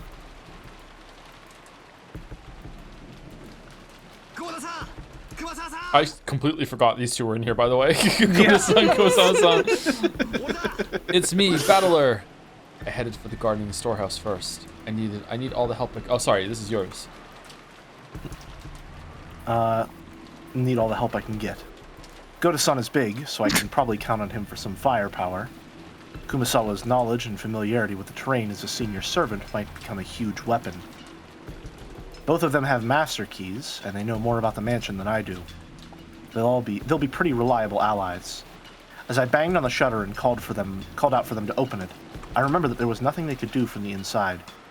I would have to get the key back from them before opening the door. I rounded the corner, knocked on the small lattice window there, and opened it. Goda-san, Kumasawa-bachan. It's Battler. Hey, come on, get up. Hey. The scene in the shed, lit by a dim light bulb, was very strange. Goda? San? Kumasawa? San?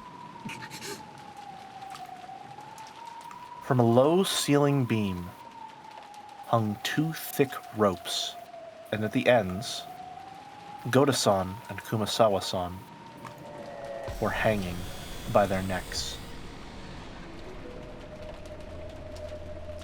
It was dim and cramped because of the various pieces of equipment strewn about, so I couldn't make out the situation clearly. You did not put the live chandelier reaction up for this fucking CG. Oh my fucking god.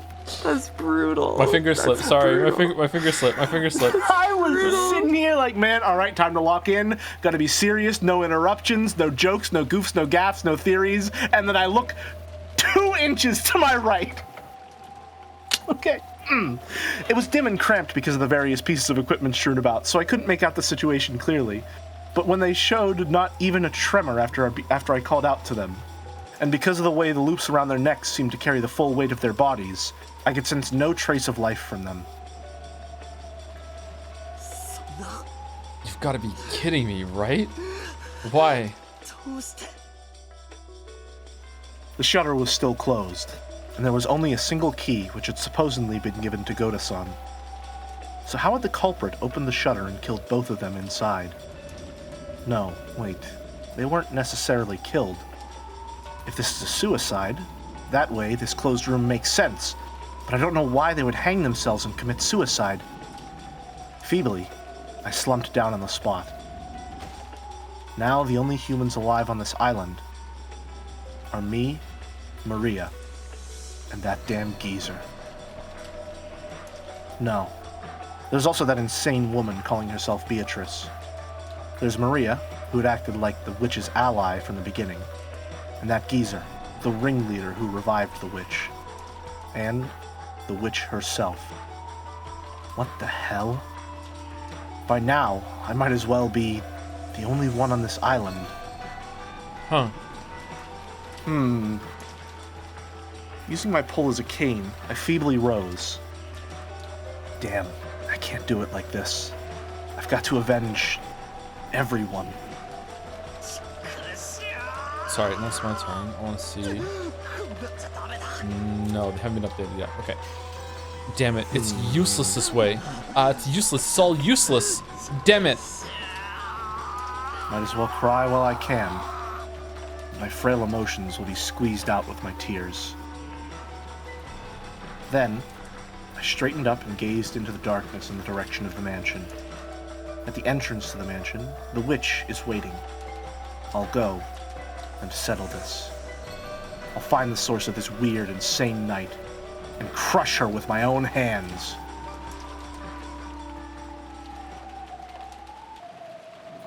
Amidst the pouring rain, I walked through the rose garden without an umbrella, letting myself get soaked. I could see the arbor on the other side. According to Jessica, it seemed that George Aniki had also been killed. Well, by this point, there's no need to worry about the lives of any hostages. I left the path, aiming for the arbor. Then, I saw George Aniki's weather-beaten corpse. Okay, it just updated Is now. this the first time we're seeing a corpse? Yes. I mean, we just saw, presumably, Goda and Kurosawa, but it didn't update But they're for not some reason. updated. Yeah, I don't know why. Can't get close enough to them to confirm it, maybe? Like, maybe they're Maybe. cake? I don't know. It's just kind of odd that it didn't update there, actually. Okay, Ushimiya George, his corpse was found in the Rose Garden Arbor. There was a single hole right in the center of his forehead. It's probably reasonable to assume he was shot with a gun or something similar. It's a brand of humiliation, marking his defeat to Gap. Let's see. Aniki. Damn. The corpse was in front of the arbor. If he had died under the arbor, he might have at least been spared being beaten down upon by the rain. Okay, so it's no accident he died where he proposed to Shannon, right? Absolutely not an accident. Not at all. No, Yeah, that has to okay. be purposeful. Yep. In Aniki's forehead was a gaping hole, as though he'd been shot with a gun. Perhaps because the rain had washed away everything, his face wasn't covered with blood, so he almost looked like he was sleeping. However, his clothes were stained a deep red, and there were still signs that a large amount of blood had flowed out. How happy I'd be if he were sleeping, or else pretending to be dead. But even though the rain sprayed against Aniki's eyes, they remained open. And the hole in his forehead was no joke. Absolutely real. There had been a faint chance that even Goda-san and Kumasawa-san, hanging by their necks in the gardening shed, had been them playing a bad joke. But that naive possibility had now been completely denied. And, as I looked at this corpse, I became completely sure. Just as Goda-san had once said, the enemy had come to take lives like pieces on a chessboard. There's no mistake. It seems that old geezer and the witch really don't view our lives as anything more than that. That damn witch said something over the phone. Something about us being on the game board. Perfect. I see. She thinks this is a game. Then, if you killed everyone like it was a game, it's okay if I kill you all like it's a game, right? Prepare yourself, Beatrice.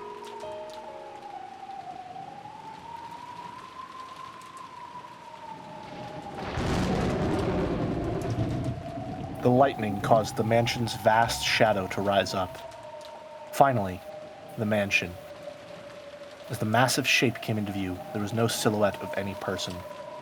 It seemed like there weren't any underlings waiting for me in a pack, or anything like that. According to Kyrie-san, there were massive amounts of attendants with goat heads. At least for now, I couldn't sense a large group of them hiding and staring at me. What's this? Beneath the roof of the entrance, there's something set down. What is this? A box? Schrodinger's cat box. It looked like the kind of small box that girls often keep trinkets in. Or maybe it was the same kind of extravagant cigar case you'd find in the reception room. Either way, it didn't look like something that should be here. It clearly looked as though I was being told to open it. But for some reason, opening something being offered to me was irritating. However, it didn't look like we'd get anywhere if I didn't open it. Could it be that it was set up with some kind of trap to make it explode when opened? Thinking things like that, forgetting even to come under the overhang, I continued to glare at the box, still beaten down upon by the rain. Then, mixed in with the thunder, was some kind of music? It sounded like that. It was the tone of the big clock in the hall announcing 2400.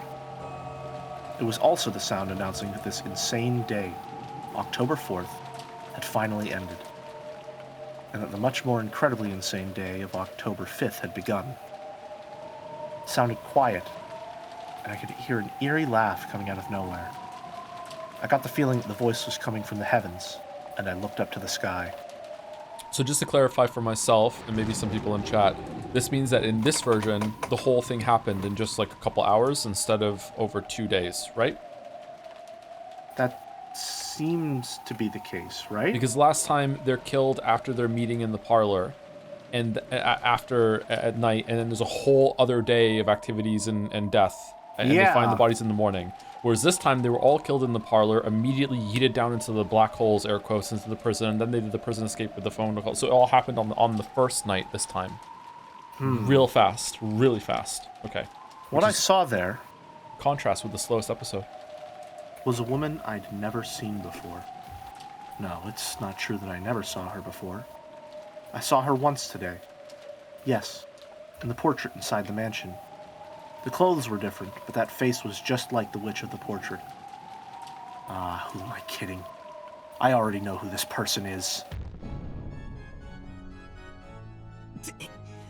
Are you Beatrice? Yoo-hoo, battler!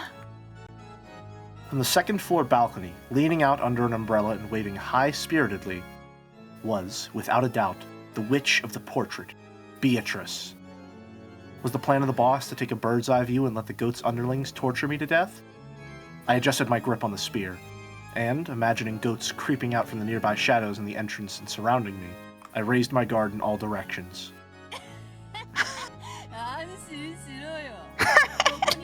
Be at ease. There's no one here but you and me, see? No goat furniture, no demon butlers or teacher, not even the demon who's my close friend. And there's none of the gold butterflies that compose my flesh, no magic circles, and no summoners as witnesses. Do you know what that means? No clue. Quit babbling. It is true that I've met you several times, even in this world. Almost as though we just missed each other. As you know, this world of humans is filled with a toxin just by your existence and your doubting of me. Almost like solid ramparts strengthening the guard around you, the king. And through multiple games, I have advanced pieces one by one, split them apart and cornered them, leveling your ramparts bit by bit. Then, a faint crack finally opened, and I sent a bishop in so that it could approach right up next to you. But as you know, bishops are pieces with blind spots. As long as you stay on the black squares, a bishop on black can wield a massive influence. But if you escape just one step to a white square, even if I close in right next to you, I won't be able to touch you.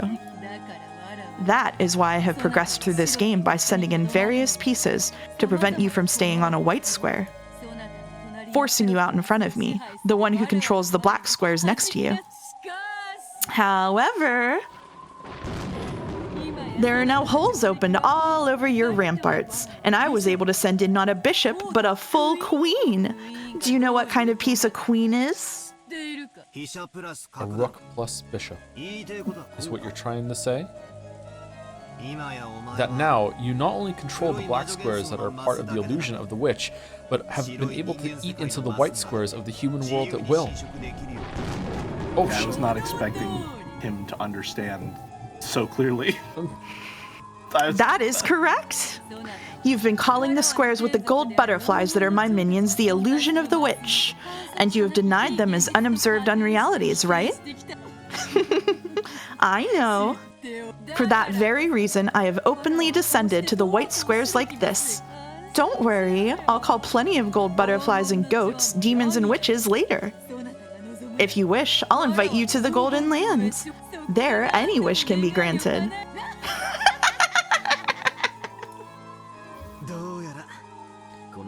It's starting to look like someone knocked an ink bottle over the chessboard of this island. You have a bugged sprite on your screen. I know, yeah. It's not there anymore, but... I see, a pleasant phrasing. Soon you'll be covered in ink as well. You will finally become covered with pitch black and will surely become a black king. You really are pitiful, drowning in a sea of ink right now, aren't you? No, that's wrong. I'll admit that the island has been stained completely black from your ink bottle, but there's still a white square left. Huh? Where? Under my feet. Right under my feet. Your ink of magic tried to cover the entire island, but it can't cover the ground my feet are standing on. Even this island seems to be stained pitch black at a glance. I am me. I'm here, stepping on a white square. Strange. Till a second ago, I was shivering all over. But now that she's appeared openly, right before my eyes like this, my terror has actually lessened. Interesting. Ghosts are more terrifying when you can only sense them. When you can see them, and they have a face you can plant your fist into, there's nothing scary about it. However, she definitely isn't an interesting or friendly person. She can kill me instantly by snapping her fingers while rolling around giggling. Whether we interpret the result of her snapping her fingers as magic flying at me or underlings showing up to shoot me, it doesn't matter. Anyway, whether this is fantasy or mystery, that queen is in a position where she can kill me just by snapping her fingers. I see. So does that mean she's the queen of this island, who reigns over both the white and black squares? I feel like all the subtext I've been gathering is just becoming text, and I'm uncomfortable. Well then, it might be amusing to wait until you catch a cold and all that rain, but it's about time to move to the matter at hand. Can you see the box down there? Your test is inside it. Wait, after all that's happened, I'm not interested in some stupid game about who will become the successor. My game is to take you and that damn geezer and all you guys who killed everyone and smack them with a Gyan punch? One of those face crushers.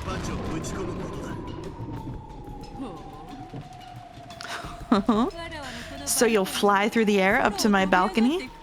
Very well, very well. Then look, come on right here, right now. Here, here, up, up.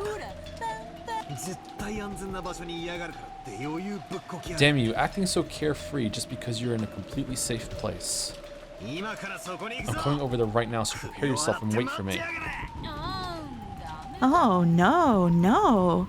The door is locked. Of course, the shutters are down for all the windows. My castle isn't so fragile that a single knight like you could break in. Tried opening the door to the entrance anyway, but it really was locked. When I looked around, I noticed that the shutters were closed in the windows after all. Normally, those wouldn't be closed.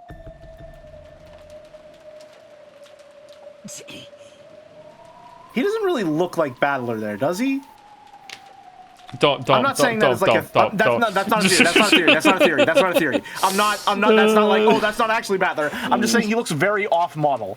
Tiny Battler. He's just very off model in this CG. It's not a theory. It's just an observation. I find it really interesting that she's aware of the loops.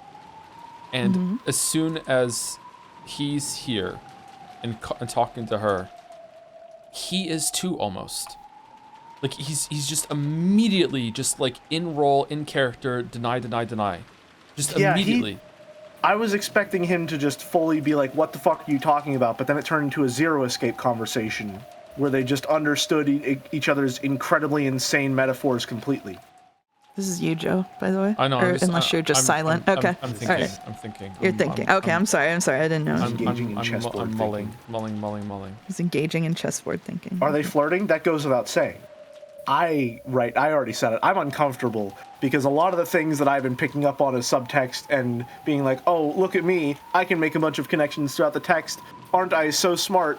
All of those are just being said now, and that makes me uncomfortable and scared. Okay. Looks like you've prepared for everything. Where's the key? You're not even going to state a conclusion? You're just thinking? I'm just thinking. Okay. Goda-san and Kumasawa-san probably had master keys, but they were in the closed room in the gardening shed. Can only give up for now. Oh. What's up? Joe, I'm scared. Please share with the class. It's like doing Bandle. There's just something. There's just so much just like scratching right now. Like, she's even doing her own version of chessboard thinking when it comes to the magic in the white squares and the black squares. Like, she's holding the umbrella she gave to Maria in episode 1. What's in the box? It feels convenient. That's all I can think. It just all feels really convenient. Like there's all these little disparate parts coming together right now, and I don't like it. I feel like I'm stepping into a trap. I wonder what's in the box. Damn. Guess she's no fool herself. Do you really want to be right beside me so much? All right, if you impressively pass your test, why don't I grant you an audience? If you pass, then you'll become the successor and my new master. My flesh and soul will be yours to do with as you please, for I am no more than the Ushiromiya family's furniture.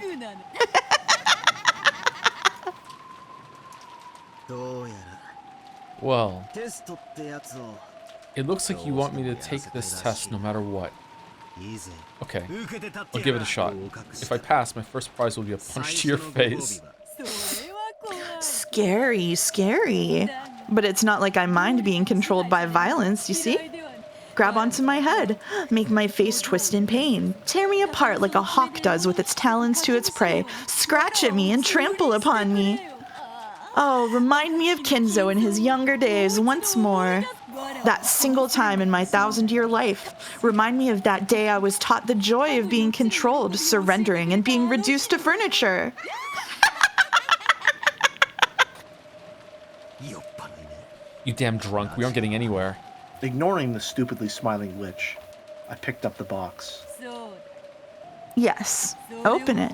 Inside is a letter. Read it. I opened it. There was a faint smell of cigarettes. Apparently, it really had originally been a cigar case, but there were no cigarettes or cigars inside. Instead, there was a Western envelope with the one-winged eagle crest. And when I opened that too, there was a letter inside. I looked up at the witch. She was grinning down at me. It seemed she was looking forward to seeing what kind of reaction I'd have to the content.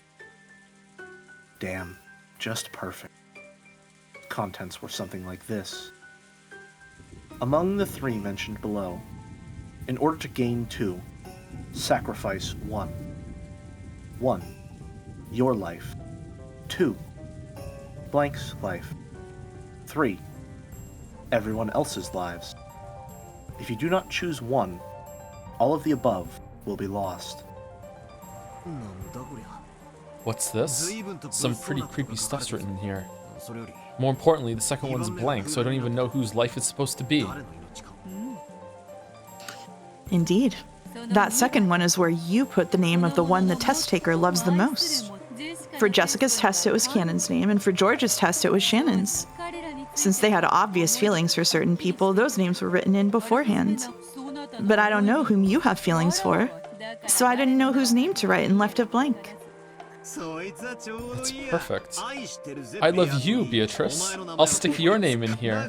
In that case, I'll choose the second choice. Happy now? Hey, quit joking. Hey, please, battler. Tell me the name of the person you have feelings for. If you don't, then this won't be a test, right? Sorry, I'm not kidding. I don't have any girl in particular. Even if I did, why the hell would I tell you? In that case, this test won't work for you. What a shame. And I was really wondering what kind of woman was your cup of tea. What would you do if I said I liked flat-chested lollies with long black hair? That wouldn't match you at all, right? Lies, you breast sommelier. Blonde and bouncy is best, right? Am I not truly the embodiment of your ideal?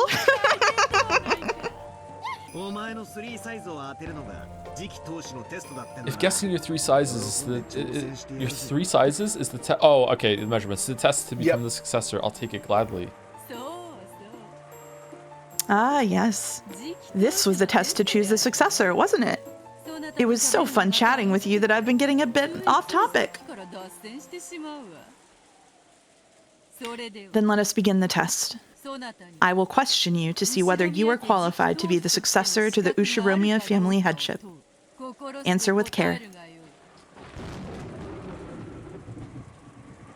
The witch, who had been joking around like she was drunk until a second ago, suddenly regained her dignity.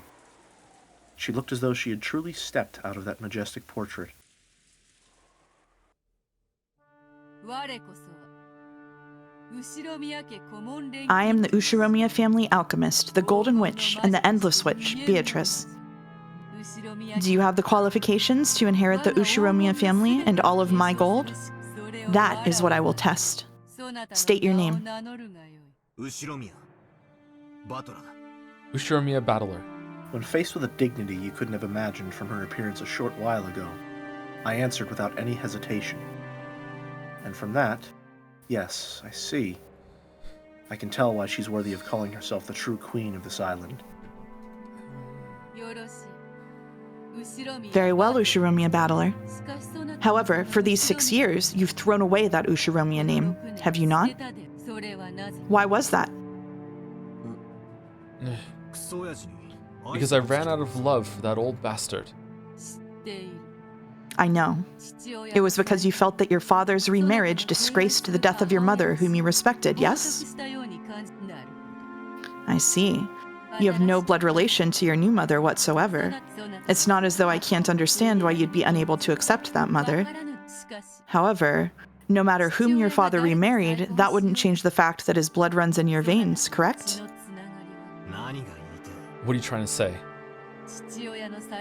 I can somewhat understand the childishness that led you to resist your father's remarriage, since you wanted him all to yourself. However, was throwing away the Ushiromiya name as a means of resistance not a disgrace to your family and blood? You were born and raised Ushiromiya, were you not? Do you think you had the right to forget that debt and throw away the Ushiromiya name? It's got nothing to do with you. This is between me and Dad. The Ushiromiya name does not belong to you and your father alone. That was your childishness, nothing more than your inability to forgive the fact that your father was stolen away by an unknown woman. Those 6 years during which you threw away the Ushiromiya family register were a significant period during which you covered the Ushiromiya family in mud. You know the depths of that sin. Well, sorry I'm so childish. However, even though it occurred around the time of the deaths of your grandparents, you did well to return to the Ushiromiya register. For that, let us give you a chance to purify that sin yourself. Now is the time to compensate for your sin of 6 years ago. Come, try to remember. Remember your own sin. Remember that, confess, and repent. That is the test I shall give you.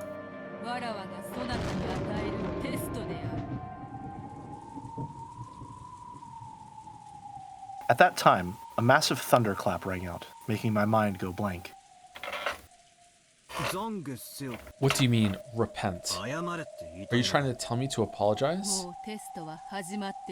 The test has already begun. You may think as you wish.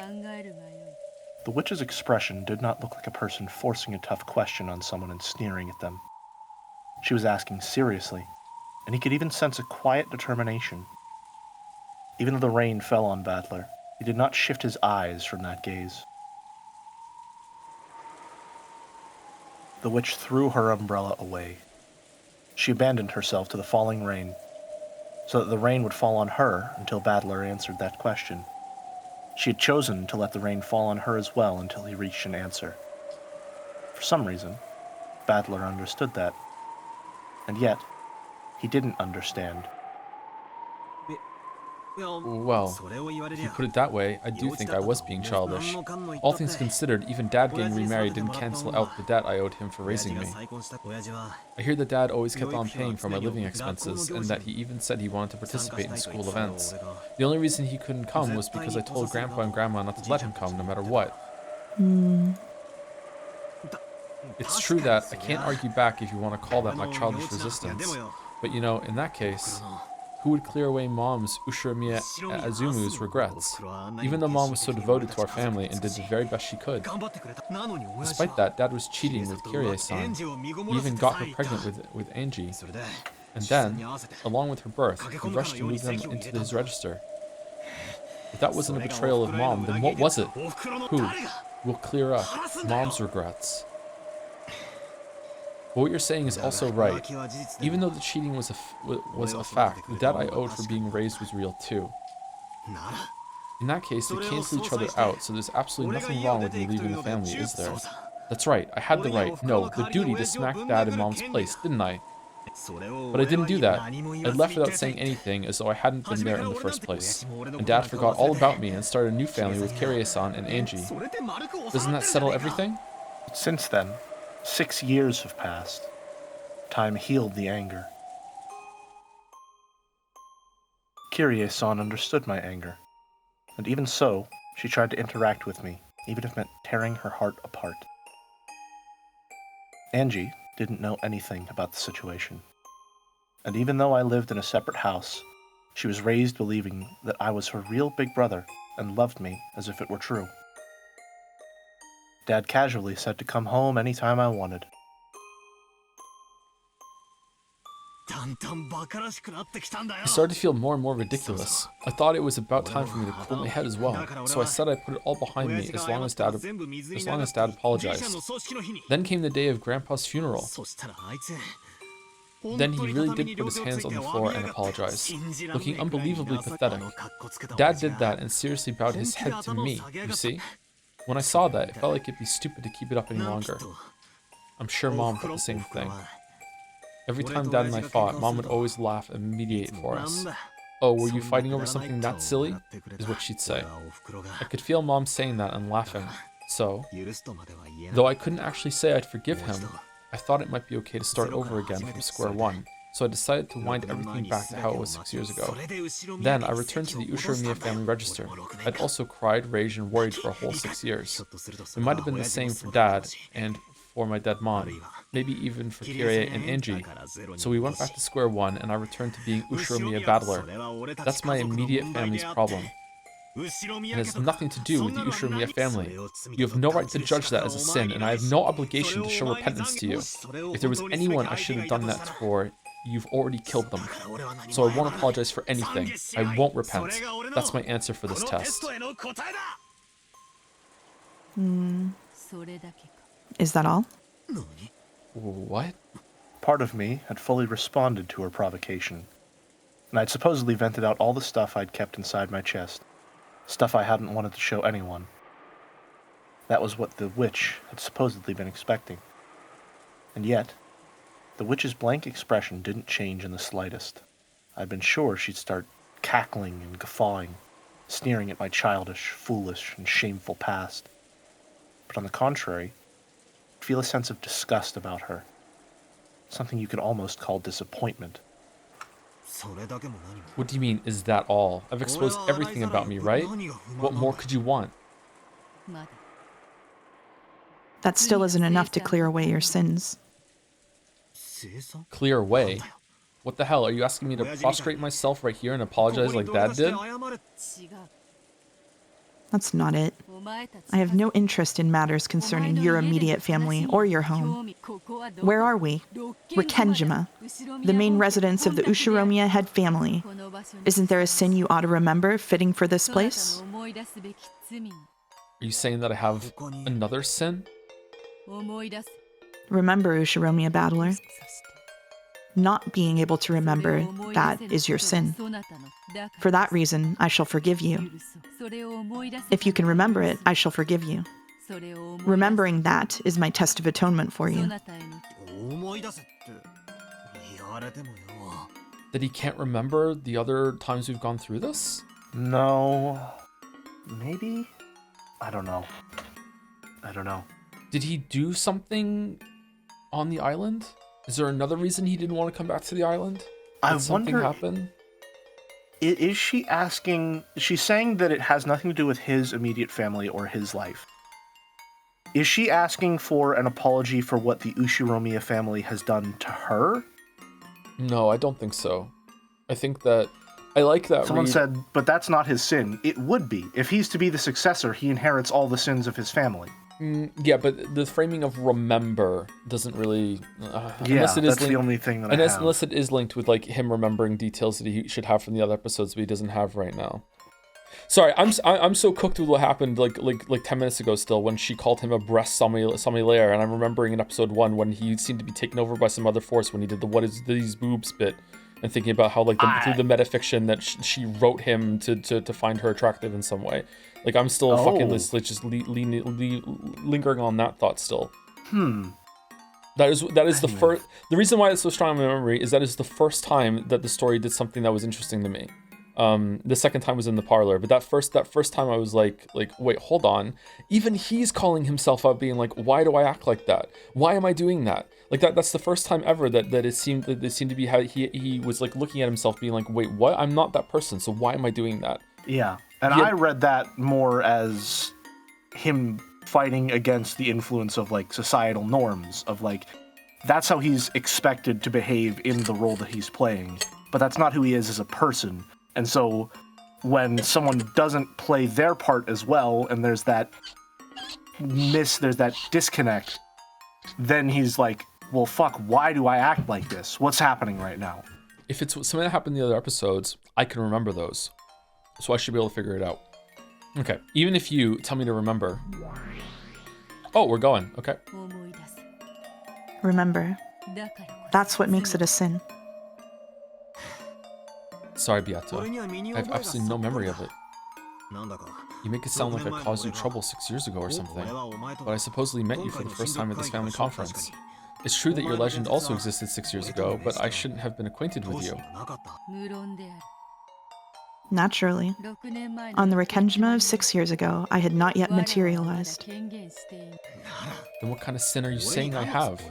Are you saying I've sinned against you somehow? Don't make me say the same thing twice. I had not materialized 6 years ago. There was no way for me to become acquainted with you. In the world that you are, it was as though I didn't exist. Beato's cold eyes felt as though they were pursuing some kind of sin. At a glance, it felt as though she still hated me for something I'd done to her, and that she blamed me for it. However, I naturally didn't have a clue, and Beato had said it herself. 6 years ago, there was no link between us. 6 years ago, no person called Beatrice existed to me. Is he saying that in red? At least give me a hint. Does this sin have anything to do with you and me? I had no connection to you 6 years ago. Remove me from your thoughts already. Why do you think it is a sin against me? Your eyes. My eyes? Oh. Because your eyes are whispering at me to apologize. But I had no connection with you 6 years ago, and it looks like you acknowledge that too. Is that true? Is it really not a problem between me and you? I already said it wasn't. No problem between me and you has anything to do with this. But still, your eyes are telling me differently, so I don't even have a clue. Can you say it in red? Can you proclaim that the sin you're telling me to remember isn't something between you and me? Very well. The sin I am now demanding that you remember is not between Ushiromiya Battler and Beatrice. Then why are you looking at me with those eyes? I don't know. I'm simply gazing at you blankly. If it feels that way to you, perhaps there's something making you feel that way. What kind of sin are you saying I have? Ushiromiya Battler has a sin. And I'm asking you what kind. I'll bet it's just some trivial sin like hitting someone or tricking someone. Because of your sin, people die. What? I'm still thinking this is an inherited sin.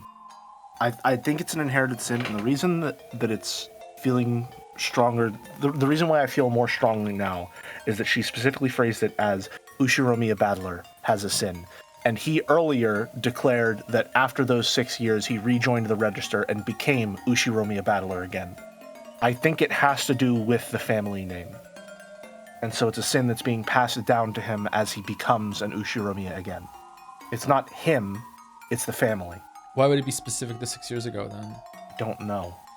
Is it that he had the sin 6 years ago when he was still Ushiromiya Battler and then he wasn't for a while and now he's rejoined the register, so now it's come back and he has to remember the sin he has and he carried with the name? But I don't know. Remember... It doesn't have to do with Ushiromiya Battler and Beatrice, is what she's saying, though. It's not him. Or rather, the sin doesn't have to do with him and her. I don't know. Liar. I've never killed anyone. Then say it. Who did I kill? When? Who? How?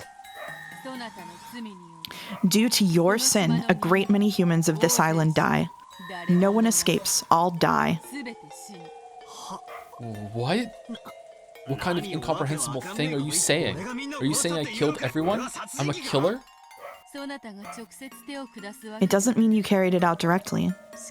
However, because you committed a sin, from an imperfection in the cogs that stretched back a full 6 years, a distortion was created.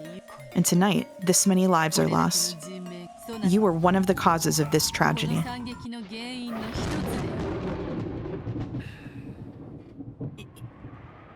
Quit messing around. I'm the cause? Then what? Are you saying 13 people died because I abandoned the Ushiromiya register 6 years ago? Are you saying that 13 people died because I came back to the Ushiromiya family after 6 years? Don't fuck with me. Give it a rest. For these 6 years, I've been the man farthest from the Ushiromiya family, right? How could I have influenced anything in any way? It's not like I came to the family conference because I wanted to, right? I'd returned to my family after 6 years, so to make up for that lost time, I came to Rikinjima reluctantly. It's not like I had some duty to come here today. I came back, and because of that, a massacre occurred? Then what? Are you saying that if I hadn't come back, no one would have had to die? Say it in red. Can you say it in red that if I hadn't come back, this massacre crime wouldn't have occurred? There's no way you can say it because you're the culprit for everything. Repeat it. If Ushiromiya Battler hadn't returned to Rikinjima, this crime wouldn't have occurred. If you can say it, try saying it. Can't do it, can you? You can't say it. The culprit is you, not me. Don't try to rub that responsibility off onto me. Oh shit. Answer in red. Try to repeat it. You can't. My existence has nothing to do with the crime. Quit saying incomprehensible stuff and trying to confuse me. That's coming across to me like... Good. I'm not sure how exactly to phrase it. It has to do with my more feminist reading of the text, which is... It almost feels like he's being asked to take accountability for some of the wrongs that have been inflicted upon people by the Ushiromiya family because of their more domineering patriarchal tendencies. And him so strongly refusing to take accountability of that sort of feels like the cognitive disconnect that comes with someone who's like encountering the idea of toxic masculinity in the incorrect way, where they hear that, like, you know, toxic masculinity is this thing that causes a lot of negative effects, and they think, okay, well, I'm a guy, so are you saying that I'm to blame for all of this? You think it's my fault? What did I do specifically? Does that track? It tracks except for the 6 years thing. But if that's what they're going for with the you were part of the family and you perpetuated the status quo sort of thing, then it tracks. But the 6 year, him dropping out and it being specifically tied to something 6 years ago, Yeah, I'm not so sure about the specifics of the sin. I'm more so thinking about the thematic through line of what this represents, if that makes sense. And I think that's the line I'm currently following. I began to remember the coldness of the raindrops that kept pounding down. The rain earlier had just hurt, but now it felt like a tormenting cold from those raindrops. Is there nothing that you remember? Sorry, I don't even have a clue. She's mad. Hey, I'm starting to get a little pissed off. If there's something you want to say, then say it. If you have a grudge against me, you just have to say it out loud. Don't do it in such a dirty way, forcing me to remember. I'll ask one more time. Can you remember any sin? No, I can't remember anything.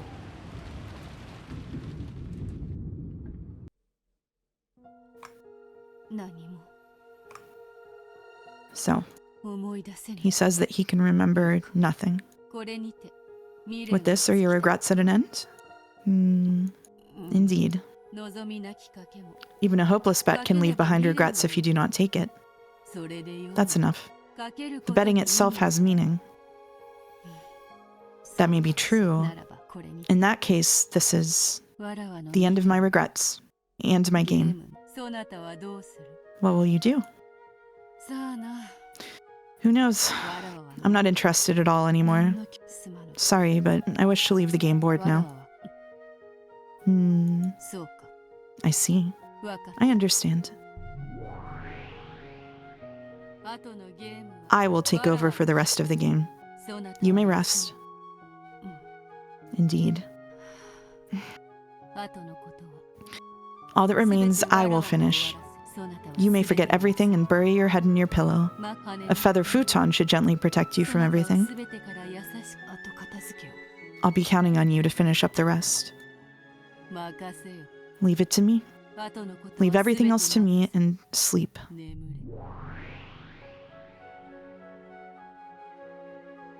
The witch who had questioned Battler hid herself, and the other witch, who had appeared from behind, remained.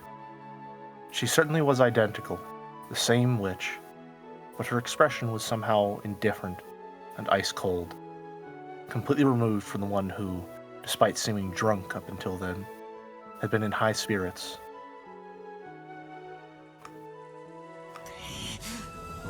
Hey, are you listening? Isn't this enough for that test thing? I don't care whether I pass or fail. I won't be satisfied until I can bash your face.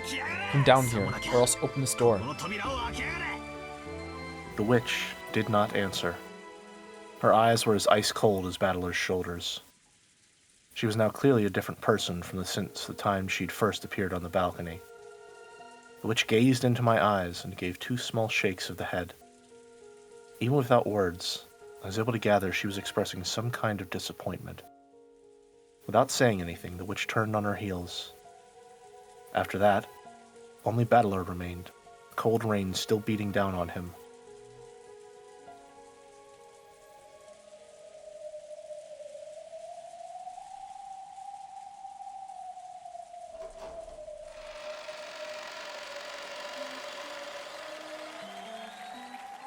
The study was in the middle of a lively party. It seemed that Gap was making fun of Virgilia, having tripped her up in some stupid way. They were spitting Leah, Leah, Leah and Gap, Gap, Gap at each other. With this as a sideshow, Kinzo and Renove had opened a new bottle. Oh, you're back! How were the results of Battler's test? Maria's test got passing marks with no complaints, you see? I've despised her as a little girl. But see, why, oh my, not bad, not bad.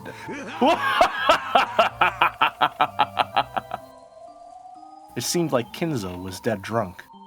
Facing Beato, who had returned, he laughed with the same level of tension as the time they'd left for the tests. However, Renove and Virgilia instantly noticed the change in enthusiasm. Gap also froze her expression and went silent. What is it, Beatrice, my beloved witch? Not enough to drink? Not enough on the side? Let's pour it all over a cow or something and roast it whole. Ooh, not bad. Ronove, prepare one right away. Beatrice, let's leave the results of Battler's test for later. Why don't we have a toast with spare rib first?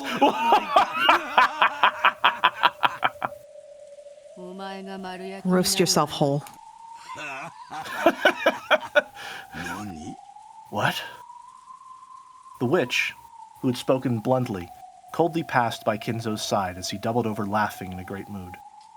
Then, behind the witch's back, the old summoner's body suddenly went up in flames. Yep, that's to be expected.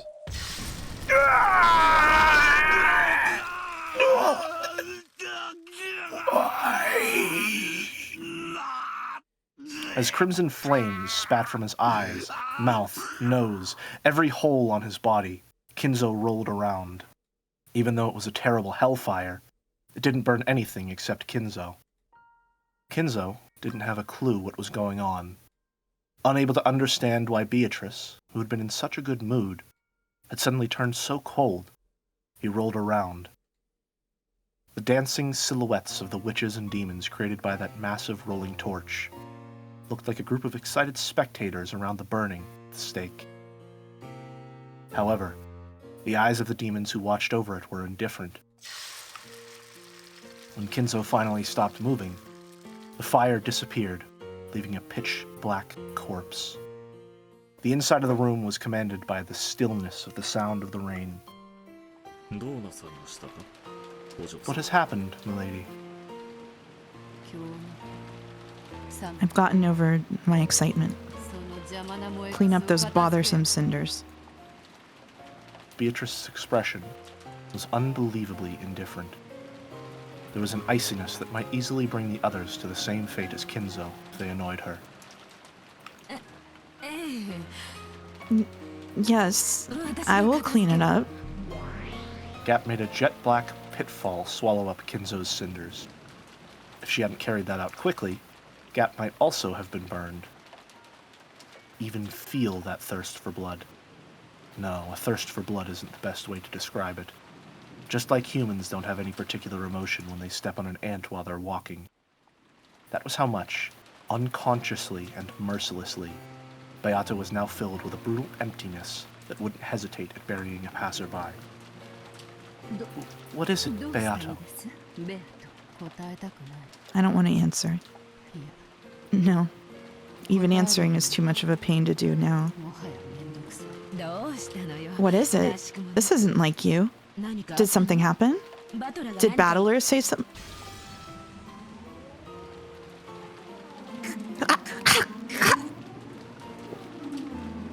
Beatrice didn't even answer.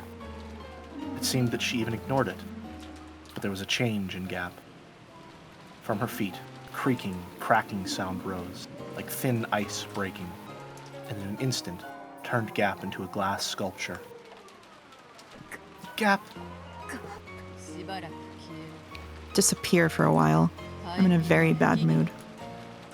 Beatrice spoke that in a truly cold voice which could freeze the heart just by hearing it.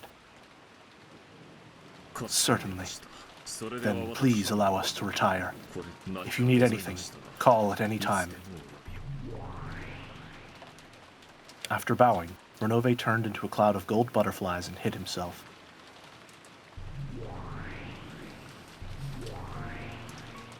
After turning Gap, who had become a sculpture, to a cloud of gold butterflies, Virgilia also turned into a cloud, which mixed in with the others and disappeared. In the study made untidy by drinking, Beatrice stood alone, still. Since the time she had returned, her expression hadn't changed in the slightest. However, when she saw the fallen empty wine bottles and scattered cheese plates, her brow furrowed, and she looked a bit displeased. And when she whispered, "Disappear," in that instant, the room was cleaned up in a flash, as though nothing had happened. The reception chairs were neatly arranged, and there was no wine or cheese. There were no stains or scattered trash either. To the contrary, even the air had frozen over. And, enough to make one doubt whether a large number of noisy people really had been in the room until a short while ago, the study had returned to silence. In that silent, frigid study, where even the air had frozen, Beatrice stood still. Then, she called, muttering, Battler, are you there?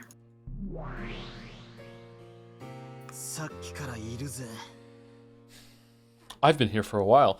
I can't think of anything else that it could be at this point, Jelly. I think it has to be when she's when she's saying remember about what happened. Okay, my only read that makes sense on this right now is that I definitely think that there is a character that has been held hostage in that mansion for God knows how long and is been abused by Kinzo to become at least on some level the Beatrice that he wanted to resurrect through some sort of fucked up, like, I don't know what his goal was really, but it's in that we understand each other, right? It's in that area. Yes, right? I mean, there's dialogue during that balcony scene that very clearly implies some pretty heinous things. Her calling herself furniture as well. When she's saying remember, I don't think it's fair to Battler what she's doing in that scene, but at the same time, what happened to Beatrice isn't fair either. Obviously, whoever she is, right? I think instead of remember, it should be realize. And I think everything that's happened in the story so far has been her indirectly trying to communicate to Battler, look what was done to me, look what I did, look at the reasons why I did it, don't you understand why? And I think you perpetuated that system 6 years ago because you're part of this family, and then you left, but now you're back and you're perpetuating again, and therefore you do carry this in, as you said. I just don't think it's fair how she worded it in that scene. I also think it's kind of an inversion of his inability to believe in magic, if that makes sense. He believes so firmly in reality, and yet he completely denies any possible involvement or responsibility in what has happened to Beatrice. I think his sin, even though that might be the reality of it, I think his sin is tied to he couldn't believe anyone in his family could kill all the people on the island, and that is also tied into he can't believe anyone in his family could have done whatever was done to whatever Beatrice OG is. Yeah, right? I think that's a very consistent aspect of Battler's character. Time and time again, his one defining feature has been his almost like inability to assume the worst of others. So in this does context, that make sense? Specifically with his family, his sin is that he doesn't realize how bad his family is, and he is one of the people, along with especially his parents or his father, Rudolph, Kraus, Ava, and Rosa, very sympathetic. A lot of damage done to them, but why did it take until thinking that Kinzo was dead before they were threatening to bash the door down? Why were they letting him get away with this? Like, they still had some amount of like responsibility, not a lot, but some amount of responsibility. Well, maybe Kraus had more, I'm not sure. There's some amount of responsibility in order to stand up to their father and just not go along with it. I think it's got to be in that sort of area, and I think that it's not fair to Battler, but also it's not fair to Beatrice, and I think Beatrice is so upset right now because I feel like she's going through, like, I feel like this is the real Beatrice at the moment. Even she is saying, magic, get the fuck away from me. I don't want the magic right now, right? Yes, I think that the Beatrice in, like, quote-unquote real clothing is meant to represent the physical Beatrice as she exists as this hostage. Yes, that is the one that was raised or was held captive on Koidorian for a while. Yeah, and then I don't know how long. The Beatrice in this ornate dress that she talked directly to, that is this other magical self that she has had to create in order to survive. Essentially, it is a Beatrice that she has forced into being in order to cope with the reality that the Ushiromiya family has forced her into, and whenever she's saying to her other self, you can sleep, it's almost like she can't get that version of herself the justice that it seeks. And so it can no longer exist. I think she's really upset with Battler because she's like, how haven't you gotten this by now? She feels like he should have understood by now, and he's not. I don't know why though. She's so invested in Battler specifically, like realizing, is it because he's in the narrative that we've seen that's been placed so straightforward to us? Is that because he's the holdout? Is that because she just likes him through some interactions? Maybe she just likes Battler. You know, there's some interaction there. You know, is it something about that he is the only male in this family? If they were going with feminist reading, he's the only male in this family that hasn't yet bought into the bullshit that the other ones have yet. I think that's it. And he's on like this balancing moment where he is the, because George has already bought in. George has already bought in, so he's the only male Ushiromiya that could in fact like reverse this and be like, you know, like, I'm not going to perpetuate that sort of thing. I've been talking about this since episode 3. I want to say it's very, to me, deliberate that the most influential people in Battler's lives are consistently women who are not blood relatives.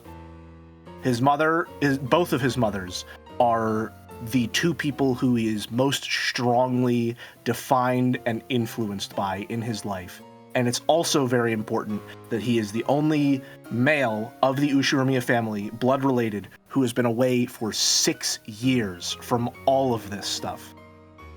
Right? He is the most removed from all of the damage that the Ushiromiya family could possibly do to someone. So I think he is perhaps the only possible person that Beatrice is looking at as someone who may be able to actually acknowledge the wrongdoing and the atrocities that have been committed by this family and make some form of reparations toward them. How's it going, Mouse? You good? Oh yeah, I'm great. You're great? Okay. Yeah. Great and fully aware of what is true and what is not. I do want to say also, I think whenever we first came to our conclusion, we thought that maybe the idea of Umineko would be like, you need to convince this like trauma victim that her trauma is real and that she needs to stop believing in her delusions and face reality. I no longer believe that to be the case. I think that is part of the core. But I think that conclusion is the kind of thing that Battler would come to. That's the kind of conclusion Battler would come to, where he would maybe think he understands the situation, but he doesn't have the perspective to understand that kind of conclusion is like, this is your fault for not being able to cope with the reality of the situation.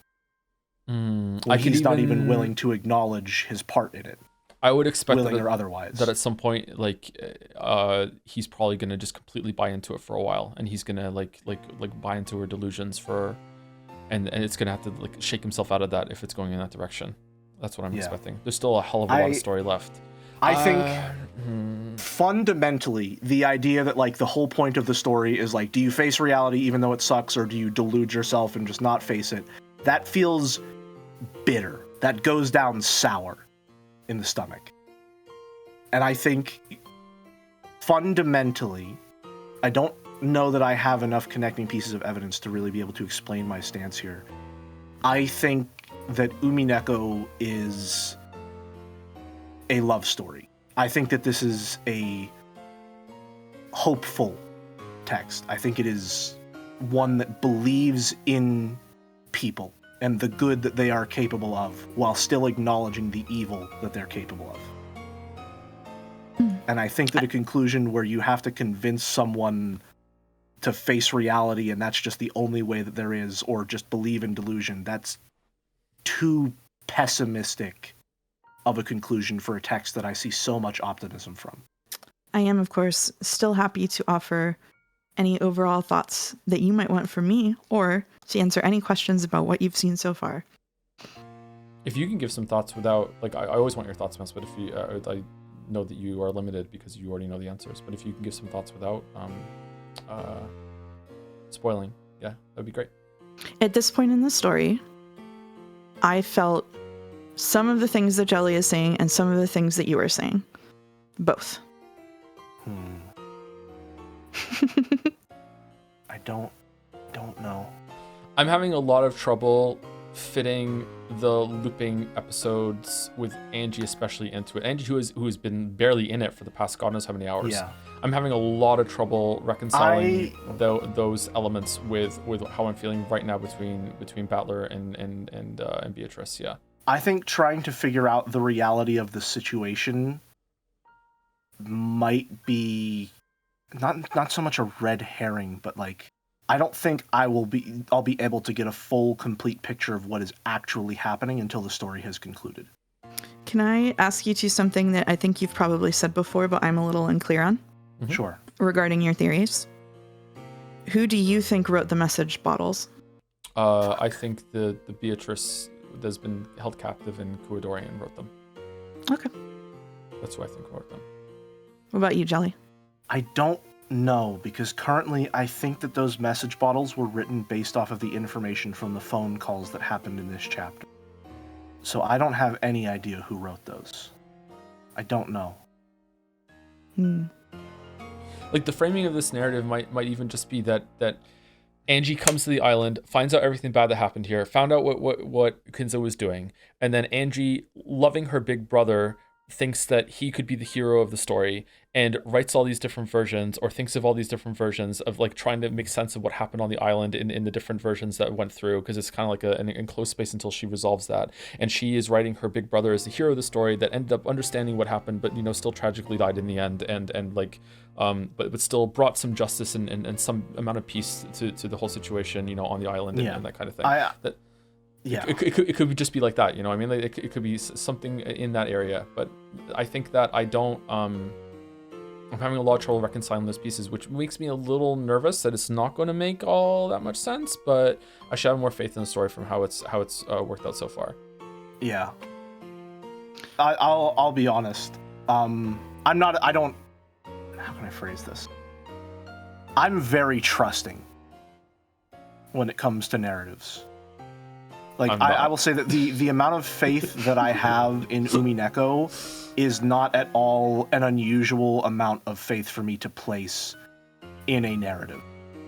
I will say, though, that I think it is one of the few times that I feel like that faith has been well and truly earned. Does that make sense? It has been earned multiple times, yeah. Would you like to know whether I thought it made sense at the end? No. Okay. No. No. Okay, let's continue. Good to continue? Yeah, let's go. I've been here for a while. Well, we really have been. What's the hell's going on with you? You've been strange since a short while ago. Do I seem strange?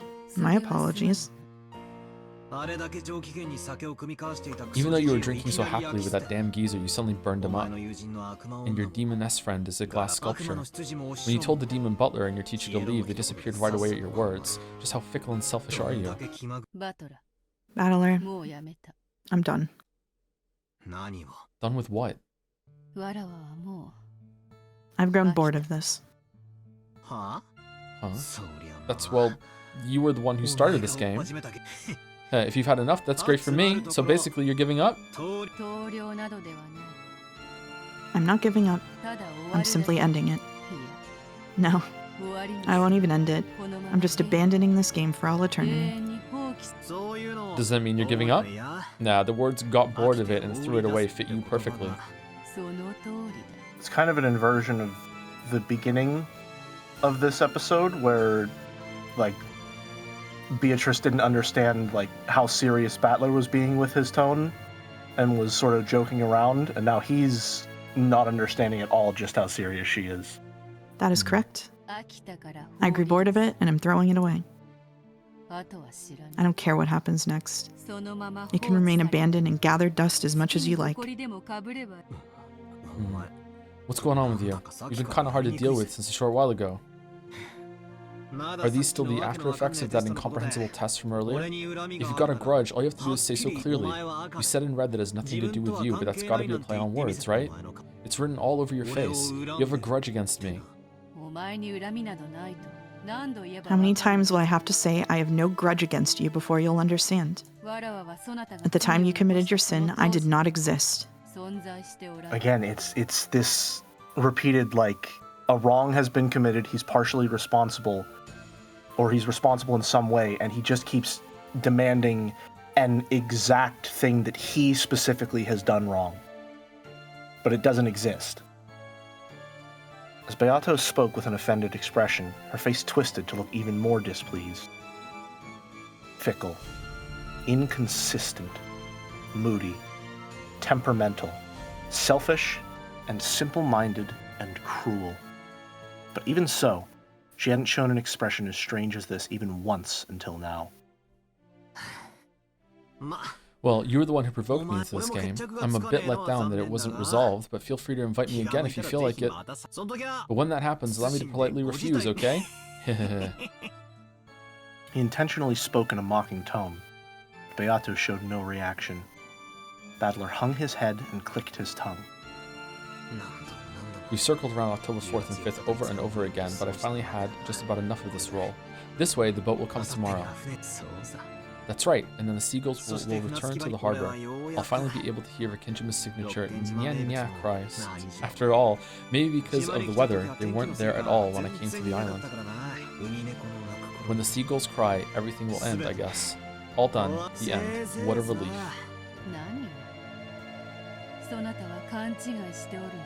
Exactly what is it you're misunderstanding?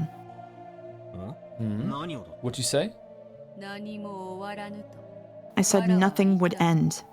With this, everything will be abandoned. The game will be forgotten, and the pieces on the board will be abandoned as they lay.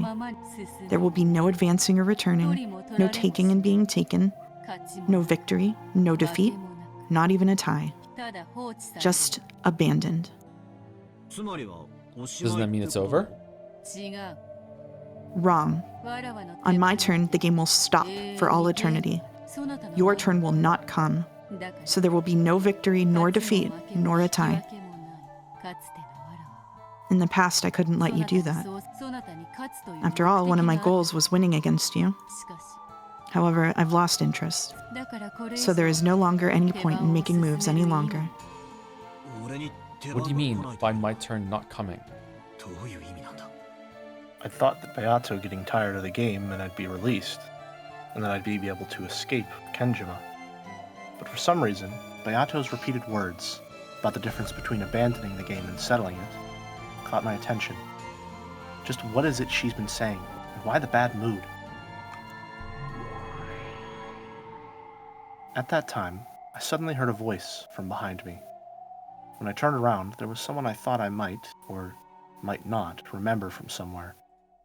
A mysterious girl with no light in her eyes was standing there. See, this is sorry, I don't want to speculate anymore. I want to get through it, but like just real quick, just to acknowledge it. Like I like everything I think about the story right now doesn't even fucking factor in these two, like whatever the fuck they are. Yeah. They don't. I forget they exist when they're on the screen. Like that's how much they don't enter at all into what I think is going on. So like, there must be something big that a missing piece that's missing that I don't have just yet. Like I don't get it. I fully agree with you. I do not know how Burn and Lambda factor in the slightest, and I'm still trying to figure that out. Maybe they don't. Maybe they're just like maybe they are the mechanism through a lot of is explained and developed later on. Maybe that's what I'm thinking too. They seem to represent concepts. What this kid's saying goes something like this. She means putting the lid on this game and leaving the pieces as they are. The game will be locked away for all eternity without ending. The only way for you to return to your original world is to win against Beato. So, if Beato abandons the game, get it? Suddenly, in a different place, was a girl wearing a bright pink dress. I had a feeling I'd met her somewhere too, but I couldn't remember. More important was the meaning of her words. If the game is abandoned, then... Huh? That's right. A match won't be resolved unless enemies and allies meet. It would mean that you'd never be able to win and escape from this world for all eternity. What it comes down to, I guess, is something like taking the key to the cage that you're locked in, fastening it to the collar of a pigeon or something, and letting it fly. This isn't funny, Beato. We didn't come this far to watch such a boring game.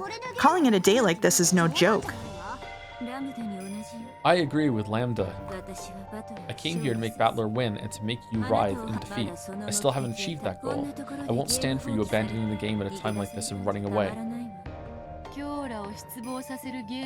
I acknowledge that it would mean the curtain call for a game that disappoints you ladies.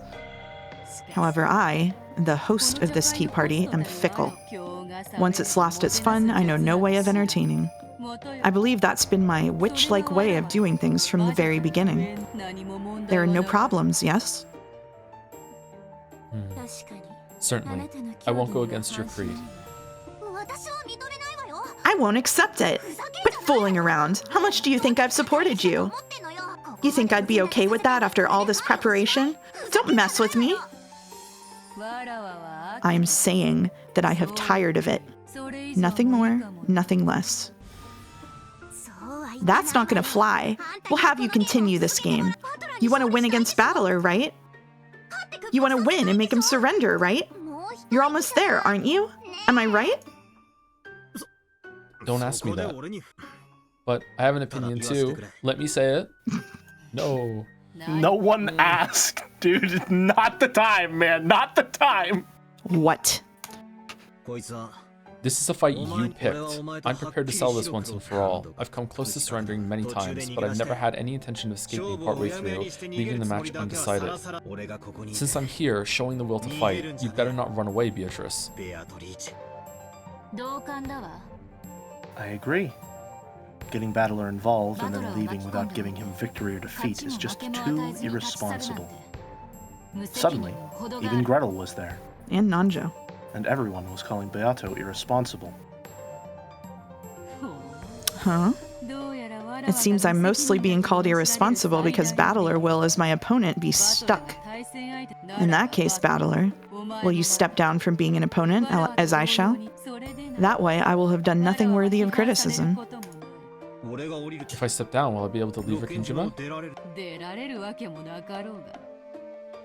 There's no chance you'll be able to leave. Just be covered in dust and let it pile up on your shoulders. Quit fooling around. What an irresponsible person. You've killed such a large number of people. On top of that, using a witch's power, you've done it over and over. Killing in gruesome ways. I definitely won't let you escape without taking responsibility. Responsibility?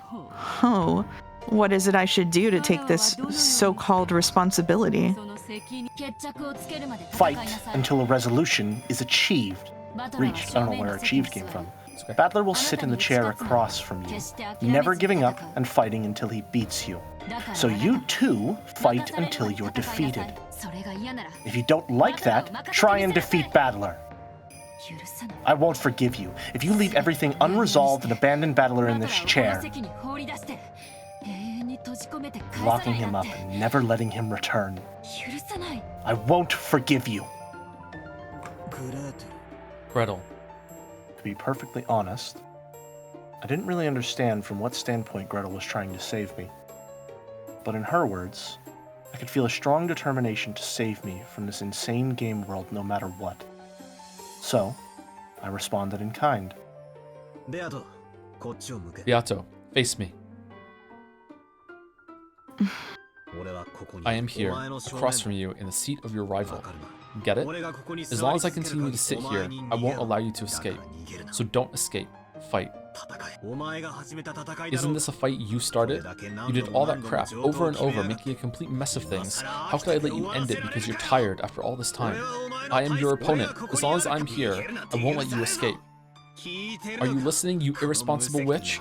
Try saying something. After I yelled at her, Beato went silent for a while. Whether my words had reached her or whether she was thinking about something completely different, I couldn't tell. But for a while, she was silent, gazing at me with an expression I could read no emotion from. And when she realized that I'd noticed, she averted her gaze. Then, she turned her back to me and said this.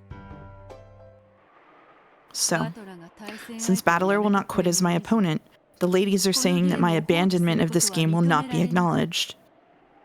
In that case, let's ask. Let's see if the man over there was qualified to be my opponent in the first place. Qualified? The Henry VIII maneuver. Okay, alright then. Probably has something to do with that test or whatever just now. What are you planning to do? Don't tell me you're... I will now determine whether or not you are qualified to be my opponent. Ready, battler? If those qualifications are acknowledged, I will stay on my seat and continue the game. And I shall promise to fight for all eternity until the outcome is decided. I was ready for that from the beginning.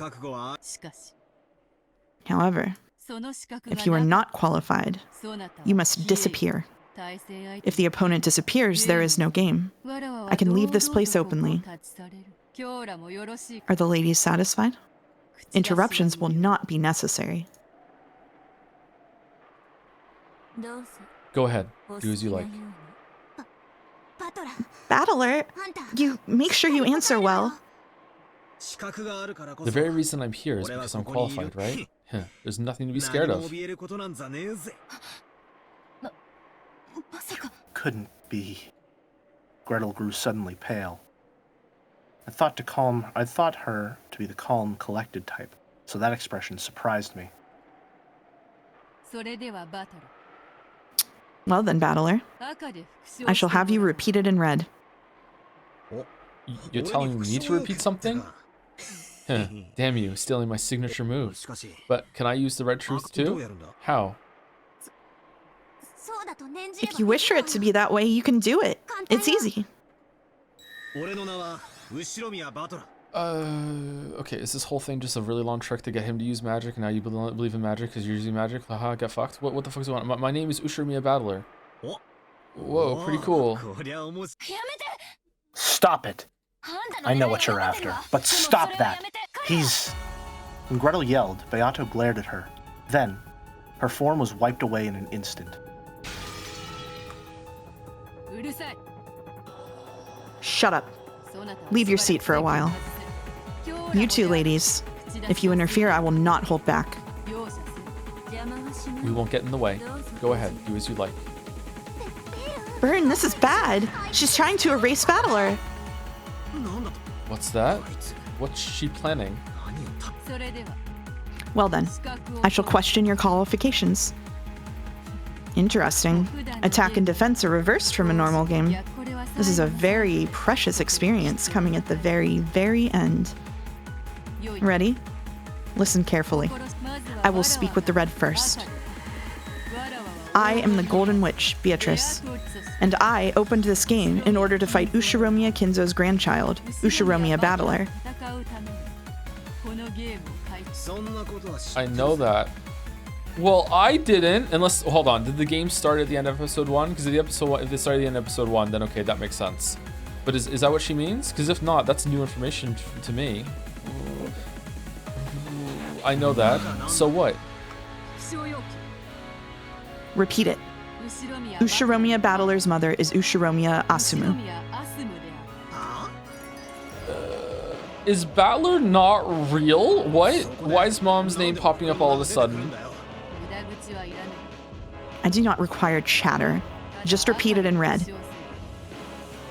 Beato urged me with the same indifferent tone, but I don't have a clue what she's trying to do. I have absolutely nothing to feel guilty for that would trouble me if thrown in my face. There's nothing that I'm hiding. There's nothing that could trouble me by demanding that I repeat it. So why do something like this? Sure, I'll repeat it. Ushiromiya Battler's mother is Ushiromiya Azumu. Okay, the red shirt is convenient. No need to bother myself with bringing a copy of the family register. Idle chatter is unnecessary. Let's continue. Your name is Ushiromiya Battler. Sure, my name is Ushiromiya Battler. It was from Ushiromiya Asumu that Ushiromiya Battler was born. It was from Ushiromiya Asumu that Ushiromiya Battler was born. Is Rudolph not his dad? It was from Ushiromiya Asumu that you were born. It was from Ushiromiya. Ugh.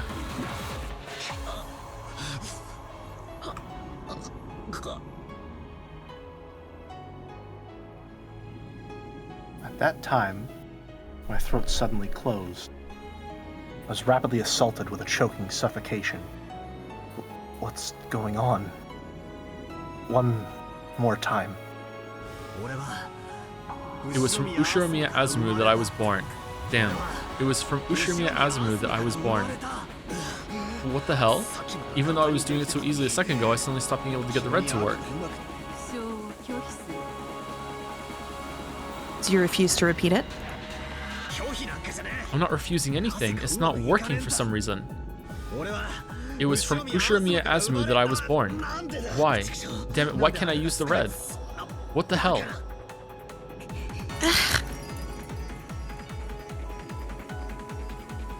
My mom is Ushiromiya Asumu, right? Why can't I say that fact in red? What's going on? This is... If you try to forcefully speak red that cannot be spoken, you choke. There's no need to strain yourself. Allow me to use the aforementioned fact to press you in blue. Do you remember? The blue is used to proclaim a theory for the opponent to deny. They are then burdened with the responsibility of denying that in red, and if they do not, it becomes your victory. Then let us begin. Due to my previous demand to repeat and your subsequent refusal, I proclaim that you are not qualified to be my opponent. After all, Beatrice opened this game in order to fight with Ushiromiya Kinzo's grandchild, Ushiromiya Battler. This gave you the responsibility, as my opponent, to declare in red that you are Ushiromiya Kinzo's grandchild, Ushiromiya Battler. You have refused to repeat that. This means the loss of your qualifications.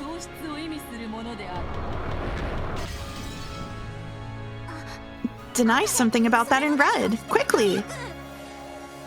Sure. I am Ushiromiya Battler.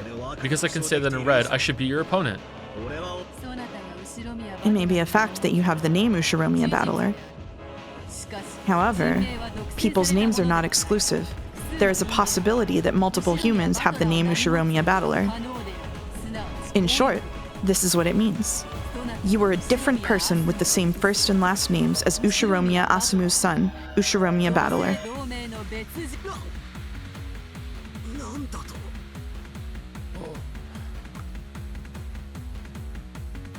Is it some technicality that it's because he's in the Velvet Room right now, that he's like some fucking unhinged version of him that's broken off from reality? What the fuck is this? What's going on here? What'd you say? Don't be so stupid. I'm mom's child. Ushiromiya Azumu's child. It was from Ushiromiya Azumu. Okay, why can he say it a little bit, but he can't say all of it?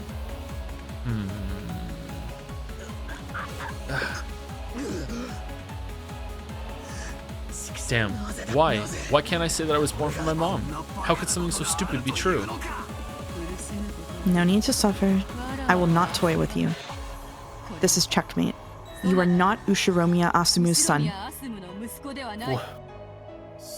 You're kidding me.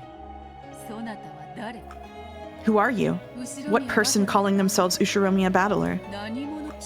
Wait a second. I am Ushiromiya Battler. It was from Ushiromiya Azumu that I was born, and I'm dad and mom's son. No. There is no way that you're my opponent, Ushiromiya Battler, with this as proof. Proof, you say? You do not know of that sin 6 years ago. That's... No, the true Ushiromiya Battler would not have committed a sin. But a sin did occur in the end. That span of 6 years became a blank space, and a man who knew nothing of that time took on the name Ushiromiya Battler and appeared on Rikkenjima. That truth goes like this. 6 years ago, my opponent, the true Ushiromiya Battler, was already dead. You were part of a plot by Rudolph having something to do with distribution of the inheritance. A body double set up in Ushiromiya Battler's place. This is bullshit. How could something that stupid be true? That's so ridiculous. Battler, Get a hold of yourself. Well, if he can't counter back, there's nothing more to do. Battler did not possess that qualification. That's how it is. Are you okay with that, Burn? If you accept that, you'll lose too, right? Won't you win? Why are you taking Battler's side? What a shame, Battler. What a real shame that you didn't have the qualifications to be Beatrice's opponent. I was careless myself, betting on an unqualified piece. It's my utter defeat, Beatrice. There is no victory or defeat. The opponent will simply disappear. Or perhaps I should say that he was never there to begin with. But then, who am I? Am I not Dad and Mom's kid? Who am I? What am I? If I'm not Mom's kid, then what are you saying? I'm a kid they picked up somewhere, like a stray cat? If that is the case, it would mean that you do not share Kinzo's blood. Either way, you're not qualified to compete in this game. What is this fucking parallel that's being drawn here between like fucking Kinzo found someone and brainwashed them into Beatrice, and then like now proposing that Rudolph did the same thing to some kid, brainwashed him into being Battler? I don't believe this. This is not. I don't like this. I don't know. You're kidding me. You're kidding me. Enough. From the very beginning, I was faintly aware of the possibility that you weren't Ushiromi a battler. So I had to question you. I had to ask about something the real battler would have known. What a shame. I even bet on the 1 in a quadrillion chance of a miracle that you might really be Ushiromi a battler. But it seems you really are a different person with the same first and last names. Okay, what was it that Kirie said about having a baby at the exact same time? Wait, hold on, that was in a wrong line, wasn't it? That was in a magic scene. That could be bullshit. Fuck. I can't trust that. Shit. I'm annoyed at Battler not saying like, well, is Rudolph my dad? Like, why can't you do that? This is I'm not liking the scene. Oh no, I'm not liking the scene at all. Oh, fucking hell. I'm not liking this scene at all. Fucking Christ. Can you...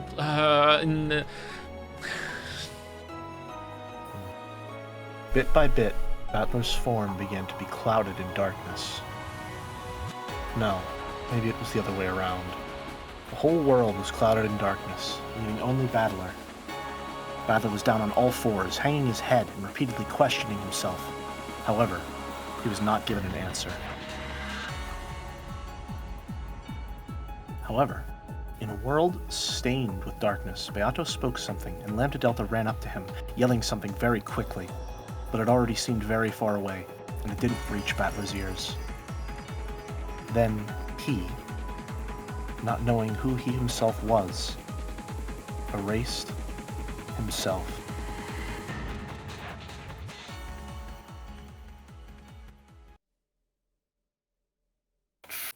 Now, if I had balls, I would just end the stream abruptly right now. Battler! Ah! Now my opponent has disappeared. Well then, if you'll excuse me. And ladies, you should get ready for your journey. No more festivities have been prepared for in my territory. How much longer do we have until chapter end, by the way? Like 5 minutes, like it's very close. Okay, I can stick around for that. Okay. It was good seeing you. Goodbye. Without saying anything more, she clouded her own form in darkness as well, and disappeared. Are you okay with this? Battler disappeared, right? I know how much you hate losing. Are you really okay with this? Weren't you betting on my defeat? Good for you then. Congratulations, Lambda. Let's meet again in some other world, okay? Well, this is a world of endless fragments. The chances of having some connection again somewhere are probably less than 1 in a quadrillion. Anyway, it was fun. Bye-bye. Wait up, Burn! Chasing after Burn Castle, who had disappeared first, Lambda Delta disappeared as well. After that, everyone was gone, and the study was now completely empty. It returned to silence, almost as though no one had been there from the outset. No one was here in the first place. The silent study spoke that wordlessly, and the sound of the wind and rain began to fill the room bit by bit.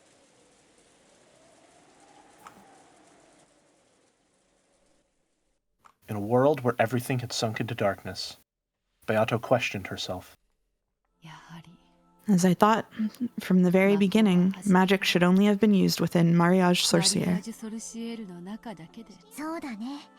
It seems so. I also thought that with Ange.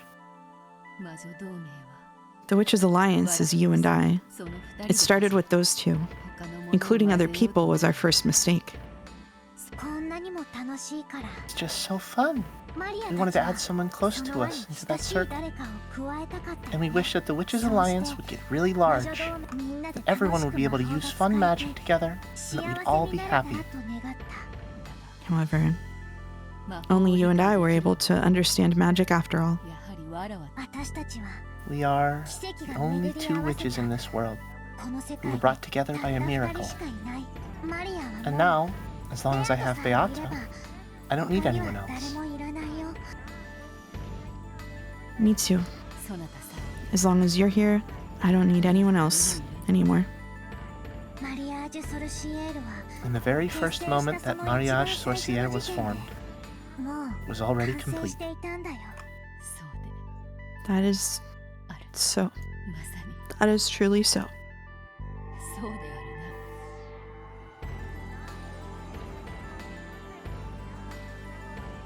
It was once a witches' alliance to make everyone happy together with magic. I wonder when it got this screwed up. What did I want to do when I started this game? Can't really even remember that. No, I may remember, but that's a feeling I now wish to throw away to the far side of oblivion. It's okay. Why not forget everything? Let's have a Mariage Sorcière for just the two of us. We'll acknowledge each other, and no one will hurt us. So we won't be hurt. We won't cry. Let's forget everything. Hey, Beato, we are eternal. Maria.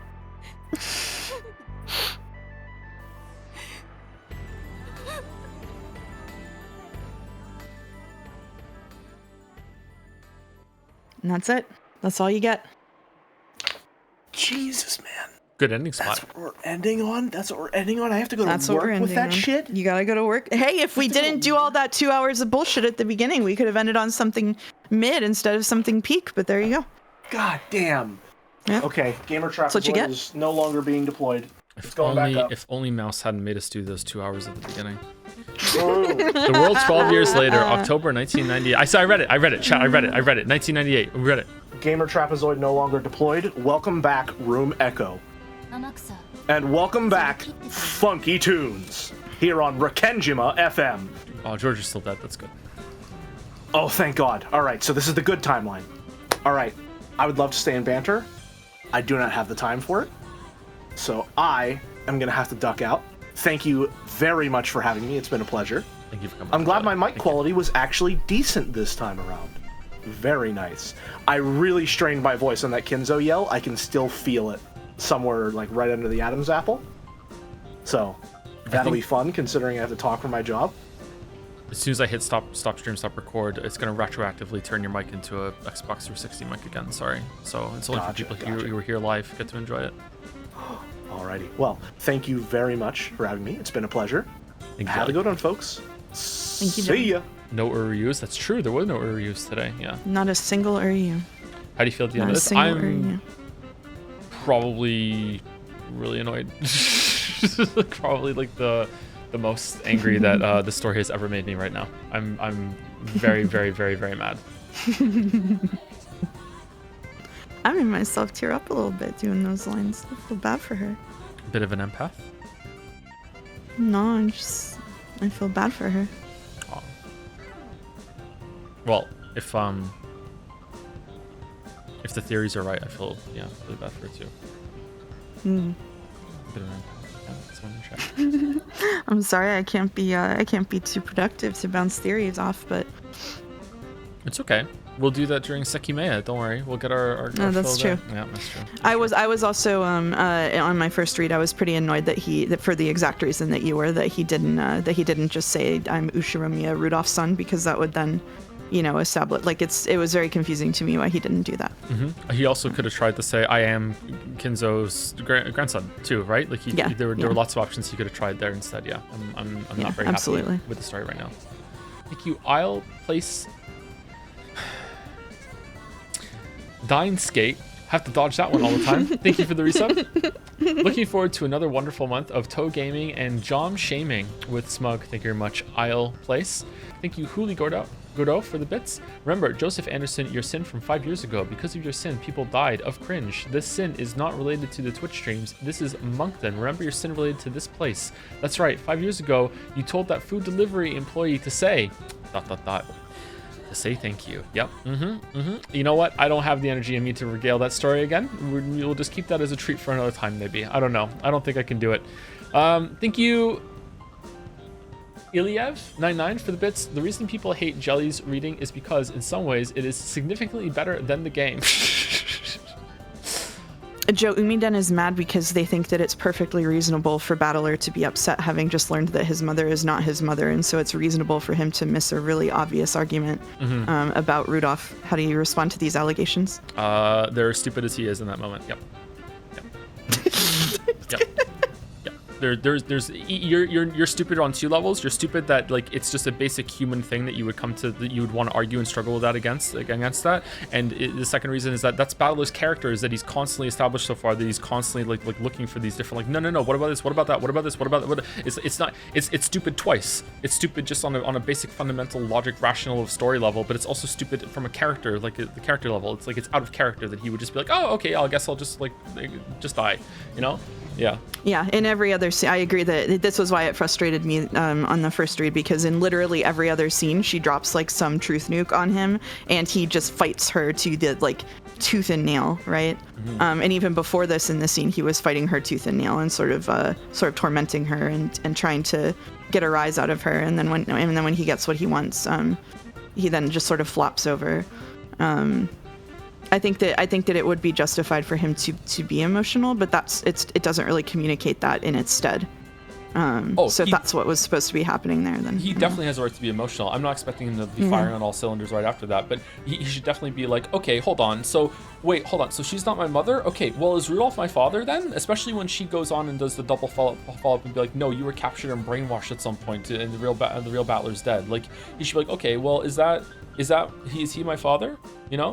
Okay, come on, you can't have he's literally declared incompetent in red as an argument for, okay, so like we should just not listen to Battler when he talks at any point ever. So every single time that he does show competency, it's a plot hole. Is it, chat?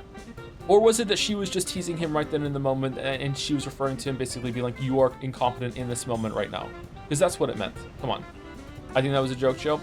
I don't think so. I think some people are using it as a real defense of the scene, because I have been on this rodeo many times before. Many times before. Oh, there was a question I wanted to read. Shit, where was it? Oh, it was a question for you, actually. Oh, what was the red statement he said before he couldn't make it anymore? Was the red statement he was allowed to say that Isumu was his mother or something? And then Beatrice like drilled down and said, no, I want you to say that you were born from her. 1 second, I'll scroll up. He was able to say, my name is Ushiromiya Battler. He was able to say Ushiromiya Battler's mother is Ushiromiya Asumu. Okay, that's why. Okay. Yeah. Right. And then he was able to say it was from Ushiromiya Asumu that Ushiromiya Battler was born. But he was not able to say it is from Ushiromiya Asumu that I was born. That's the one he got cut off on. Okay, yeah. All right. So my guess right now would be that there are that maybe what Kirie said about having the baby was right, and then it wasn't actually her baby that died. That's my guess. But I don't know if I can trust that scene because it happened in the magical realm. I actually can't remember when that happened. I think it was in the magical fight, wasn't it? That would be my guess. Yeah. So there are 2 Ushiromiya battlers. That's why. I wasn't accusing you of being angry or anything. I was just saying that there was a disagreement with Joe's take, and I was interested to hear his response to it. I can't give my takes, and so I have to farm other people's. I was the one that clapped back real hard on Umiden, not Mouse. Yeah. Man, I really liked that scene on the balcony and what happened afterwards, and then it just followed up with ending on like possibly the lowest moment of the whole entire read-through so far. I'm really, really upset. Maybe it's because we can't keep reading. Yeah, maybe I would pass it soon. But I'm like having this break point. Like, yeah. It is a tough stopping point. But also, if we did another chapter, you wouldn't feel any better. Okay. So don't feel too bad. Don't have too much FOMO. That's fine. I'm patient. Does 1000X Resist have a better story than what you have read so far of Umineko? No, I don't think so. Umineko's better. Impressive. But Persona 3 is better than both. Specifically for the story. Specifically.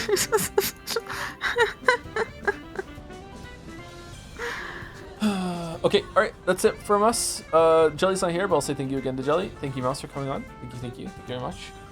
Thank you for having me once more. And that is it. Yeah, that's it. Alright, I'll be back on Tuesday. I'll see you on Tuesday. See you there, everyone. Who we're rating? Walrus? Is Walrus live? It's Saturday, right? It is Saturday. Walrus. Is Walrus live? Walrus is live. Okay, yeah. Hopefully I said it right. I believe so. There you go. Enjoy your weekend. I'll try. It's kind of a bop. Anyway, so everyone, Brady's going. Have a good weekend for all those who celebrate. See you later. And anyone stick around. See you later, too. See you later, chat.